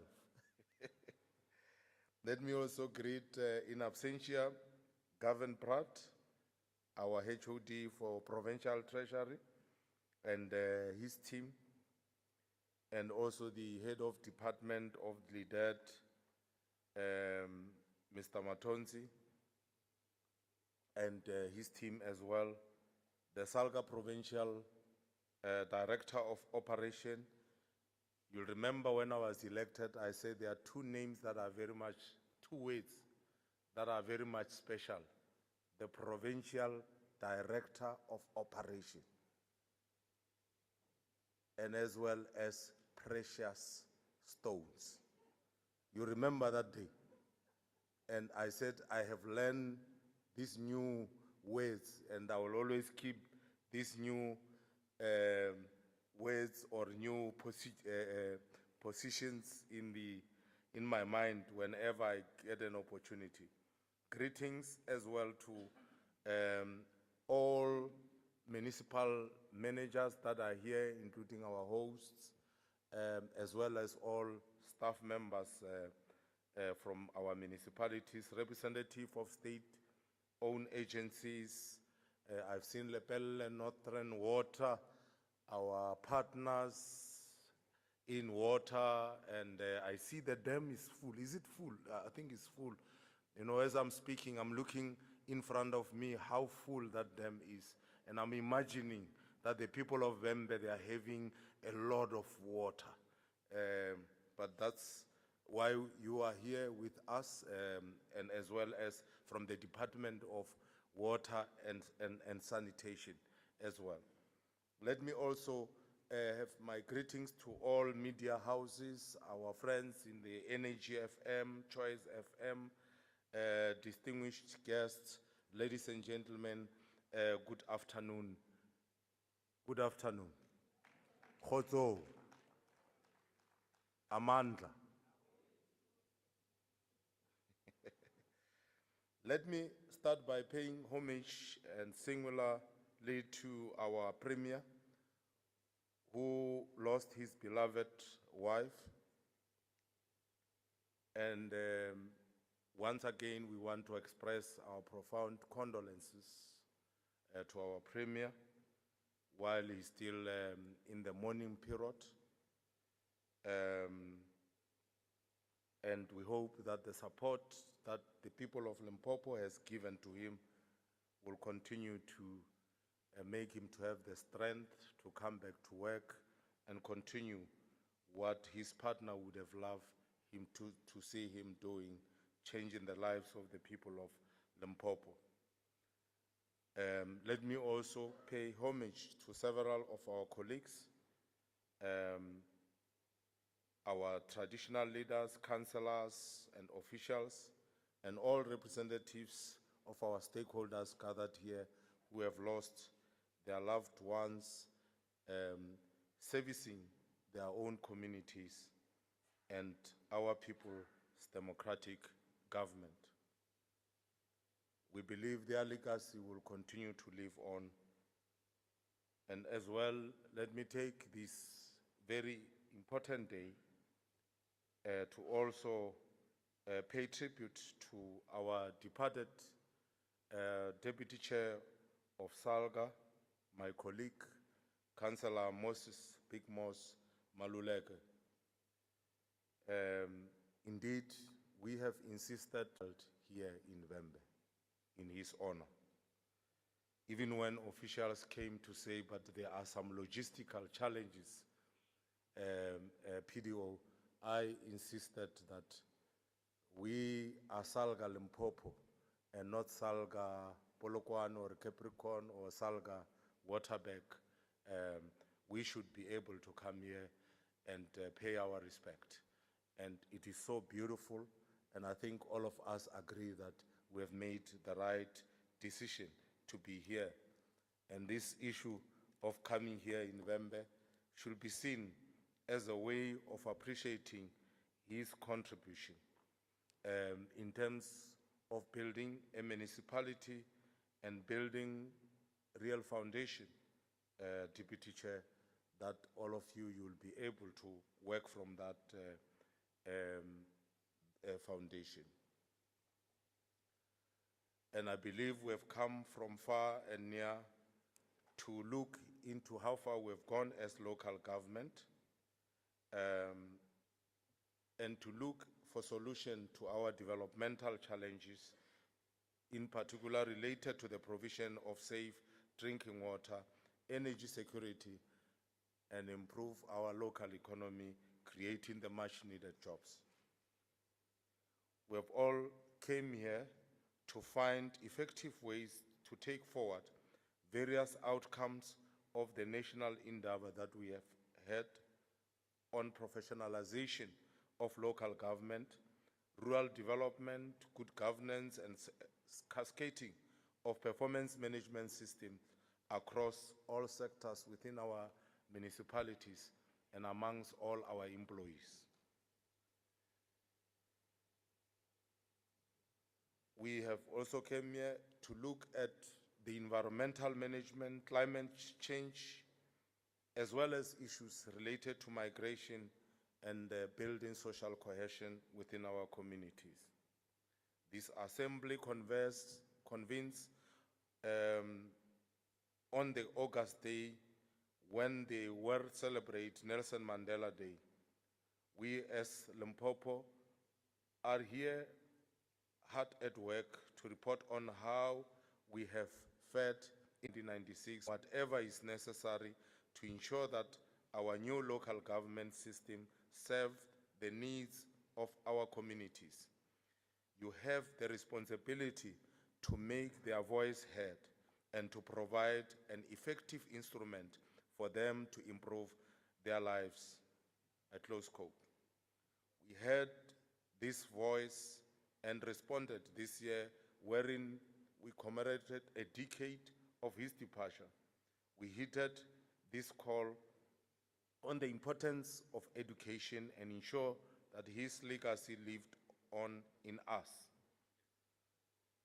By leveraging access to an educational resource of an African child relevant to the 4th and also 5th Industrial Revolution, by donating laptops to Shilala Secondary School here in Toyando as a small gesture from SALGA that we are here.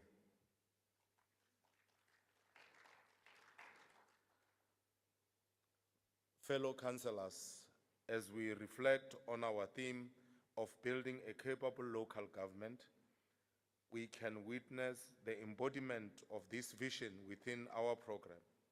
Each presenter has contributed valuable insight, serving as building blocks for enhancing various aspects of municipal capacity. In the words of Madiba, when he spoke to the essence of our present era and emphasized that, I quote, as we work towards a white paper for local government, the overall number of councils and councillors needed to serve the South African communities have to be carefully examined. You will also need to look at how you can build the capacity of all local government structures, particularly in the rural areas. That's where we are. This is a big challenge, but I am convinced that you will find solution, I close quote. We possess the capability to make difficult decisions that will effectively address the capacity of local government to fulfill its mandate. This belief is founded on the evidence that such transformation is needed, is indeed possible. As local government leaders, we hold the solution within ourselves and our respective offices. It is not only our responsibility to find this solution, but also to recognize the untapped potential and talents within our municipal institutions and communities, as exemplified by the journey of Mr. Mohanedi, the municipal manager of Makudu Tamar. Why I have mentioned him is that he started from a very lower beginning, coming into local government, gone through all the ranks up until eventually becoming a municipal manager. And I believe that it is also possible. I also know of the current acting CFO of Capricorn, who came to the municipality as an intern, became a junior accountant, became an accountant, and later a senior accountant, then a manager responsible for supply chain, and today acting CFO of Capricorn, Mr. Tiro. It is doable, it is possible for us to professionalize local government. But I also had to answer, Mr. President, on my way through an interview through a radio, and they asked me, what are you doing for Nelson Mandela Day, for Mandela Day? And I was thinking, and they said that this is a special day, what are you doing? Yes, today is a special day. But I had to answer, I said, when you are a councillor, Councillor Dikhal, NEC member, when you are a councillor, Mandela Day is every day. When you are a councillor, and I see the hype around today, it's a special day. It's a birthday of one like no other in our country. Together with this generation, sacrifice a lot for us to be where we are. But if you are a councillor, if you are a mayor, Mandela Day is every day. When there are countless challenges facing the community, and there are those who are in need and those who are vulnerable in the society, your responsibility every day is to make their life better, is to deliver quality services to them, to the communities. So you are indeed a community leaders, and I hope that the past sessions that have taken place, you were able to interact with various presentations and reports. But I came after I have done another community work before arriving here. And that is why even the acting premier could not necessarily take out some form of shambok or whatever to say, you know, I had to arrive before you, and you are the one who invited me. It is because prior to where I arrived here, we had to launch a very important project for the whole province, which is the shortening of the construction of the Limpopo Central Academic Hospital, one of its own, the state of the art, that will create 2,400 jobs during construction, and permanently about 1,000 jobs will be created on a land made available by a municipality for them to build a hospital. Next to the same land, there is a land available which we have insisted to the university and the Department of Higher Education. There is a land available to build the medical school. And not so far away in the same precinct, there is a land that we are making available for TUT Tshwane, University of Technology, to build a new campus for Limpopo. Not so far away from the same land, we are now changing our golf club. We've got a plan to change our golf club into a golf estate and change our part of our game reserve into an eco estate, so that the doctors and the professionals who will be now seeking to stay in Polokwane, making an input to our local economy, they will be able to have residence. Some will come as young and also get from other provinces, President. They will also come to work in Limpopo. The traffic will no longer be one way, it will be two way. And some will eventually marry or get married in this beautiful province. So, like I said, I will not dwell much because today I've got my senior who will be talking to us on behalf of the entire local government, and it will not be fair for me to proceed with this speech as written, PDO, because initially when we came here, acting premier, they did not make me aware that we knew that the president of SALGA might be with us, but we were not necessarily 100% sure that he will make it to be here. And I believe that we are honored, considering the fact that the president has got all the 9 provinces. And all the 9 provinces are looking at the president of SALGA coming to their provinces. And he has chosen that for our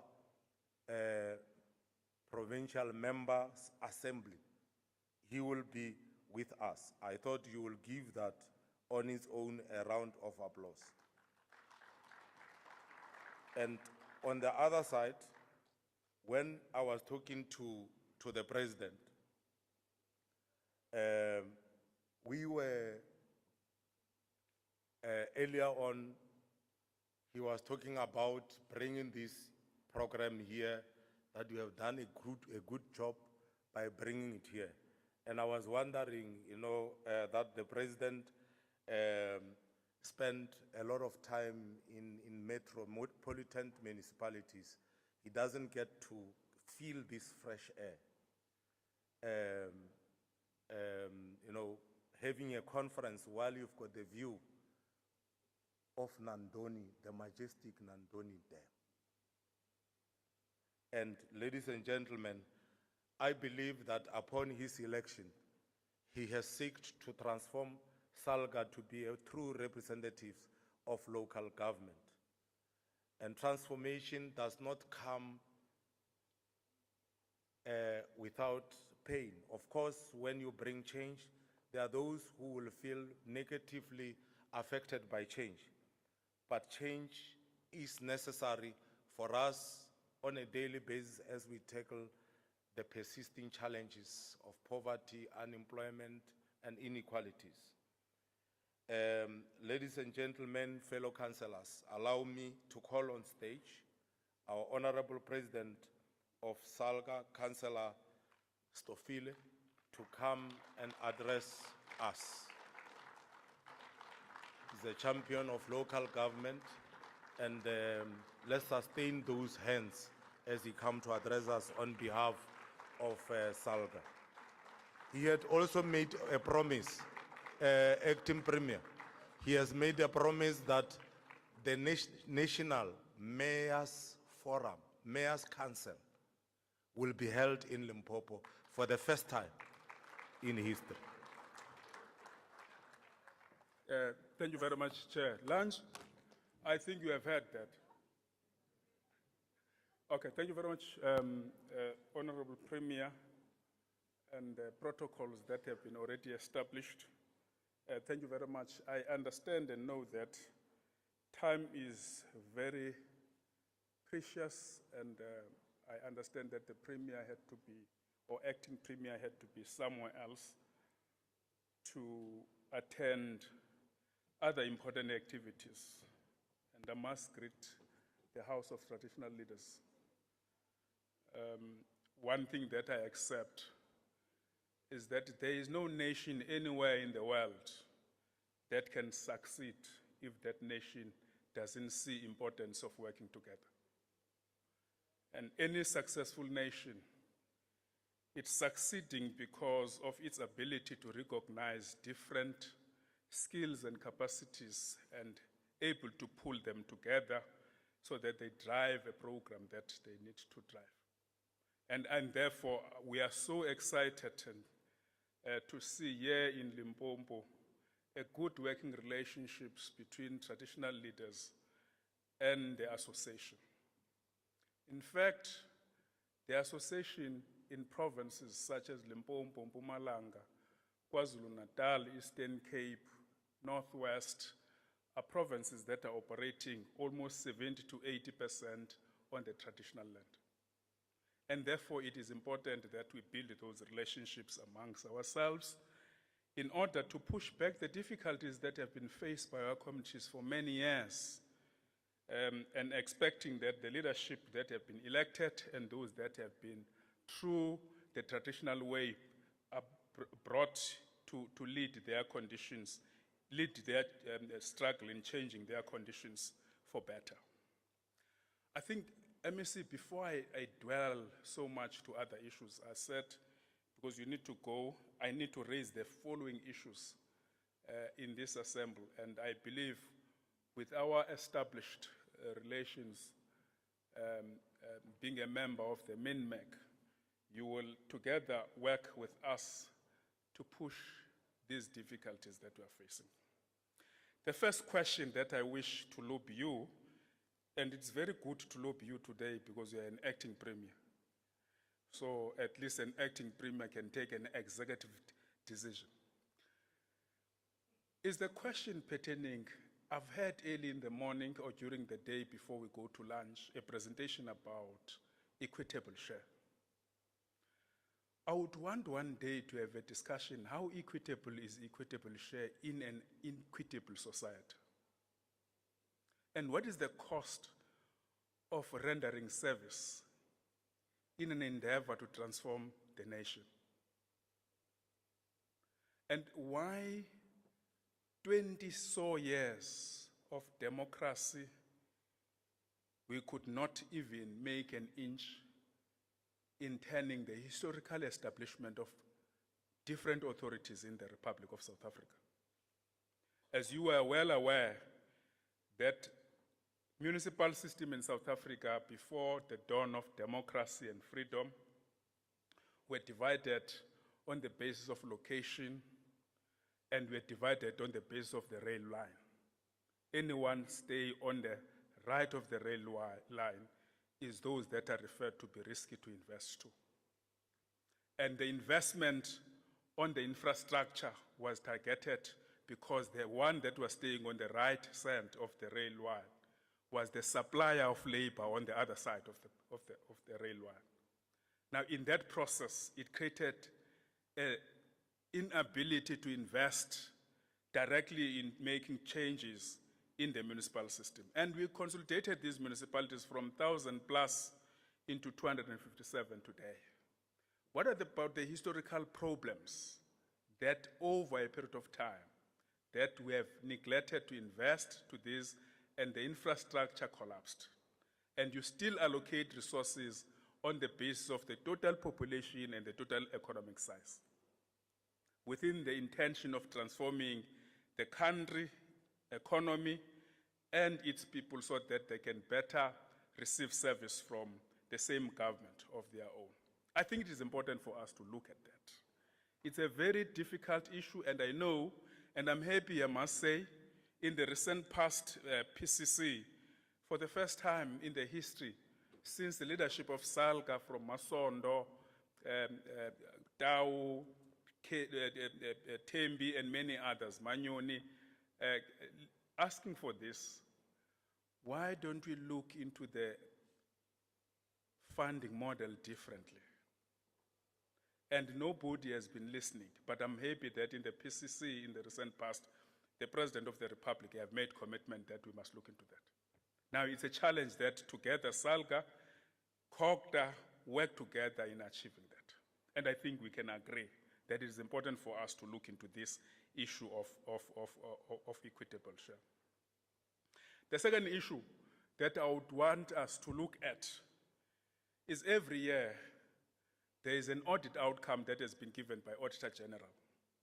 In your municipalities here in Limpopo, out of 27 municipalities, 13 of the municipalities did not get a better audit outcome. It's only 2 that have got clean audit, if you want to call it clean audit.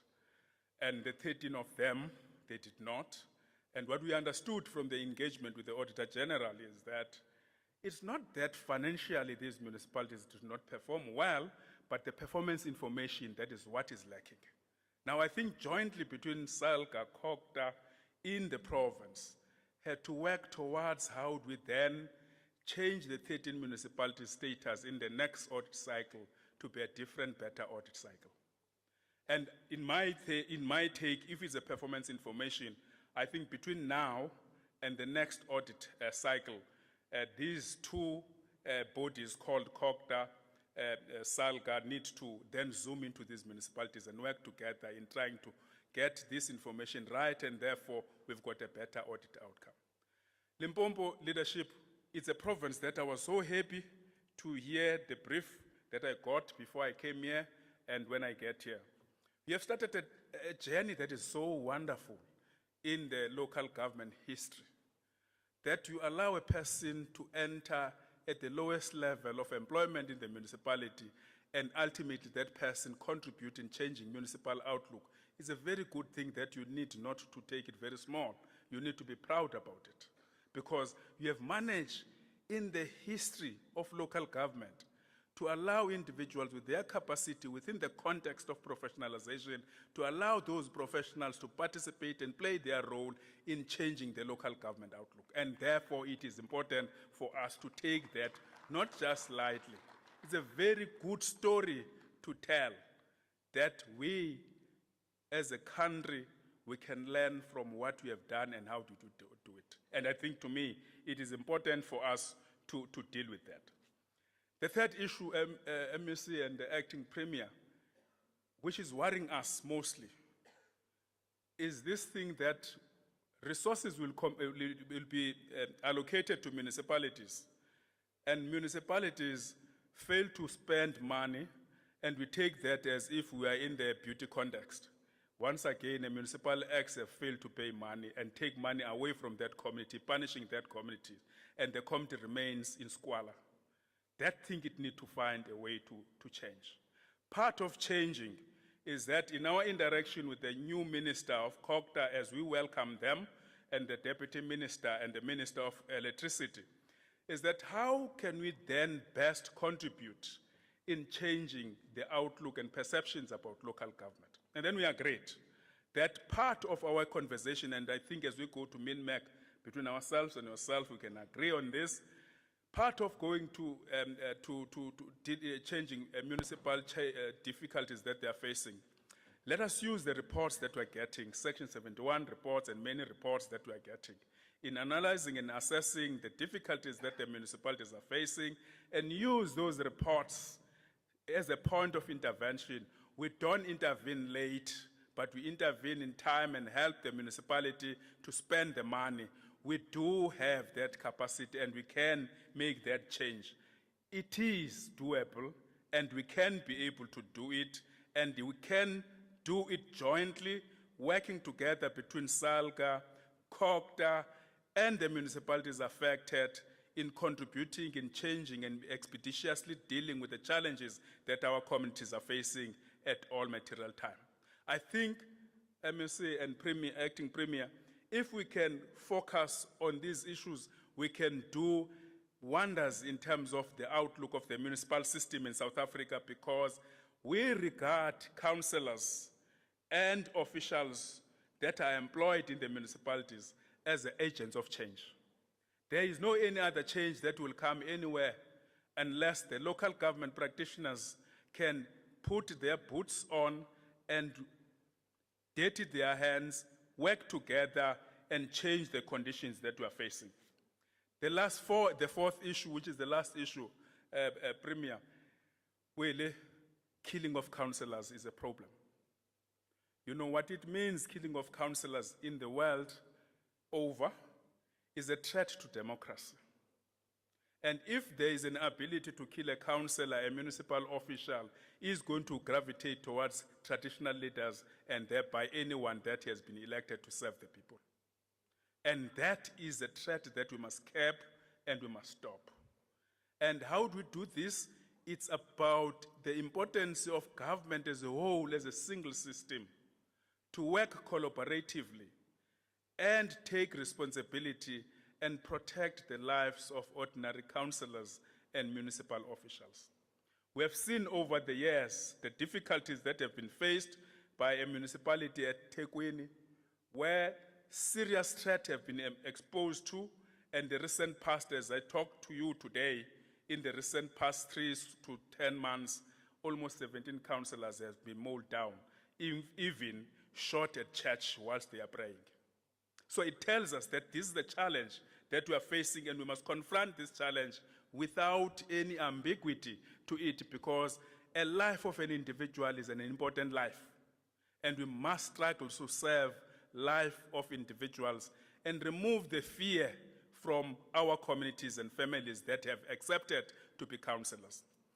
And this is in line with the call that has been made by the President of the Republic in the recent past, that he understood ultimately that there is a demand that local government practitioners, they are facing the contractors or individuals that are demanding 30% MSc for economic development. So you give me a project, somebody seated somewhere, then demand a 30%, it does nothing. So part of the collaboration that we are talking about, it should be also collaboration of protecting the assets of the municipality and the asset base. And in that sense, we'll be contributing positively in building productive economy rather than a consuming economy. If we build a productive economy, we'll be able to sustain jobs and continue into the future. And I think MSc and the acting premier, if we can agree on these broad 4 issues, we'll be very happy. And we can, and I think as association, we are committed ourselves to work tirelessly as entire National Executive Committee of SALGA to work to achieve these set goals. And I'm therefore expecting the province of Limpopo to lead the fight of better audit outcome and be a province that moves from 13 and change that 13 into a clean audit. And therefore I'm expecting that in the next audit cycle, you'll be having a 15 municipalities with clean audit. It can be doable. It's a performance information. And it only requires us to work and tighten the knots and work together in making sure that we do that. And Limpopo as a province, it has a capacity to lead in this trajectory. And if the message comes from yourselves in the 27 municipalities, it can take us to the new heights of our responsibilities. I think, let me conclude by saying on this issue, Premier, the other threat that we must look at is this thing of employing municipal managers. And when they need to be paid or their salary is far lesser than their juniors. It's a threat to the system. We are going to lose capable individuals because we are unable to look after them. And we have been calling to the minister, and we are happy that the minister of Kokta, the new minister, has accepted this call, that it is important for us to zoom to the challenges that are faced by local government on its totality. And it is important for us to make sure that we work together collaboratively in making sure that local government does function, does respond to challenges that are faced by our communities. I think, Premier, thank you very much for allowing me to raise those issues. And I hope, and I'm looking forward for our collaborations, and thank you very much at least to see a sound relations between yourself, your department, and Kokta here. Anyway, this province, we should not thank it for doing that, because this province produces heroes and heroines of our struggle. And they know that they come out of the struggle of working together in changing conditions of our people.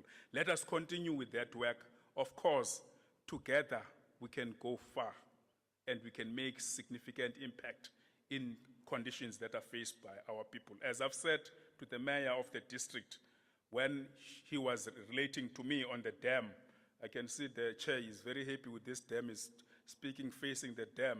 And then the mayor was saying to me, you know, President, as I'm seated here, I found him seated in that tent. He says, you know, as I'm seated here, I'm worried about the community in this area. They don't have an excess of water. Because the water in terms of bulk is managed by a Department of Water. My work is to reticulate. Now there's a competition. Now Department of Water doesn't want to provide water. The community is going to make a toy and struggle very soon. The mayor will be a useless mayor. This calls for how best do we, as government as a whole, work together. And in my own theory, local government is like legs. It's your legs that takes you to a destination where you want to go. Other government are like any part of the upper body that are carried by these legs to take you to their destination. And thereby, it shouldn't be a crisis issue to build strong legs called local government to take us to the next destination. It should be our commitment as a country as a whole in making sure that local government, through professionalization, it does meet its objectives, is assisted in making sure that it delivers on its mandate. Leadership, I think it was good for you to convene this PMA today on Mandela's Day, and you chose to celebrate the life of this outstanding leader, an icon of the world, a person that when he addressed us as local government practitioners, he said, changes in local government space are on our hands. And today, convening on the day in celebrating his life, you are repeating exact words that he asked us as local government to make sure that we make everything possible to change conditions of our people. And he said, and when he challenged us, we must represent member municipalities and municipalities throughout the country unashamedly and unflinchingly so. And it is our commitment together as an association in making sure that we do as we were directed. To us is a direction that leadership is not about occupying position, but is about bringing solutions on the difficult questions that are confronted by any nation. Difficult conditions that we are facing today in South Africa is about service delivery. What we are only requesting to those that are bigger to us in terms of law, being province and national, work with us. Work with us. You've got best cadres or best councillors, municipal managers, CFO in the local government space, which are committed to make a difference in conditions that are faced by our people. It is therefore important and a call upon to us to work collaboratively and cooperatively. And I'm happy, Chair, to hear the MSc economic development in the province, because the economy doesn't take place in the space. It takes place in a municipal land, in the traditional authority land. And therefore, the call that working together and exploiting the opportunities available is an answer to difficulties that we are facing. And we really applaud that, and we really thank for that commitment, and we wish we carry that commitment right up until to the end. And I think that is an indication of what Thomas Sankara once said. It is important to turn our back from old formulas, because old formulas haven't worked. And therefore, commitment to work together is to invent the new energy and building a new trust and work together in driving change and driving conditions that will be realized by our citizens. And I think for that, as association, we need to really appreciate that. As I conclude, because I was not meant to give an NEC account. I understand that NEC accounts was or is scheduled to be given in house or in camera, whatever the case that you may call. Lance earlier on spoke about many work that have been done in reviewing local government system. What is important is that each one of you seated in this room as a councillor with the first councillor, MSc Cogda, what is it that we need to change in local government? We are happy as SALGA leadership today. I must say, Chair, for the first time we have invited by the Deputy President of the Republic to discuss the elephant in the room. The elephant in the room is coalition government. So for the first time to be asked to make serious contribution between the 4th and the 5th of next month with all political parties in the Republic to confront one another on the manner in which we rob our people in the Republic. Here is the situation in the Republic that we are doing very wrong, is that take Nelson Mandela, for instance, or take City of Johannesburg municipality. Ex-political party achieve X number of votes, but that political party is in the tail end to enter into negotiations about forming government.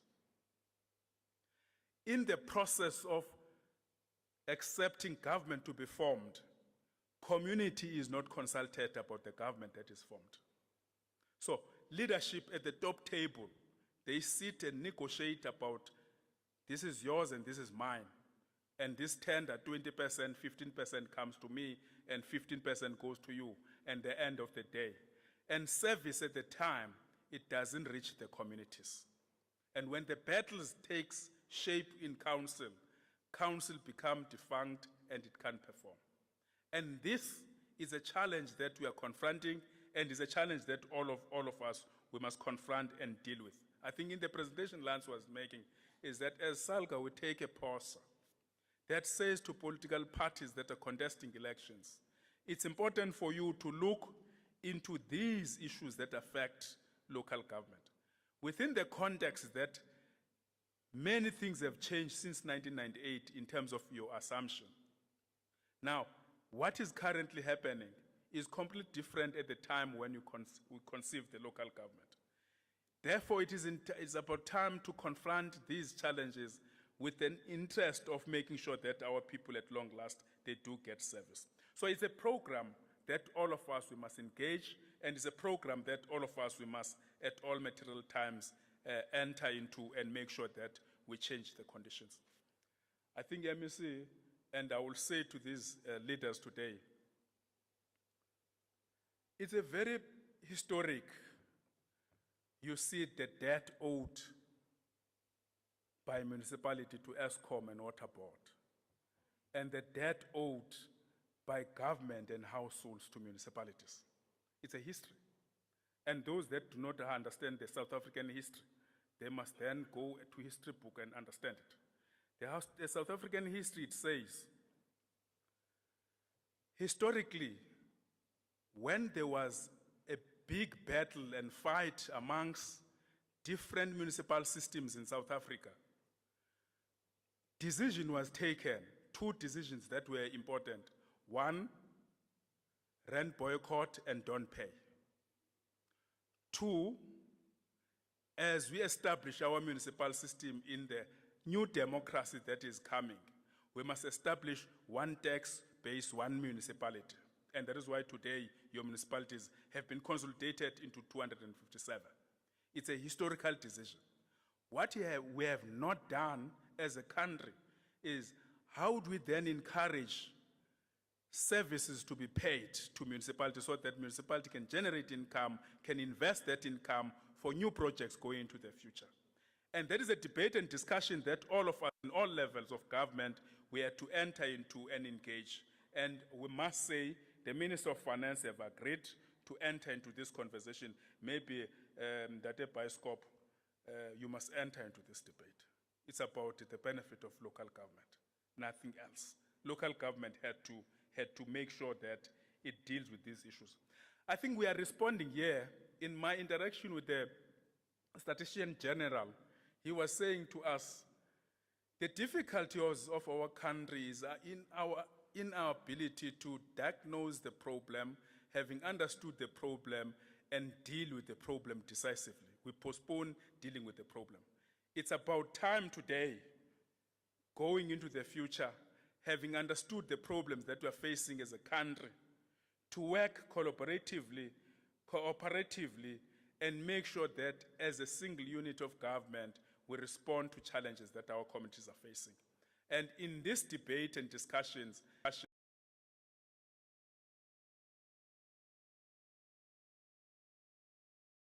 labor in the sector to take part in this conversation. One important question that we must deal with in our conversation with the organized labor is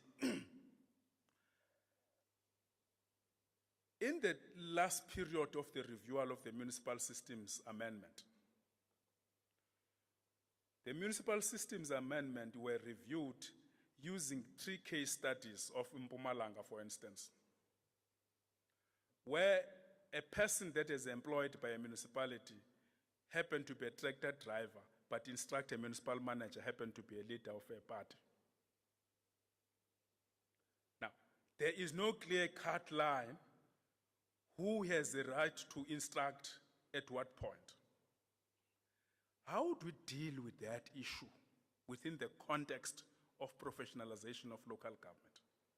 So that local government practitioners, the mayor is given by law to play oversight responsibility over the administrative leadership, plays that oversight responsibility without external instructions. I think to me, we must have a very frank, open debate and discussions about this.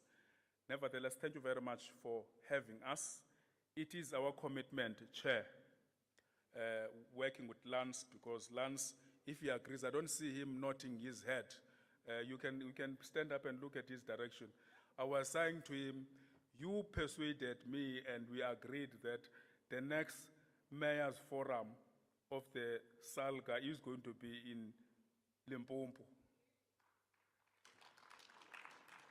So that you can have an opportunity to interact, because we have taken mayor's forum elsewhere in Gauteng, in Cape Town, in East London, everywhere.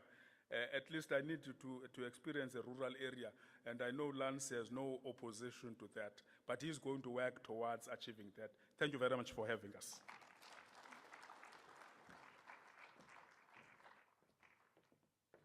Thank you very much, President Siyabulela.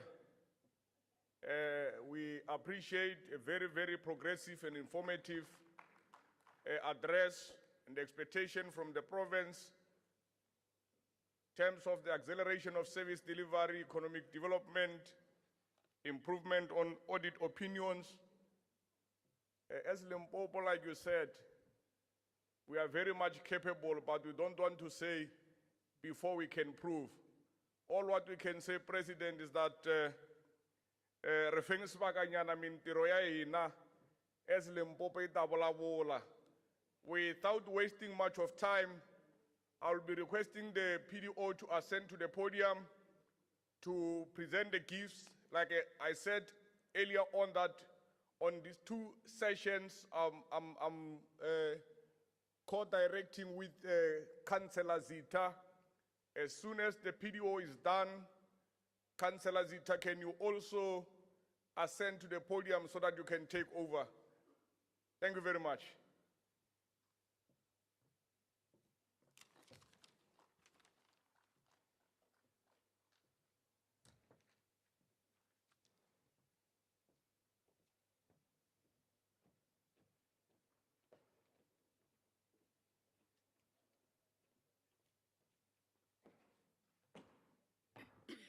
Thank you very much, Program Director. Mine is a very simple one. I'm going to be requesting our guests that have honored us with their presence and also just their message of Councillor Mbe charging us to do more than what we are doing. So I'm going to ask on stage Councillor Mbe to join me together with Hosingove in handing over those gifts as members of the PEC.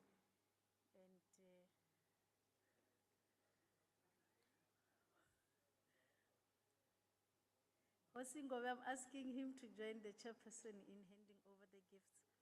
And we don't thank the fish for swimming here. So, and then as I call on, Councillor Mbe, there's protocol issues here, but allow me to do what Lance won't fight with me for. I'm going to ask MEC Monama to come on stage.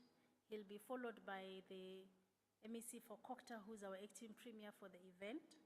And we felt the president also should be a recipient. So if the three of them can come in that order. And then I'm going to request.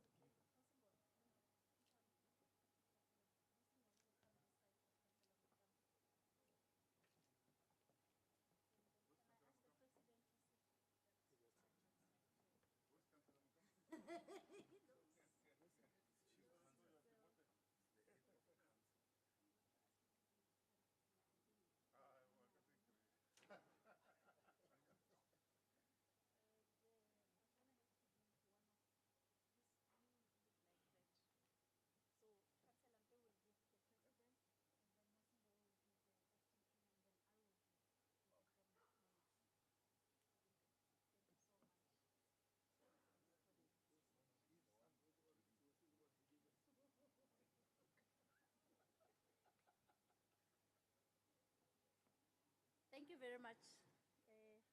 Thank you so much. Yes.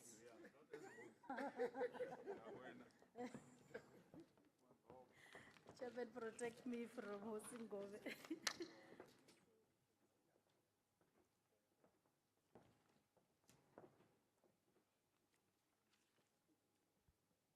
Inkomu.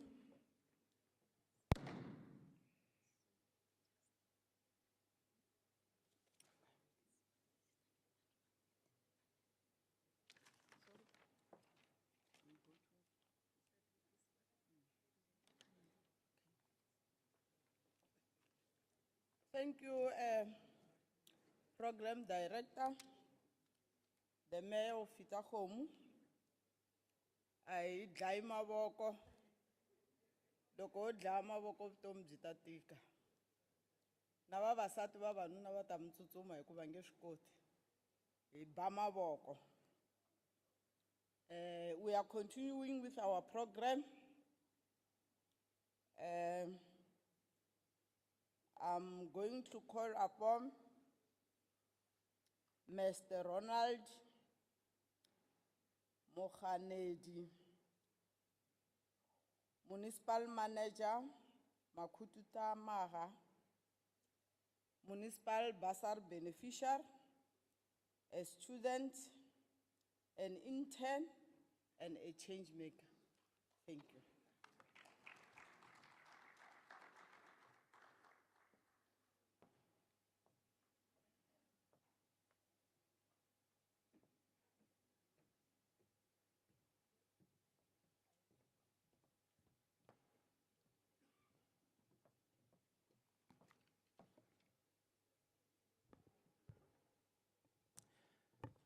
Ke a leboga Program Director.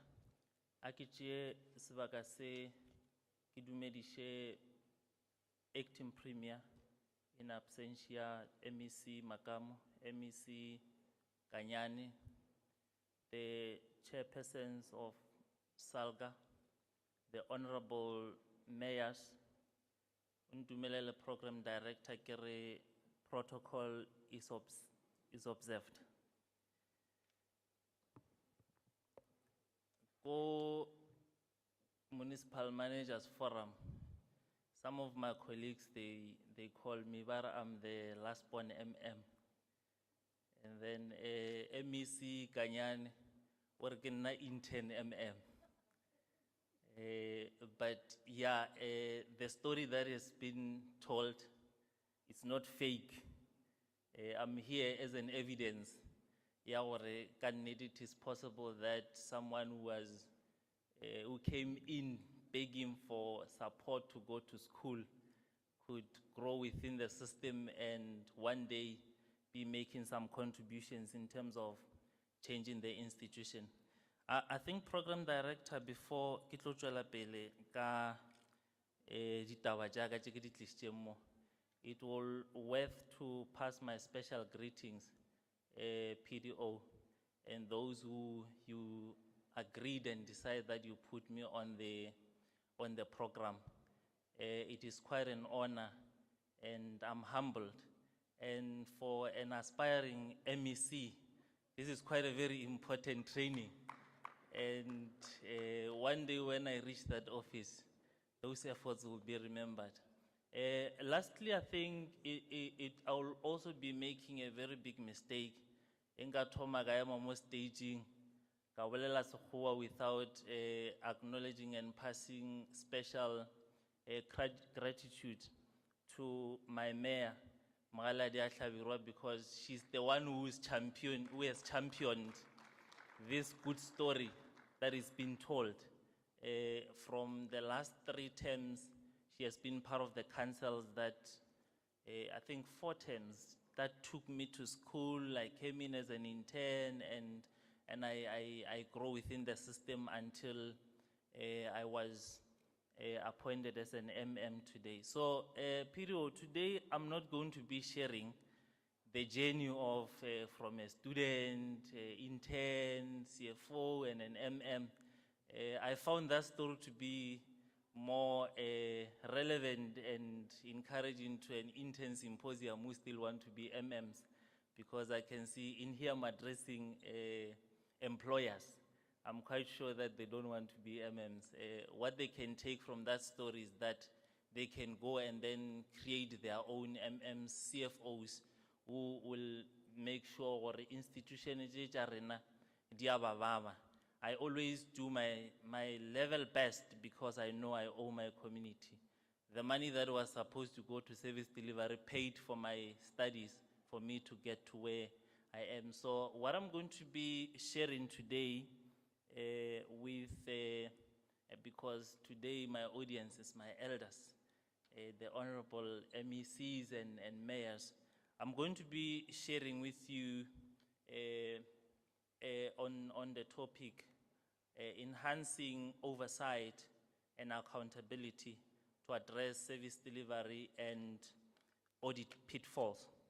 So I've prepared a presentation video which I think I started by trying to say what is oversight, but I'm not going to spend too much time reading that much English, which is there. I think you can just scroll over there. I went into, oh, I'm the one who's supposed to do that. All right, I was not aware. Okay, so I'm going to try and try to speak to oversight in a simple understanding, to say from where I'm sitting, and oversight is where we are saying this is obviously a constitutionally mandated function that is given to the council. Because there are laws and regulations, the parliament for the municipality to operate within, they must scrutinize, they must then oversee the executive as to whether are they implementing those. They have passed an IDP which the mayor have signed a contract together with the MM and said these are the targets that we are going to be implementing for this particular financial year. And the MM has also prepared what we call a procurement plan that obviously is one of the enablers so that we can, so the oversight would be when now council comes in to see as to whether the executive and management are doing those things that the council have promised our people that we are going to deliver those. So I've also touched on the issue of accountability, which obviously the accountability is basically the management and the executive reporting back to the council and the community in terms of the promises that have been made in implementation of these documents that the council have approved. And there be consequences in terms of corrective actions where certain things were not done as they were supposed to be done. So I also just touched on to say, okay, we talk about oversight. Do we have any legislative framework? Do we have any guidelines that can assist, more especially those who are coming into the space as new councillors, to assist them in terms of understanding what is this oversight, what are the mechanisms that can be used, how do you execute this oversight? And within the 15 years that I've spent in the local government, I've realized that to this far, for anyone in the local government, being a councillor or an administrator, to say, I don't know what to do.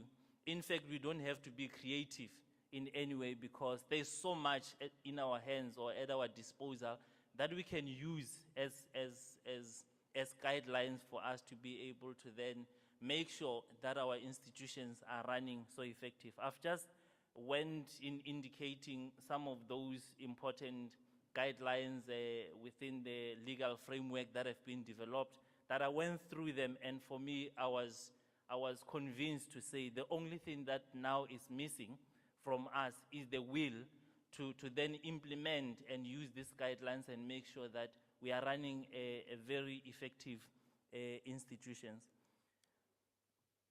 Then the question that came to my mind was to say, with all this legal framework, with all these guidelines that are there in our disposal, Why are we still struggling? Program director, it was indicated here that out of our 27 municipalities, there are still those who were struggling in terms of audit outcomes, but more importantly, even on service delivery, because you would find that we promised people, considering the limitation in the funds that we have, but at least if we promise them that we are going to give them a road up to this particular percent, if we could then be able to do that, it gives people hope that when other funds are being given to us, we are then going to be able to. So I realized that as most of the time, because from where I'm sitting, PDO, you'll hear that in all the time when it comes to the effectiveness of the municipality. I'll always say political will, because the council and the political leadership, they are the ones who actually, they are the pace setters. The effectiveness of the council, the effectiveness of the political leadership will obviously then transform the effectiveness of management.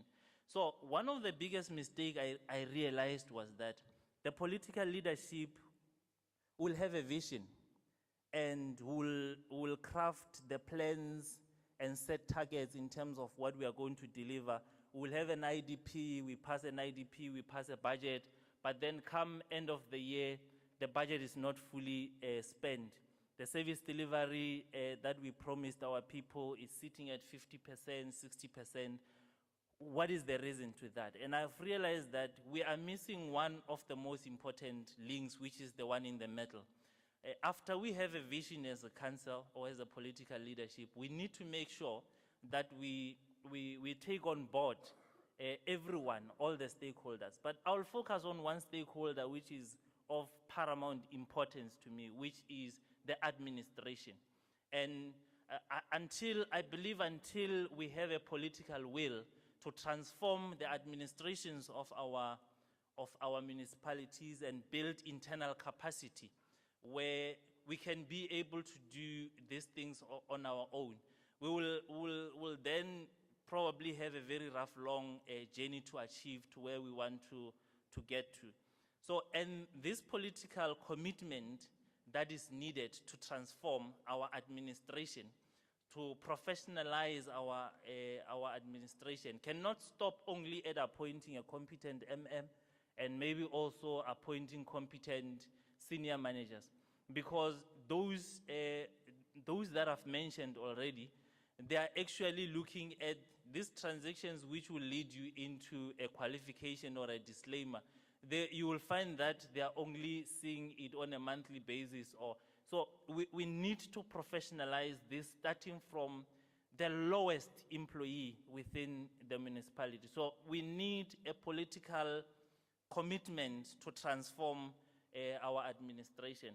This is what I did, program director, when the Honorable Mayor called me to say, the current MM's contract is ending and the recruitment process hasn't ended, and the executive committee has actually decided that you will be an acting MM from the 1st of July last year.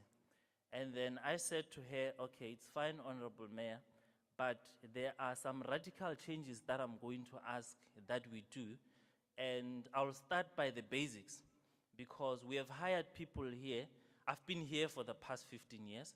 I know why we are stagnant on unqualified. We can't move to a clean audit, because out of the whole staff complement, you will find only 40%, 45% is pooling, and the rest of the other people, they are not really doing much to assist the institution. Now, we are going to have to do a radical change in terms of making sure we professionalize this institution. She asked me, how do you want to do that? Okay, I'm going to do it in 2 phases. The first phase is to make sure that I get everyone to come to work, and then at the level best also do their work. And the second phase will be when now I go deeper into managing performance. And I presented my idea to her in terms of, okay, these clocking systems that are sitting inside on the walls inside the municipality are not really effective. People come in, people are very creative. They come in, they clock in the morning before everybody even comes, and then he clocks and then he leaves. At 4:30, he comes back, he clocks out again. So if you go and check the clocking system report, he's actually doing very well in terms of coming to work, even better than those who spend the 45% I'm talking about, that they are the ones who are pulling.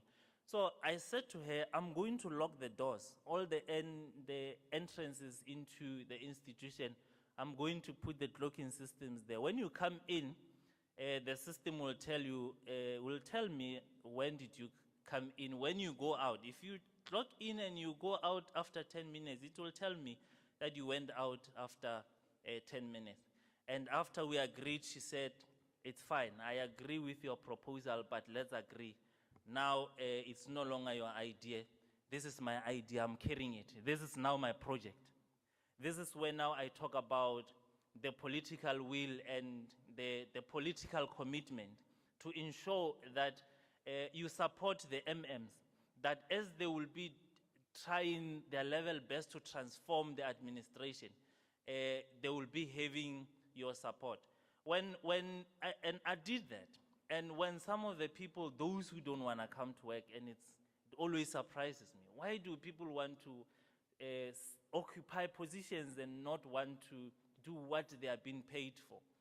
Now, they wanted to try their tricks, as they will always do.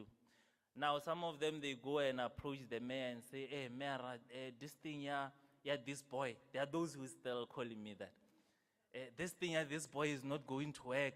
You know, you are going to fail politically because there are some of your programs we may not be able to support you and everything. And what she said to them was, you are wrong when you are saying it's his program, because it's a council problem. And as the champion of service delivery, this is it is my program. You are going to have to choose if you want to be politicians or you want to be administrators.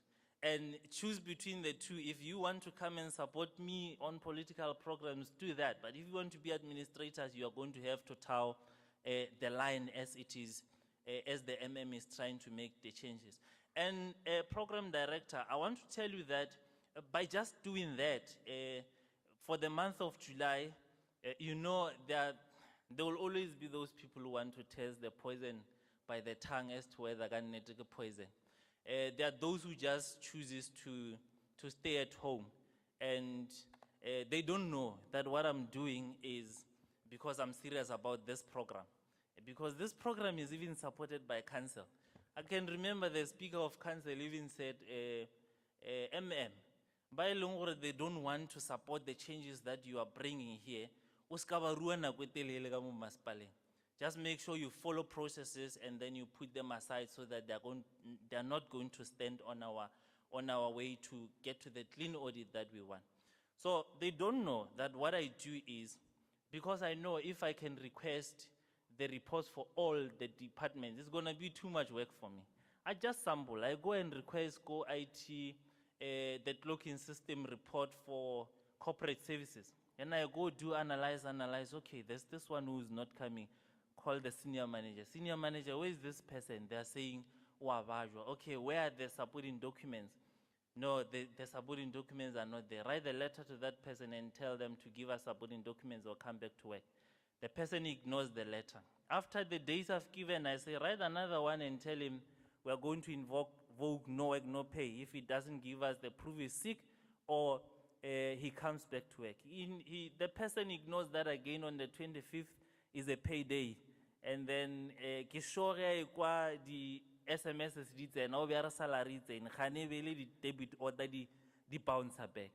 On the 26th, that person who is critically ill, who can't even come to work, is full in uniform and then is at work to ask the HR people what happened to my salary and all of those things. So I'm mentioning these things to just indicate, to say, this is how much work we as the accounting officers will then have to do to transform our local government, because to tell the truth, there's a problem in the administration. And honorable mayors, without a strong administration, that obviously will then be able to carry and implement these plans. Because you can imagine who is implementing the plans you have passed in council if people are sleeping at home. They come and log and they leave. And then the auditors come, they want to audit, there's no one to attend to them, and then you get a disclaimer, you get a qualified. So I'm quite certain that the two municipalities who have got clean audits, they can attest that when it comes to the behavior of their employees, their administration, it actually it's signifying a clean audit that they obtain. So I just wanted to then touch on that, program director, to indicate, and I think something else that I forgot to indicate with regard to that phase one that I've implemented with regard to, because I've put two phases into this professionalization of my municipality.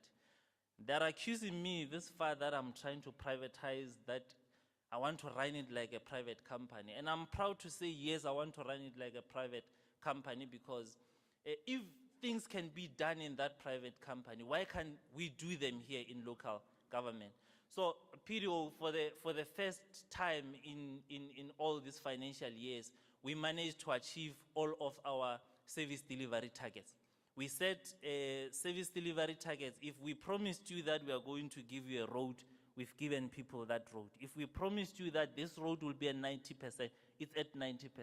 The only target that I couldn't achieve is revenue collection, which I think now I'm in the second financial year. By the end of this financial year, we should have got that one right. The second phase that now is in implementation, all of them, they've signed performance agreements. Starting from the end of this quarter, we'll be doing performance evaluations, so that we can then be able to ensure that the machinery that is supposed to then implement the plans that council have approved, it's actually well oiled, to ensure that at the end of the day, we are not going to disappoint our people. I think in conclusion, PDO, I want to just share a long story that I'll cut it short, which every time when I go through it, I find it to be very relevant to our local government. There is a story, PDO program director, of the great nation that was being moved out of the apartheid in Egypt to a promised land. And the part that really interests me, it says when they get to a place that is called Gilead, there are two tribes that obviously they also contributed to the armies of that nation so that they can conquer on their way to get to the promised land. It says because they had cattle. Now they found that particular place to be very good for grazing for their cattle. Now they start changing plans. They are saying, no, we are no longer going to the promised land because now this place is very good for our cattle for grazing. And I find that program director to be amongst ourselves in the municipalities. We have those people, those who have arrived where they were going. Irrespective of how much you want to change the system, you want to strengthen the internal control so that you can get the clean audit. They don't want to go to the clean audit because there's a grazeland for them here. They don't want things to change because they don't want to always be sleeping. They don't want to come to work and do what they're being paid for. And I think in conclusion, program director, my message would be, let us look amongst ourselves, those people, those who have arrived where they were going, because for us, we still have a long journey to ensure that we give our people the services that have been promised to them. We then go find them out. We try and convert them. Those who can be converted, we put them aside and make sure that we employ people who will then have our communities at heart, so that at the end of the day, together as a province, we'll be able to report a clean audit, but more importantly, service delivery having reached our people. Ke a leboga, program director.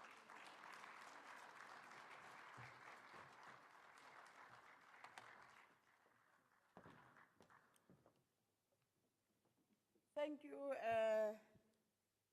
young MM, the small boy. You have spoken. Serious. No, you have spoken, MM. My MM, are you here? I'm jealous. MM, Valegia. Abakona la. Oh, Mishi Twinish Fantan. Mikopela. Thank you. It was a very good presentation, MM. I think all the MMs that are here, you'll copy the good things that are being done in other municipalities. It's not a story, it's exactly what's happening in most of our municipalities, what the MM was saying here. Thank you. We're now moving to our last item, which is a panel discussion for capacity support partnership. The members, where is my executive mayor? Oh, I'm one executive mayor. Oh, okay. Thanks.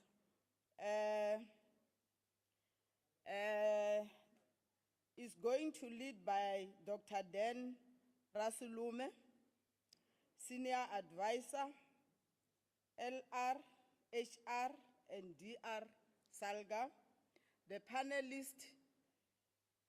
panel members, one executive mayor, Councillor Pulashai, and one man we have a kokarnoko la, that's one we have vitana.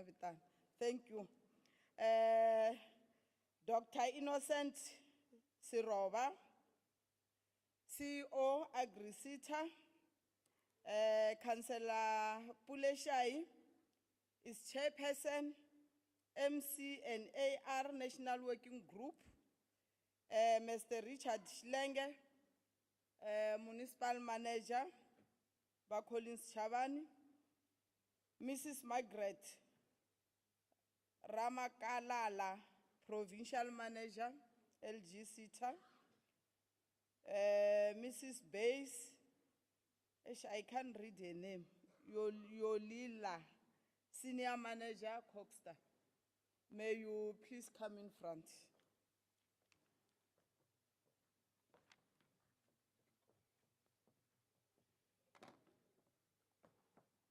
Program Director,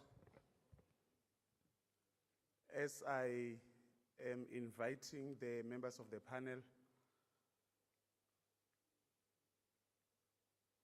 to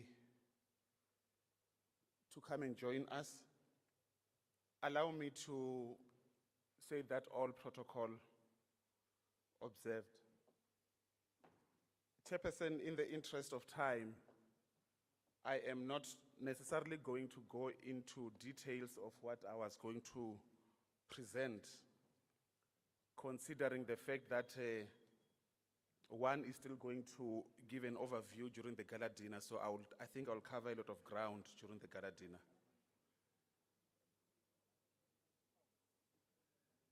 As they are getting the panel ready, allow me just to highlight a couple of things in terms of what we as a province and the problem statement we are trying to address and achieve.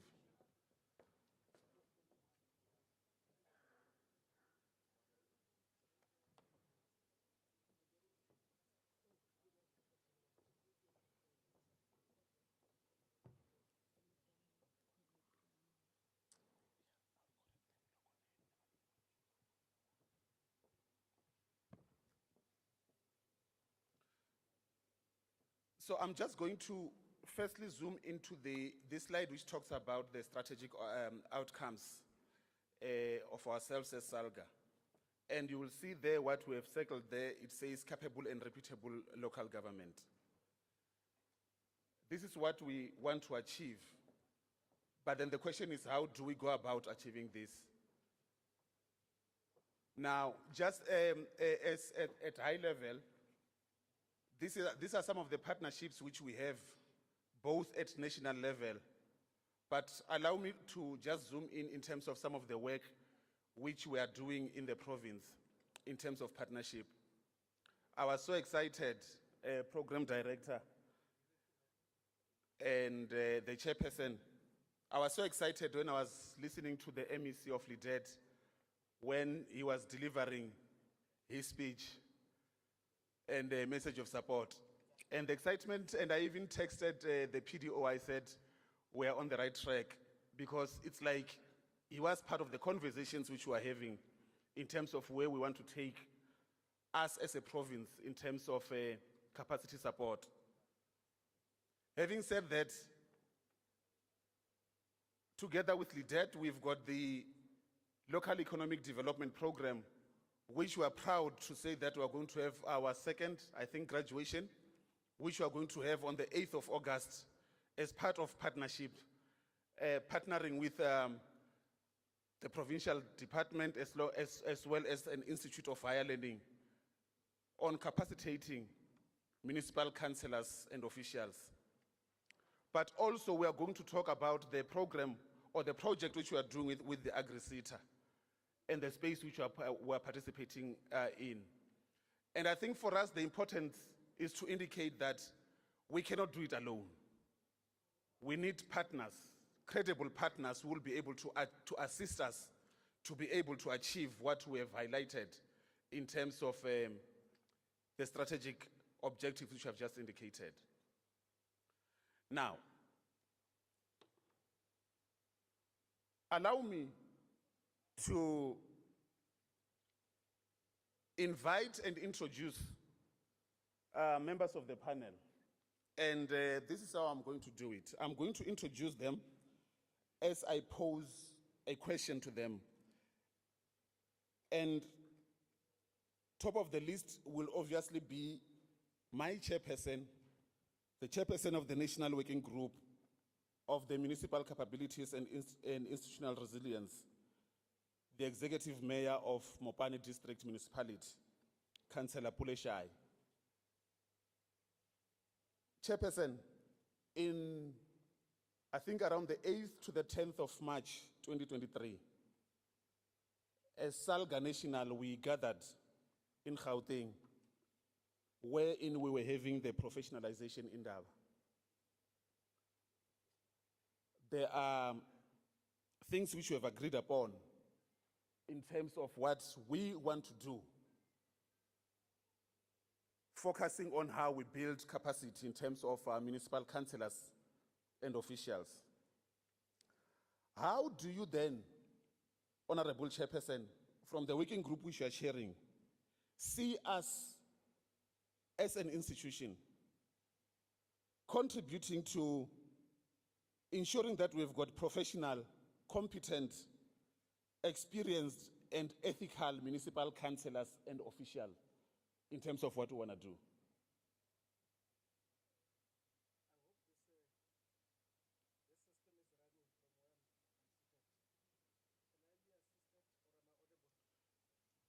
Can we get the mic of our panelists?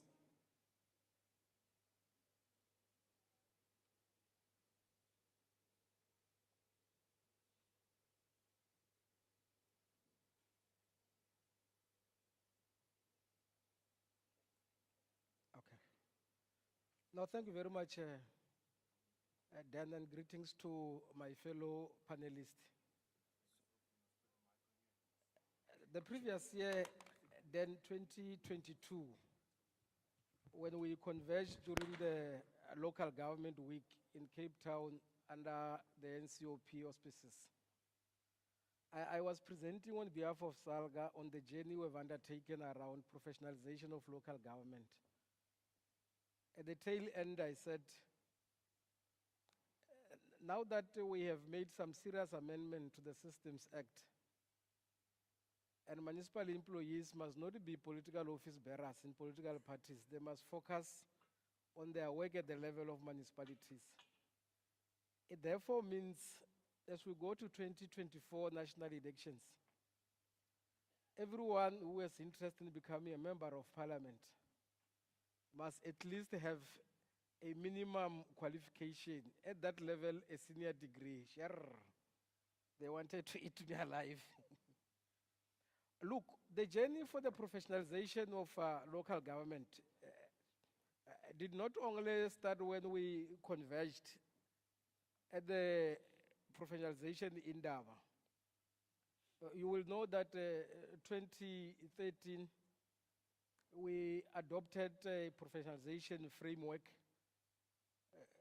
Later on, working with GIZ, COCTA, and we echoed those around one service orientation, your technical professionalization, your leadership and management professionalization, but as well as the entire professionalization of the institution. Now, over time, when we met SALGA at our own conference, we said, let's repurpose the professionalization model. And we agreed that we will add another pillar, which is inclusive communities professionalism.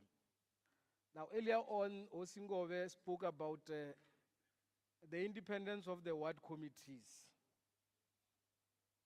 And when we speak also about the coalition that goes into councils from political parties, which the president raised as consultation with the people who made us to go into council, we needed to bring this pillar so that if we professionalize at that level, we then know that we're building those future leadership that must inspire service delivery.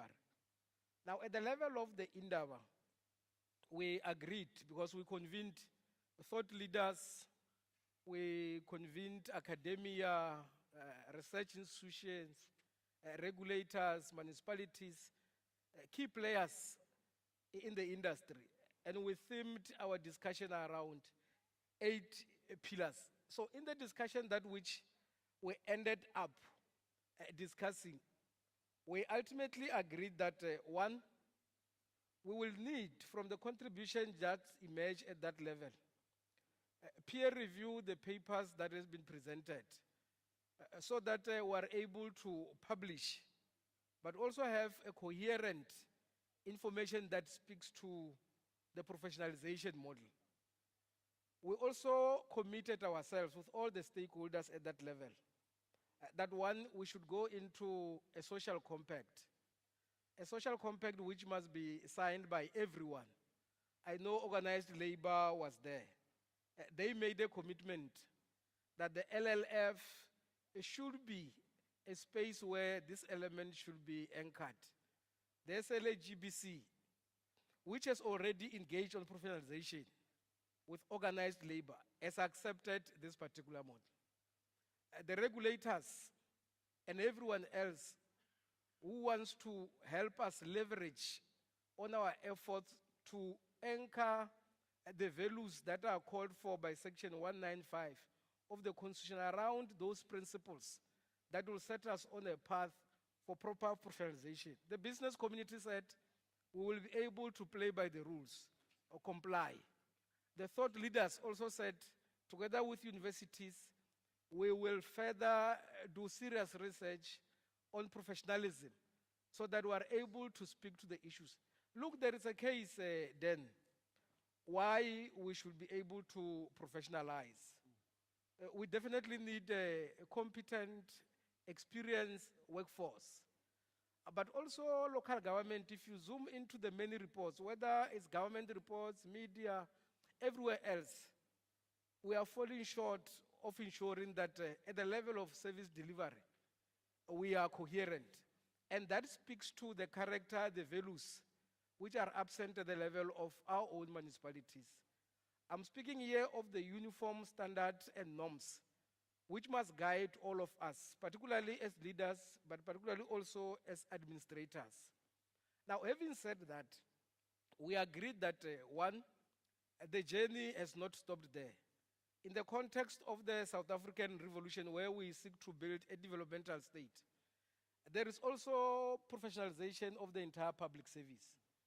We committed that we should be able to align from a vertical level all these efforts, because if you zoom into the professionalization of public service, you will realize, just using one pillar at that level of meritocracy, that you don't just employ, If you want to be a senior manager, the Nugela program, which target you as a potential senior manager, will need to be reviewed and integrate all the aspects that which local government and the pillars are actually calling for. So it is basically a journey which must seek to cue the many tendencies that are happening, not only at local government level, but the entire public service then. That will be my short preliminary remark. Thank you very much. Thank you very much. Thank you so much, Chair. Thank you so much, Chair. I think I'm going to come back to you in terms of there's one area which I would want you to, as we conclude, in terms of where then should we go to, in terms of the journey which we are taking as a cluster and as the sector in general. But allow me to introduce Mr. Timothy Dihole Siroka, who is the DDG responsible for cooperative governance at Coxstar in the province. Now, DDG, we are talking about the importance of partnership for the purposes of capacity support in our municipalities. I've said it in my introductory remarks that we cannot do it alone. How do you, as Coxstar, see yourself, how do you see a role of yourself in that space? And who do you think it's also important for us to achieve the kind of a state which we are envisaging to achieve through the caliber of leaders who we employ in the sector? Thank you very much, facilitator. I'm not sure if I'm audible.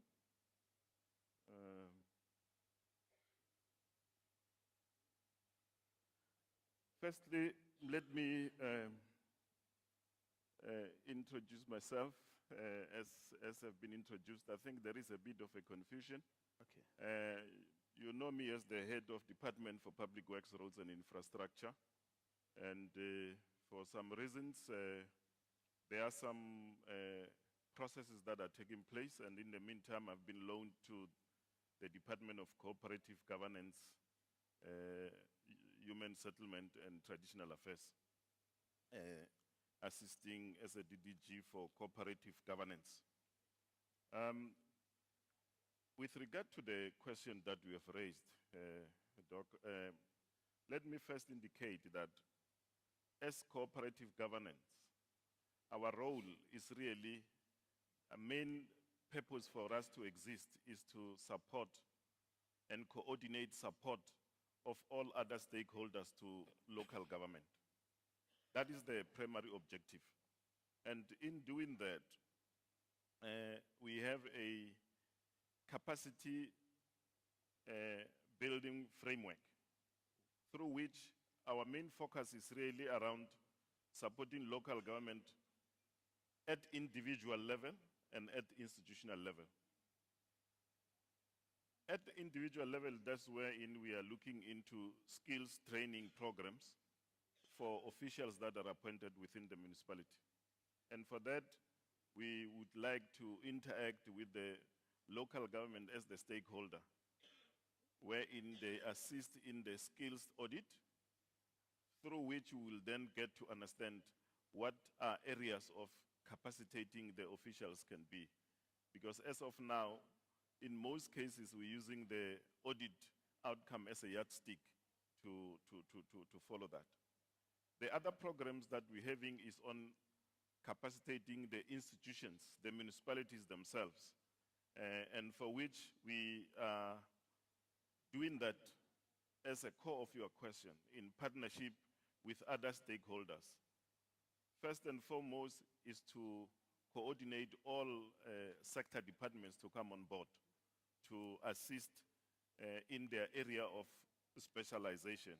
I must indicate and admit that amongst that, the Department of Public Works, which is actually the department I'm leading as the accounting officer, both at national and provincial level, it's still one of those departments that are lagging behind in supporting municipalities, because these sector departments are supposed to play part in terms of assisting in developing sector plans that are informing the IDP processes.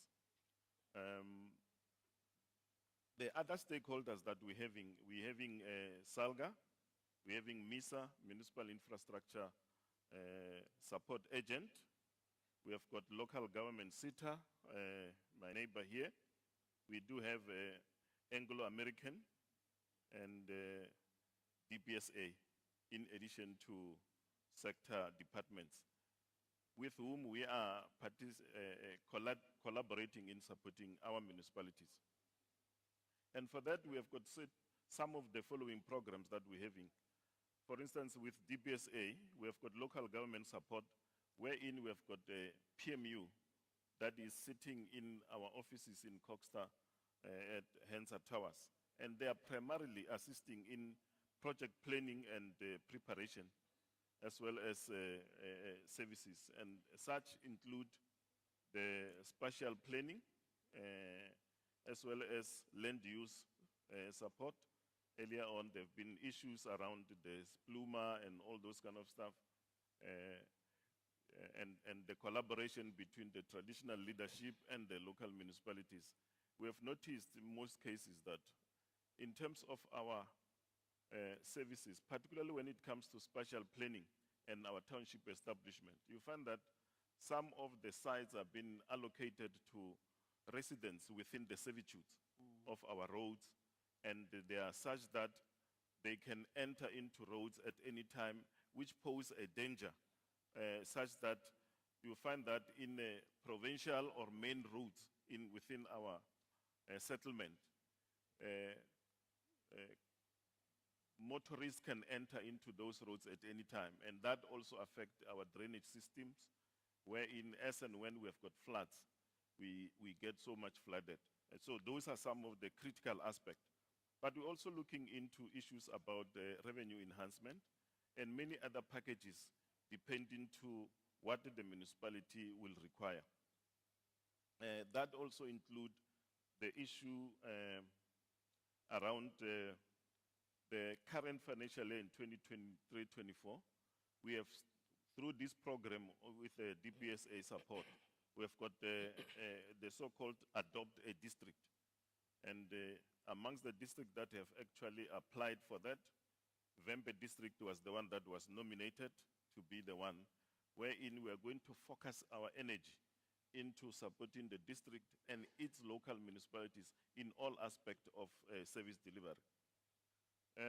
We also have MISA, primarily assisting with project planning, preparation and execution on MIG, because as we know, MIG is our greatest grant, and we want to ensure that we spend as much as possible so that You've got everyone there. And talking about that, Doctor, let me introduce and bring to the discussion Dr. Betha Litswalo. I think, Dr. Litswalo, you've been a servant of the province at senior management in different municipalities. But you are sitting here today. So much that we ensure that what we have as our sector skills plan, it is developed after consultation with various stakeholders. Yes, you are right. We have partnered with yourselves as SALGA, and not only you, we have partnered with institutions of higher learning, our universities, our TVET colleges, even traditional leaders, we have partnered with them. Both private and public entities, even our sister departments. We expand the scope and talk to you and see what more work we can do. So what we are saying is that as municipalities, let us not only confine ourselves to the LG cities. All these cities are there for us. Let's go out there and partner with them. There is a lot of value, as Dr. Litswalo is saying, which we can get out of that. Now, my last panelist is Mr. Richard Shilenge, who is the municipal manager of a neighboring municipality here, Collins Shabane Municipality. Now, Councillor Shai spoke about the importance of, and I quote, professional, competent, experienced, and ethical municipal, in your case, I'll talk about municipal officials, because you are leading the administration. What impact does it have to you as an MM and the institution as a whole if we don't capacitate and out of that we don't have competent, experienced, ethical and professional municipal officials from as high as senior managers to a low person as a general worker? What impact does that have in service delivery in your municipalities, but also reflect on how do you see us play and contributing to professionalizing every single person from the top to the bottom in your institutions? Okay, thanks so much, facilitator, and also to greet my fellow panelists. Can I make a preamble here to say our capacity challenges are a direct product of our recruitment process. I know many will not want to hear this, and I'm going to say it. Councillor Shai spoke about professionalization of local government. Of course, it was touching more on the political part. But the reality is, once you start to talk about professionalization, what is the core issue in terms of professionalization of local government? And to me, the core here are human bodies that are in the municipalities. If you go to an interview and hire somebody who is not professional, it goes without saying that you are diluting the whole system. If you want to professionalize local government, hire qualified professionals with required skills. Believe me, facilitator, it is very difficult as a municipal manager to advertise a position of an accountant. And the next thing you find yourself fighting to appoint the correct accountant because of other things that they might be coming from the sideline to say, no, not this one, but this one. And remember, what we hire today is what will go into our system and whatever a challenge that we're going to have in terms of capacity, it will be the result of what we have hired. Let me just give you a simple example. We are crying every day of MIG spending. We are crying of poor audit outcomes. We're speaking of poor project management, which end up having project stuck or stopped.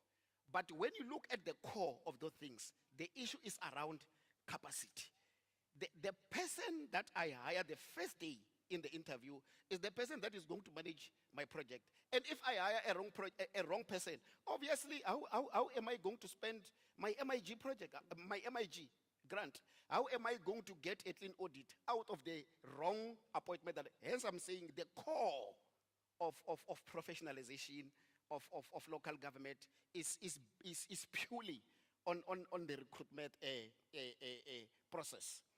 At one stage, Minister Kumuzo Chabeni, she made mention of this to say, out of 2,747 senior officials in local government, only 1,565 have reached minimum competencies, and that is 53%.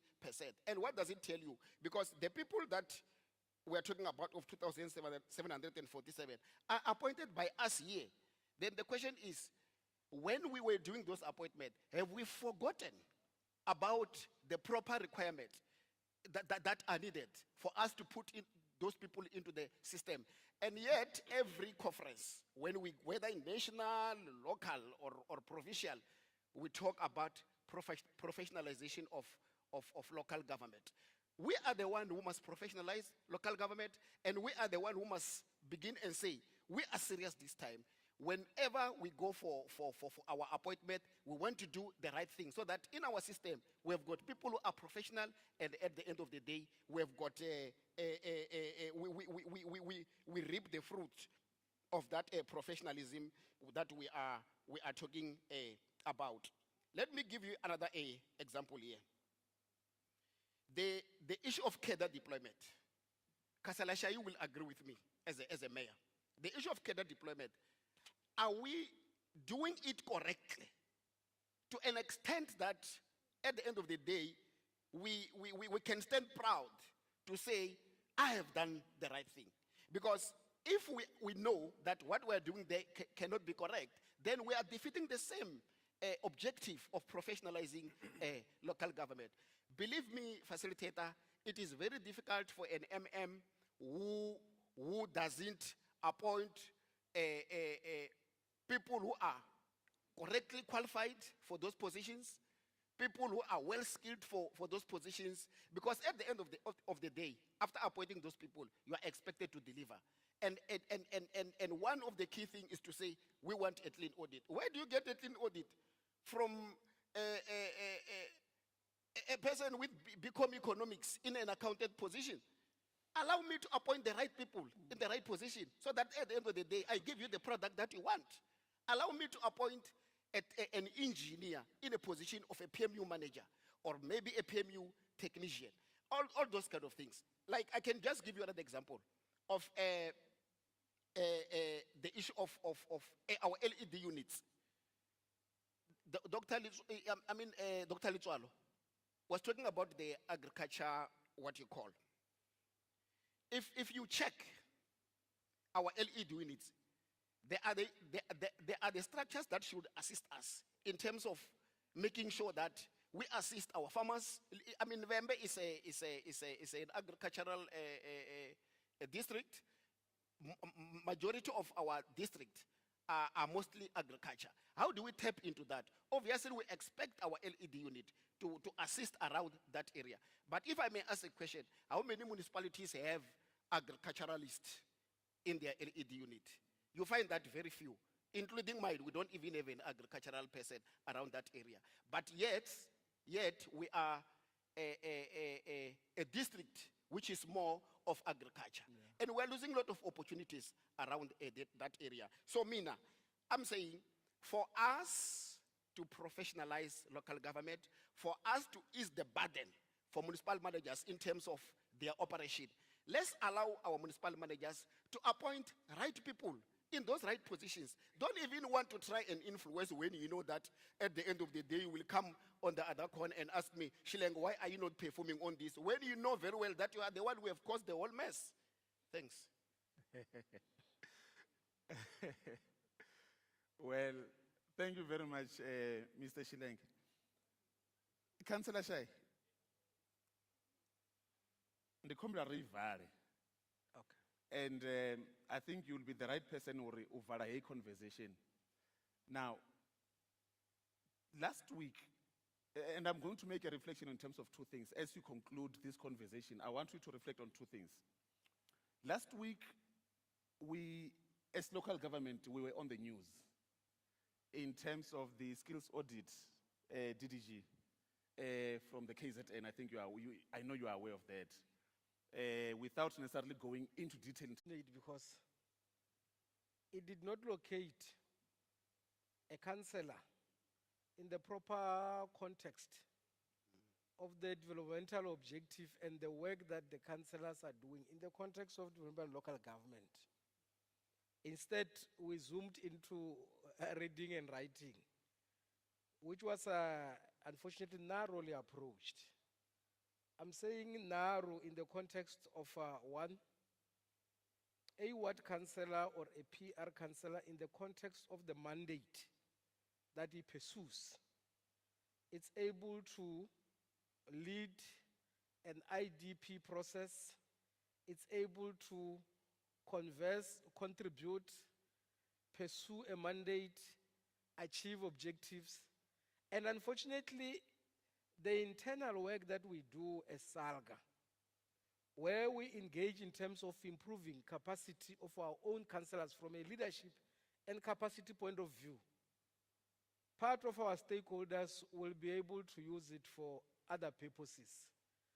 That is why when we rise from the national conference in Cape Town, at the level of the professionalization in Dava, the social compact that we ventured into, we needed to call for these key stakeholders, including the media, so that we are able to close space on important interventions that we do to improve local government so that it can serve our communities better. So at the level of SALGA, with the launch of the catalog, the SALGA capacity program, we seek to draw in many stakeholders to come into the space.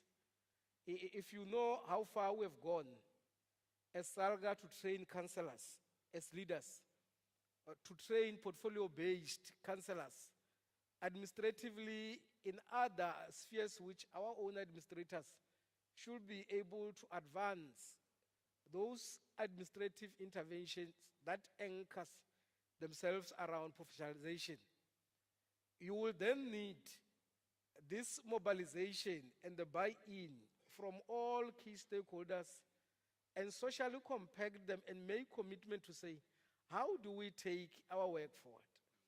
I was listening to the MM who was presenting on behalf of the rest of us here around radicalizing.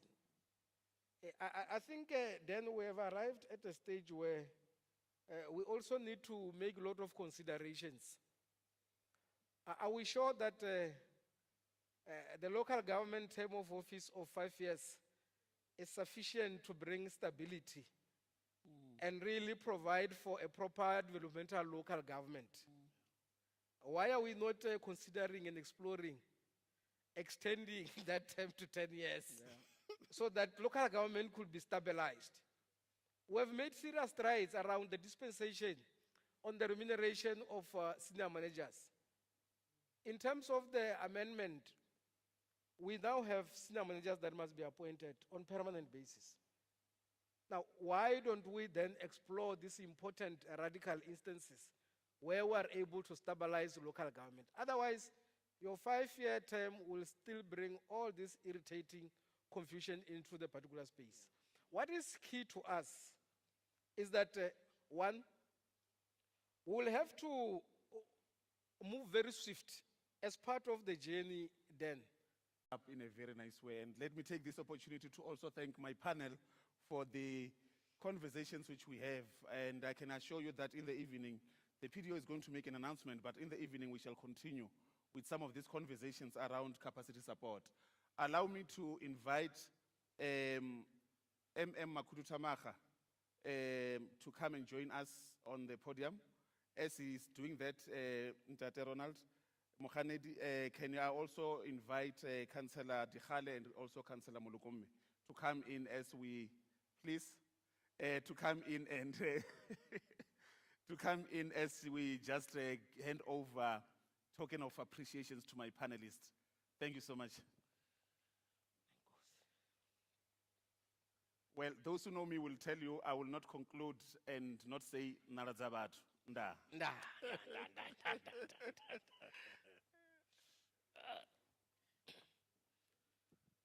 You can see, sure.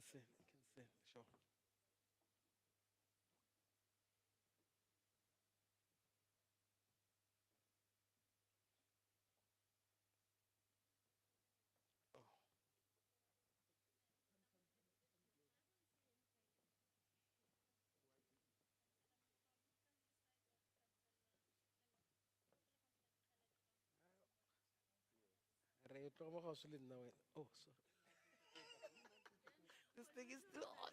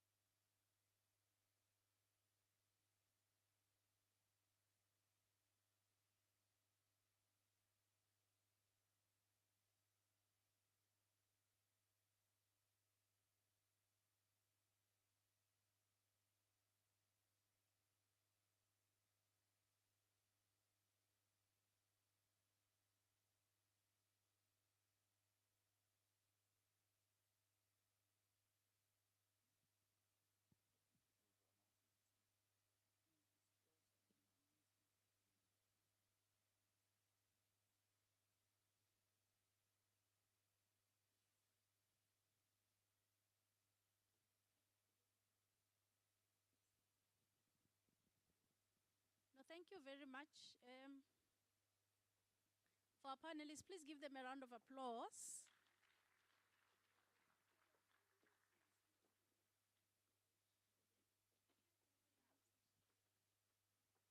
So that brings an end to a long day, but we needed to conclude the day. So for those who have received gifts, we don't have to declare Councillor shy. We've made sure we comply. So we are done for the day. If I can get an indication of what time it is, 6:30. So we have planned a gala dinner at Hotel 210, where we will be gathering. I'm going to ask that we be there by 7:30. It is winter, we would have loved to have been there at 6:30, but because we needed to process the issues that we dealt with today, we are apologetic of that, or maybe let me not necessarily say we are apologetic because we needed to process this as a province. So let us meet at Hotel 210 at exactly 7:30 and begin with our program. We don't have a very long program, but we just wanted to wrap up part of what we are here to do as a province for the gala dinner as well. So tomorrow we are meeting here at exactly 8:30 so that we can then conclude the business of the day and be able to conclude tomorrow by lunchtime so that we can travel to our respective places. Thank you very much, honorable councillors and ladies and gentlemen. See you at the gala dinner at Hotel 210. Thank you so much.